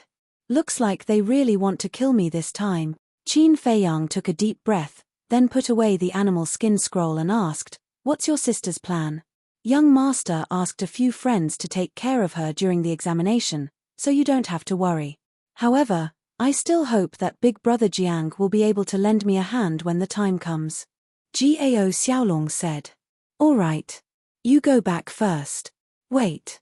There's something I should tell you. Guozueki has also come to Sky Dragon City. I think she will also participate in the examination," Qin Feiyang said. "Guozueki." Gao Xiaolong's eyes flashed with a cold light. "The enemy who killed my grandfather, I will not let her go." Qin Feiyang said, "I won't stop you from taking revenge, but you can't be impulsive. I know this. Also, the examination's location will be at Sky Dragon Mountain Range," Gao Xiaolong said. "Sky Dragon Mountain Range?" Qin Feiyang was stunned. "That's right. During the examination, you are not allowed to use spatial divine objects, or even enter them. You are also not allowed to use the transmission altar, and naturally, you are not allowed to have any outsiders to help you. The so-called outsiders are those who are not participating in the examination. The first 50 people to reach the stairway will be accepted as inner disciples. The rest will be outer disciples. As for the duration of the examination, there are only 2 days. Those who have not reached the stairway in 2 days will be eliminated," Gao Xiaolong explained. 2 days. Qin Feiyang frowned. He knew how big the Sky Dragon mountain range was. Rushing from Sky Dragon City to Nine Heavens Palace would not be a problem if he used a spatial divine object. However, the rules of the examination forbade the use of spatial divine objects. In that case, 2 days was not enough. There were too many fierce beasts in the Sky Dragon mountain range, and each one of them was extremely strong. In the depths of the mountain range, there were god monarch fierce beasts everywhere. For a divine lord-level vicious beast, killing a war god was as simple as crushing an ant. Therefore, it was impossible to cross the Sky Dragon mountain range and reach the stairway. Most importantly, those who participated in the examination would definitely kill each other. This was undoubtedly more difficult. It seemed like the Nine Heavens Palace's examination was not that easy to pass. To be honest, this examination is more difficult than the previous ones. I can already imagine the scene of corpses everywhere. Big Brother Jiang, you must not be careless. Gao Xiaolong reminded. Don't worry, I will do my best. Qin Feiyang said. Gao Xiaolong nodded and did not linger. He opened a transmission altar and left. Feng Yuan, you guys are really relentless. However, if a few Perfection Realm battle gods want to kill me, you guys are underestimating me. Qin Feiyang. Just wait and see, you will regret it. Qin Feiyang looked at the night sky and muttered. He entered the ancient castle and began to adjust his state of mind. He did not care about those who participated in the examination. Only the fierce beasts in the Sky Dragon mountain range were his biggest concern. Although the six-word divine formula could ignore major realms, the world was unpredictable. What if a powerful fierce beast jumped out? Moreover, the six-word divine formula was his trump card. He did not want to reveal it so easily. After all, Gao Xiaolong had said that the important figures of Nine Heavens Palace would be watching the examination. If he revealed the six-word divine formula, it would definitely cause a commotion. This was not what he wanted. Time flew by. Early morning. The night dispersed and everything came back to life. Outside the western city gate. At this moment, there was a sea of people. At a glance, there were at least 100,000 people. Do any of you have any insider information? Where is the location of the examination? This kind of thing is confidential. How could anyone know? Everyone discussed as they waited for the arrival of the people from Nine Heavens Palace.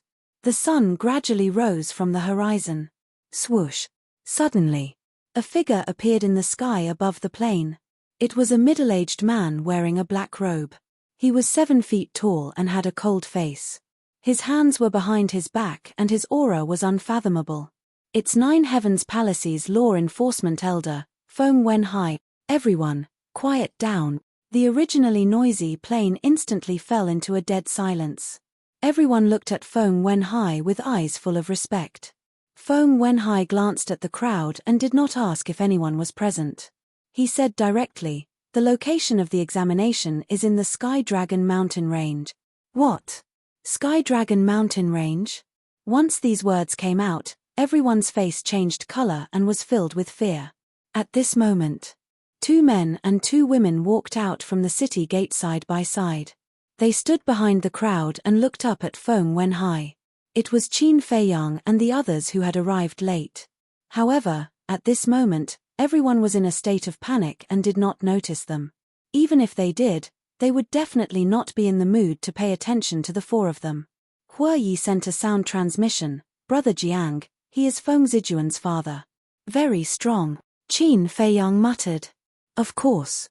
It is said that his cultivation has already surpassed the Divine Lord. Hua Yi said.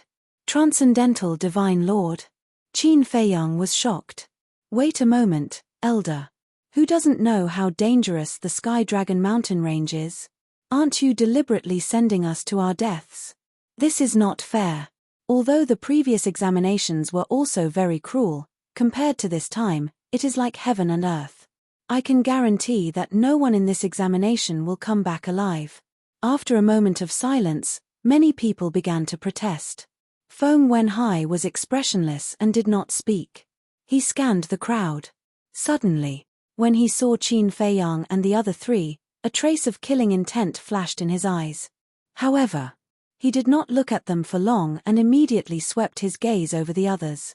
Elder, you are too much, you don't treat us as humans at all. The location of the examination must be changed. That's right. Even if it is your 9 Heaven Palace, you can't deliberately harm us. Everyone became angrier and angrier as they roared at Feng Wenhai. It is indeed a bit too much. Huoyi shook his head. Big brother Huoyi, are you also afraid? Fire Lotus covered her mouth and laughed. Sky Dragon Mountain Range is the headquarters of the beasts of the northern region. Do you think I am not afraid? Especially in the depths, a divine lord-level beast is enough to wipe out all of us here. Huoyi sighed and looked up at Feng Wenhai, frowning. What are the people of Nine Heaven Palace thinking? Time passed breath by breath. A moment later, Feng Wenhai finally opened his mouth and said coldly, "Have you all said enough?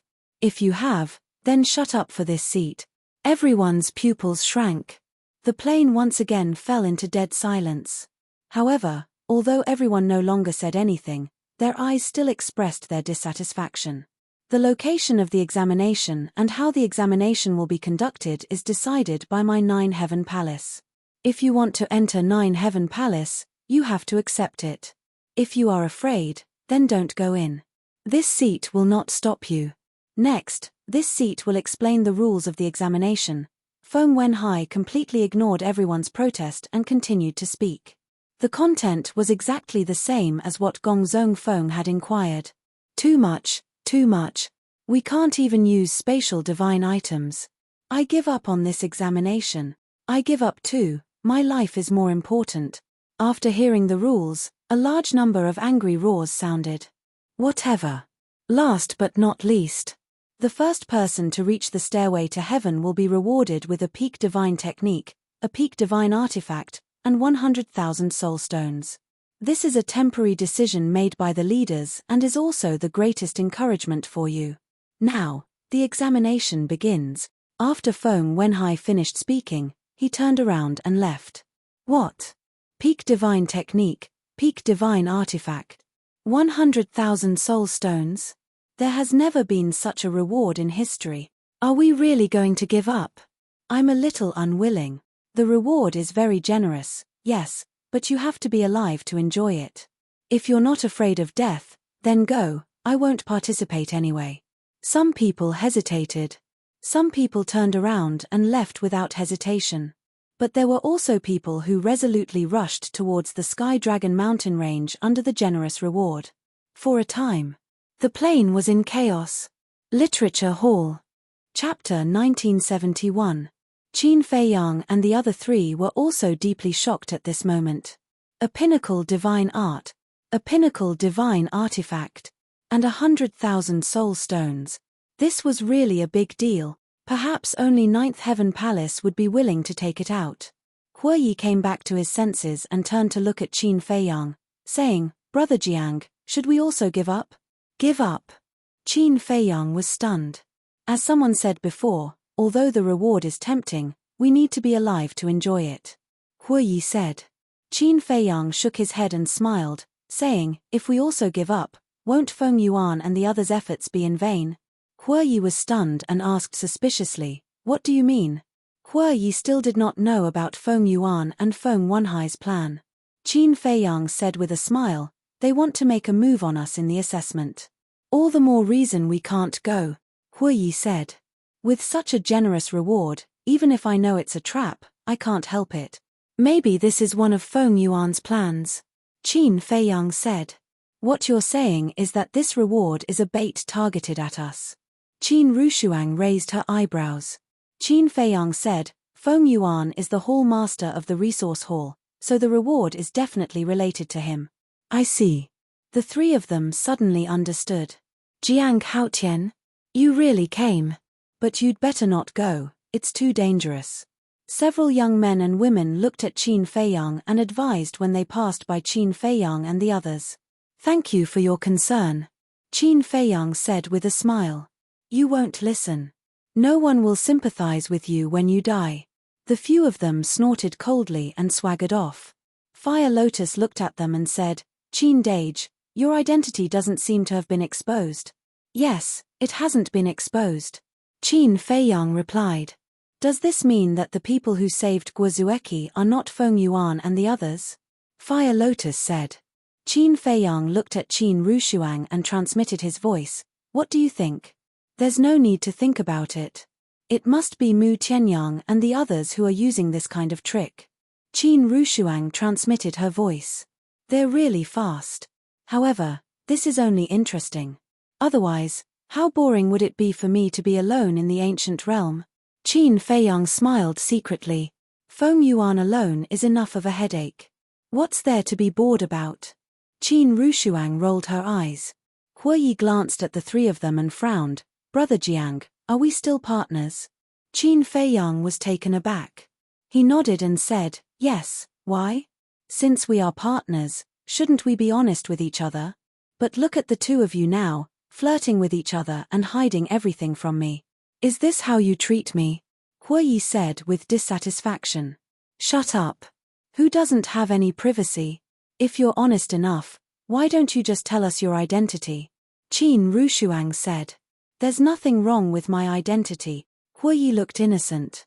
Qin Rushuang said, do we look like idiots? Huoyi smiled embarrassedly. Let's go. For the divine technique, divine weapon, and soulstone, we have to get first place no matter what. Qin Rushuang looked at the Sky Dragon mountain range and said firmly. Sister Rushuang, you're serious. Fire Lotus smiled. Of course. Let's go. Qin Rushuang waved her hand and rushed toward the Sky Dragon mountain range. Qin Feiyang and Huolian looked at each other and also chased after him. Sigh. These guys are really not afraid of death. Huoyi shook his head and followed helplessly. Looking at groups of people rushing into the Sky Dragon mountain range, those who were afraid were struggling with their thoughts. Empyrean Palace, in front of the stairway to heaven. Feng Yuan and Feng Dahai stood side by side and looked at the void in front of them. There was an image in the void. It was the scene of everyone entering the Sky Dragon mountain range. At this moment, the two of them looked like they were observing the situation there, but in fact, they were looking at Qin Feiyang and the others. The white-haired old man guarding the stairway to heaven was still sitting at the side. But just like before, his eyes were closed and he did not care about anything. In the image, Qin Feiyang and the others quickly disappeared into the mountain. Feng Yuan and Feng Dahai looked away and looked at each other. A murderous intent flashed in their eyes at the same time. Feng Yuan waved his hand and the image in the void disappeared. Then, he looked at the white-haired old man and looked at Feng Wenhai. He smiled and said, let's go back and report to everyone. Okay. Feng Wenhai nodded. The two of them turned into a stream of light and disappeared at the top of the stairway to heaven. The storm has come and the peace of the ninth heaven palace is over. What will happen in the end? Just after Feng Yuan and Feng Dahai disappeared, the white-haired old man slowly opened his eyes and looked in the direction of the Sky Dragon city. He muttered to himself with anticipation. But soon, he closed his eyes again. Like an ordinary old man, he did not feel oppressed at all. Boom. Sky Dragon mountain range. The border area. The battle had already begun. The battle between humans and beasts, the mutual destruction between humans caused this mountain to be quickly swallowed by blood. Greed, selfishness, desire, all of these were displayed vividly at this moment. Too terrifying. This is simply Azura hell. Qin Feiyang's group stood in the sky above a mountain ridge. Their pupils constricted tightly as they scanned the slaughter that was happening everywhere before them, as well as the dismembered corpses and severed limbs that were flying all over the sky. They had underestimated the cruelty of this assessment. It was just the beginning and it was already so tragic. It was hard to imagine what they would find later. Fire Lotus shook her head and sighed. This kind of battle, this kind of sacrifice, is it really worth it? Is it worth it? This is a difficult topic to discuss. Qin Feiyang smiled faintly. You still have the mood to sympathize with them? Quickly think about it. How should we go? Huoyi said. Qin Feiyang looked ahead and his eyes flashed slightly. Let's go a little further and try to avoid the battle. Won't that take more time? Fire Lotus said. Yes. However, if we rush over like this, we will definitely not be able to avoid a fierce battle. At that time, we will waste even more time. Let's go. Qin Feiyang waved his hand and rushed into the forest below, heading southwest. Qin Rushuang and the other two looked at each other and immediately chased. Soon. The four of them rushed to the front of a canyon. After observing for a while, they did not sense any battle fluctuations in the canyon. The four of them went straight into the canyon. Roar. But not long after entering the canyon, a roar suddenly came from a fork in the front. Following closely, the earth shook and the mountains shook. A group of ferocious beasts rushed out from the ground. It was a group of mountain beasts. The smallest of them was more than 10 meters in size. The lowest cultivation base was at the war god level, and their numbers were as many as hundreds of them. With ferocious glints in their eyes, they aggressively pounced towards Qin Feiyang and the other three. "You're courting death." Fire Lotus's eyes flashed coldly. "Don't attack." Qin Feiyang grabbed Fire Lotus. "Why?" Fire Lotus was suspicious. Qin Feiyang said to himself, "If you attack, won't your undead power be exposed?" "That's true." Fire Lotus nodded, but then said, "Wait, no, if I don't want to expose my undead power, then I can only watch you guys fight. Won't I become a burden then?" "What are you thinking? How can we say that you're a burden?" "Don't worry, I'm here." Qin Feiyang laughed secretly. Just as Qin Feiyang was about to attack, Qin Rushuang took a step forward first. Divine power surged out and dozens of sword shadows appeared instantly. Each sword shadow was hundreds of feet long. As if condensed from ice, cold currents swept in all directions. The world seemed to have entered a cold winter in an instant. The cold air was bone-piercing. "Kill!" Qin Rushuang roared. Dozens of sword shadows tore through the sky and slashed towards the pangolin beasts in all directions. Divine power shook all directions. Roar! Immediately, cries of agony could be heard. The pangolin beasts who had just become war gods instantly lost their lives. Even the low-level war god pangolin beasts fell into a pool of blood, no longer able to fight. The air was immediately filled with a pungent smell of blood. "Human, you're courting death."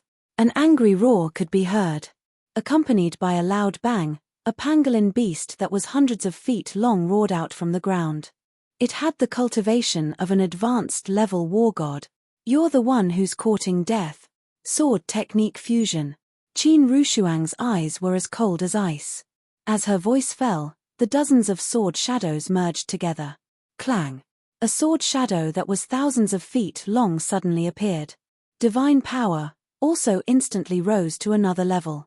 Following closely, the sword shadow pierced through the sky and slashed towards the pangolin beast. Roar! A cry of agony. The pangolin beast that had the cultivation of an advanced level war god was seriously injured by the sword and blood flowed out. This, Qin Feiyang was shocked. "Get lost!" Qin Rushuang shouted. The pangolin beast's eyes trembled.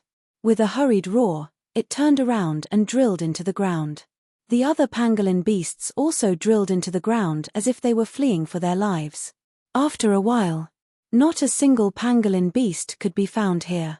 "Let's continue on our way," Qin Rushuang said. "Why do I feel that Sister Rushuang seems to have suddenly changed into a different person?" Fire Lotus was suspicious. "It's not strange. Because she's too eager to find her father. And this requires great strength. Therefore, she's determined to get the reward this time. Naturally, she's full of enthusiasm." Qin Feiyang said. "Who's her father?" Huoyi looked suspiciously at Qin Feiyang and Qin Rushuang. "Her father is my ancestor." Qin Feiyang smiled and chased after Qin Rushuang with Fire Lotus. "Ancestor? Father? The difference in seniority is too big, isn't it?" Huoyi's mouth twitched. After Qin Feiyang caught up with Qin Rushuang, he asked, "What you used just now was the ice sword technique?" "Yes." Qin Rushuang nodded. "I remember that last time at the miracle, the ice sword technique was only a perfect battle technique, right?" Qin Feiyang said in surprise. "Is that strange? Even you can upgrade a battle technique to a divine technique, let alone me.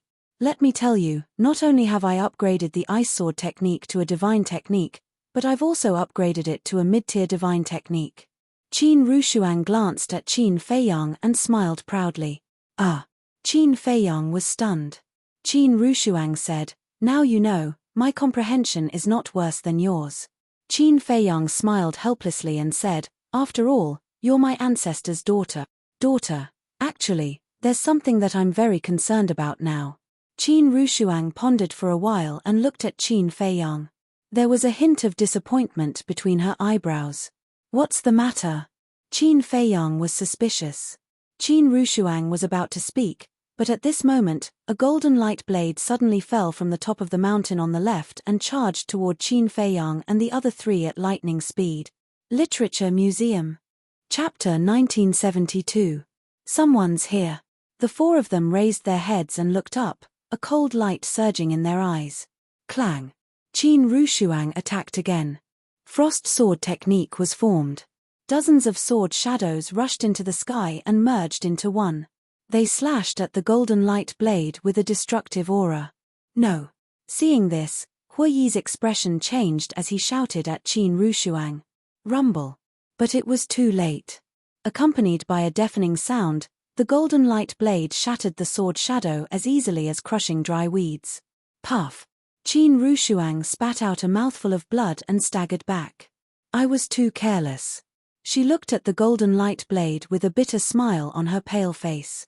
Stabbing others in the dark is not what a gentleman would do, Huiyi said angrily. With a stomp, the ground collapsed. He rushed into the sky and his divine power roared in all directions as he threw a punch at the golden light blade. Ah! At that moment, Huiyi also screamed as he was hit by the golden light blade and smashed into the ground. So strong. Fire Lotus was shocked. Qin Rushuang was only a beginner war god after all. But Huiyi, who was a great success war god, was not a match for the golden light blade. How terrifying was the cultivation of the person hiding in the dark. Qin Feiyang looked at Huiyi meaningfully and said to Fire Lotus, take them back. Fire Lotus nodded. He grabbed Qin Rushuang with one hand and Huiyi with the other. Then, he instantly retreated. Let me see who you are. Qin Feiyang looked up at the peak of the mountain and said coldly. He then teleported and dodged the attack of the golden light blade. Rumble. The golden light blade slammed into the canyon. The entire canyon collapsed and dust filled the air. Qin Feiyang stood in the middle of the dust and looked around. Whoosh! A black shadow, hidden in the dust, silently appeared behind Qin Feiyang. Its 5 fingers were like eagle claws as it went straight for Qin Feiyang's head. Sneaking around won't do much. Qin Feiyang's eyes were filled with murderous intent as he turned around and slapped. A dazzling golden light appeared in the center of his palm. Boom! The black shadow was instantly sent flying. His entire arm was lacerated and bleeding profusely. Hee, big brother, you're really amazing. A little girl's laughter rang out. Following closely, 4 figures appeared around Qin Feiyang. Dust billowed in the air, making it difficult to see their faces. Jiang Haotian, let us see what you're capable of. Another loud and clear voice exploded like a thunderclap, deafening everyone's ears. There's more than one. The gazes of Fire Lotus trio, who had retreated far away, couldn't help but tremble. Boom! Before he could finish his words, 4 terrifying divine powers erupted like volcanoes in the dust and smoke. What? This divine might, perfect war god. Fire Lotus and the other two's expressions suddenly changed. Jiang Haotian, die. Another sinister laugh sounded. 4 waves of godly power surged out and rushed towards Qin Feiyang from all directions. Die! The corner of Qin Feiyang's mouth raised. He raised his arm and instantly sent out 4 palms. 4 waves of golden light appeared and flooded the sky, colliding with the 4 waves of godly power. What? How is this possible? They actually bounced back. For cries of disbelief suddenly rang out in the dust and smoke. Ah, but at this moment, Qin Feiyang suddenly screamed, and the 4 waves of golden light also dissipated. Immediately, Qin Feiyang fell from the sky and crashed onto the ground with a bang. What happened? The voices of the 4 people once again rang out, filled with shock that couldn't be dispelled. Brother Jiang Huiyi scanned the area covered in dust and smoke with an anxious expression. Woo-woo. Suddenly, the wind howled in this area, and the dust and smoke quickly dissipated. Everything inside was presented to him. Qin Feiyang, at this moment, was lying on the ground with his back facing the sky and his face facing the ground, constantly twitching as if he was having a cramp. Looking up again. 3 men and a woman were standing in the air. At this moment, they were lowering their heads and looking at Qin Feiyang with a look of surprise. Why did he suddenly fall down without any reason? Could it be that the method he used before has some side effects? A man in black said. This person was skinny and had sunken eyes. His long hair draped over his face and his eyes were glowing with a faint green light. His voice also revealed a gloomy feeling.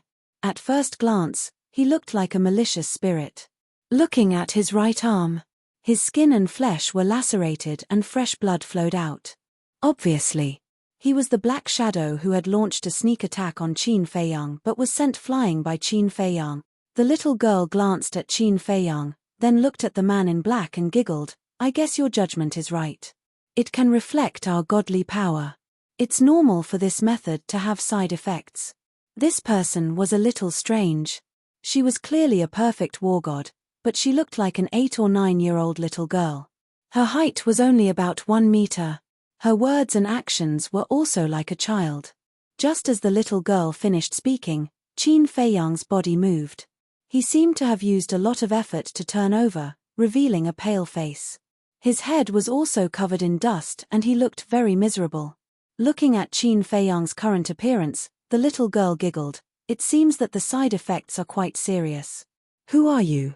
Qin Feiyang's face was gloomy as he looked at the 4 people. Other than the little girl and the man in black, there was also a one-eyed man and a cripple. The one-eyed man wore a black eye patch on his left eye. He was more than 2 meters tall and his body was also very burly, like a small giant. His valiant aura was a little frightening. As for the cripple, he held a golden walking stick. He was about 1.7 meters tall and was neither fat nor thin. However, his face was pale as if he was terminally ill. A little girl, a guy like a malicious spirit, and a one-eyed man and a cripple. Why are these people so strange? Qin Rushuang frowned. It doesn't matter who we are. The little girl giggled. What's important is that you will all die. The man in black also laughed sinisterly. Qin Feiyang said in a deep voice, at least let us die knowing. Okay. I'll let you die knowing. The one-eyed man opened his mouth and his voice was deafening. Listen carefully. Cough cough. This one-eyed man is called Hong Ping. The little girl is called Cao Zhiyun. The malicious spirit is called Zhu Ji. As for me, the terminally ill person, cough cough, I'm just an unknown pawn called Qi Hong. The cripple stared at Qin Feiyang and said while coughing, really like a sick person. Hong Ping, Cao Zhiyun, Zhu Ji, Qi Hong. Qin Feiyang was stunned. Cough cough. Looking at your expression, you seem to know us? The cripple looked at Qin Feiyang suspiciously. Qin Feiyang shook his head and smiled, saying, I've heard of your names. We're actually so famous. The cripple looked at the malicious spirit and the other 2. The malicious spirit and the other 2 were also quite surprised. One-eyed dragon lowered his head and stared at Qin Feiyang. Quite a few people know of our nicknames, but not many people know of our real names. Where did you learn of it? As you said, is this important? Qin Feiyang slowly got up and looked at the 4 of them. A trace of a smile crept into his eyes. And the paleness on his face was also dissipating, and soon became incomparably rosy. The one-eyed man and the other 3 frowned. Qin Feiyang said, your nicknames are the little girl, the malicious spirit, the one-eyed man, and the cripple. You're so smart. The little girl giggled. Qin Feiyang laughed involuntarily and said, it actually matches your image very well. You flatter me. The malicious spirit laughed. Qin Feiyang glanced at the 4 of them, the mockery in his eyes undisguised, and said, aren't you curious why I suddenly became so relaxed? The 4 of them looked at each other with a trace of suspicion on their faces. If I didn't pretend to be injured, would you be standing here chatting with me? Would you tell me your identities? If you really think that my divine technique has any side effects, then I can only say that you're too naive. Qin Feiyang laughed and said, pretending to be injured. The 4 of them were startled. The malicious spirit licked his lips and grinned. The 3 of you, it seems that we've been played like monkeys. Unforgivable. The one-eyed man roared. An oppressive and valiant aura rushed towards Qin Feiyang like a tide. Big brother, are you deliberately provoking us? The little girl giggled. Then congratulations, you've successfully provoked us. The cripple grinned. Boom. As soon as he finished speaking, the aura of the four of them suddenly surged. They were all perfect war gods. Hue Yi said in shock, 4 perfect war gods, Sister Fire Lotus, quickly tell your brother to run for his life. Run for your life. Fire Lotus's red lips under the mask slightly curled up with a hint of ridicule. If you anger us, you'll have to pay with your life. Big brother, are you ready? The little girl giggled and looked at Qin Feiyang. Don't disappoint me. Qin Feiyang laughed. Big brother is so stubborn. You're obviously scared to death, but you still have to pretend to be calm, aren't you tired? The little girl giggled, and a blood-red divine power suddenly surged out. At the same time, the cripple's walking stick shook, and a golden light blade swept out. Qin Feiyang looked at the cripple and said, so the person who ambushed us before was you. Don't make it sound so bad. Cough cough. Besides, ambushing is also one of my methods. The cripple grinned. Today is the day of your death. One-eyed dragon roared. Hihi, soon, you will become a real evil spirit. The evil spirit also laughed sinisterly. The four people's divine power covered the sky and earth, and a destructive aura enveloped all directions. The void and the earth within a radius of tens of thousands of miles were collapsing and sinking. Countless fierce beasts were affected. The other examinees also fled when they heard the news. Accept the judgment of the death god. One-eyed dragon roared. 4 divine powers, like a waterfall, poured down from the sky and blasted towards Qin Feiyang. Not good, really not good. Hue Yi was burning with anxiety. He can act better than us. I really want to kill him. Qin Rushuang glanced at Hue Yi and secretly snorted. I want to too. Fire Lotus transmitted her voice. If we didn't go to Black Dragon Lake to investigate, we would have been deceived by this person. Think about it, how could someone who dared to rob the Black Dragon's treasure be such a coward? At the same time, in the 9th Heaven Palace, in an ancient hall. Inside the hall, it was 100 meters high. Dozens of people sat on the chairs in order, looking at the void in the center of the hall. There were pictures. One of the pictures showed Qin Feiyang's current situation. Feng Yuan and Feng Wenhai were also present. The others were all paying attention to all the pictures.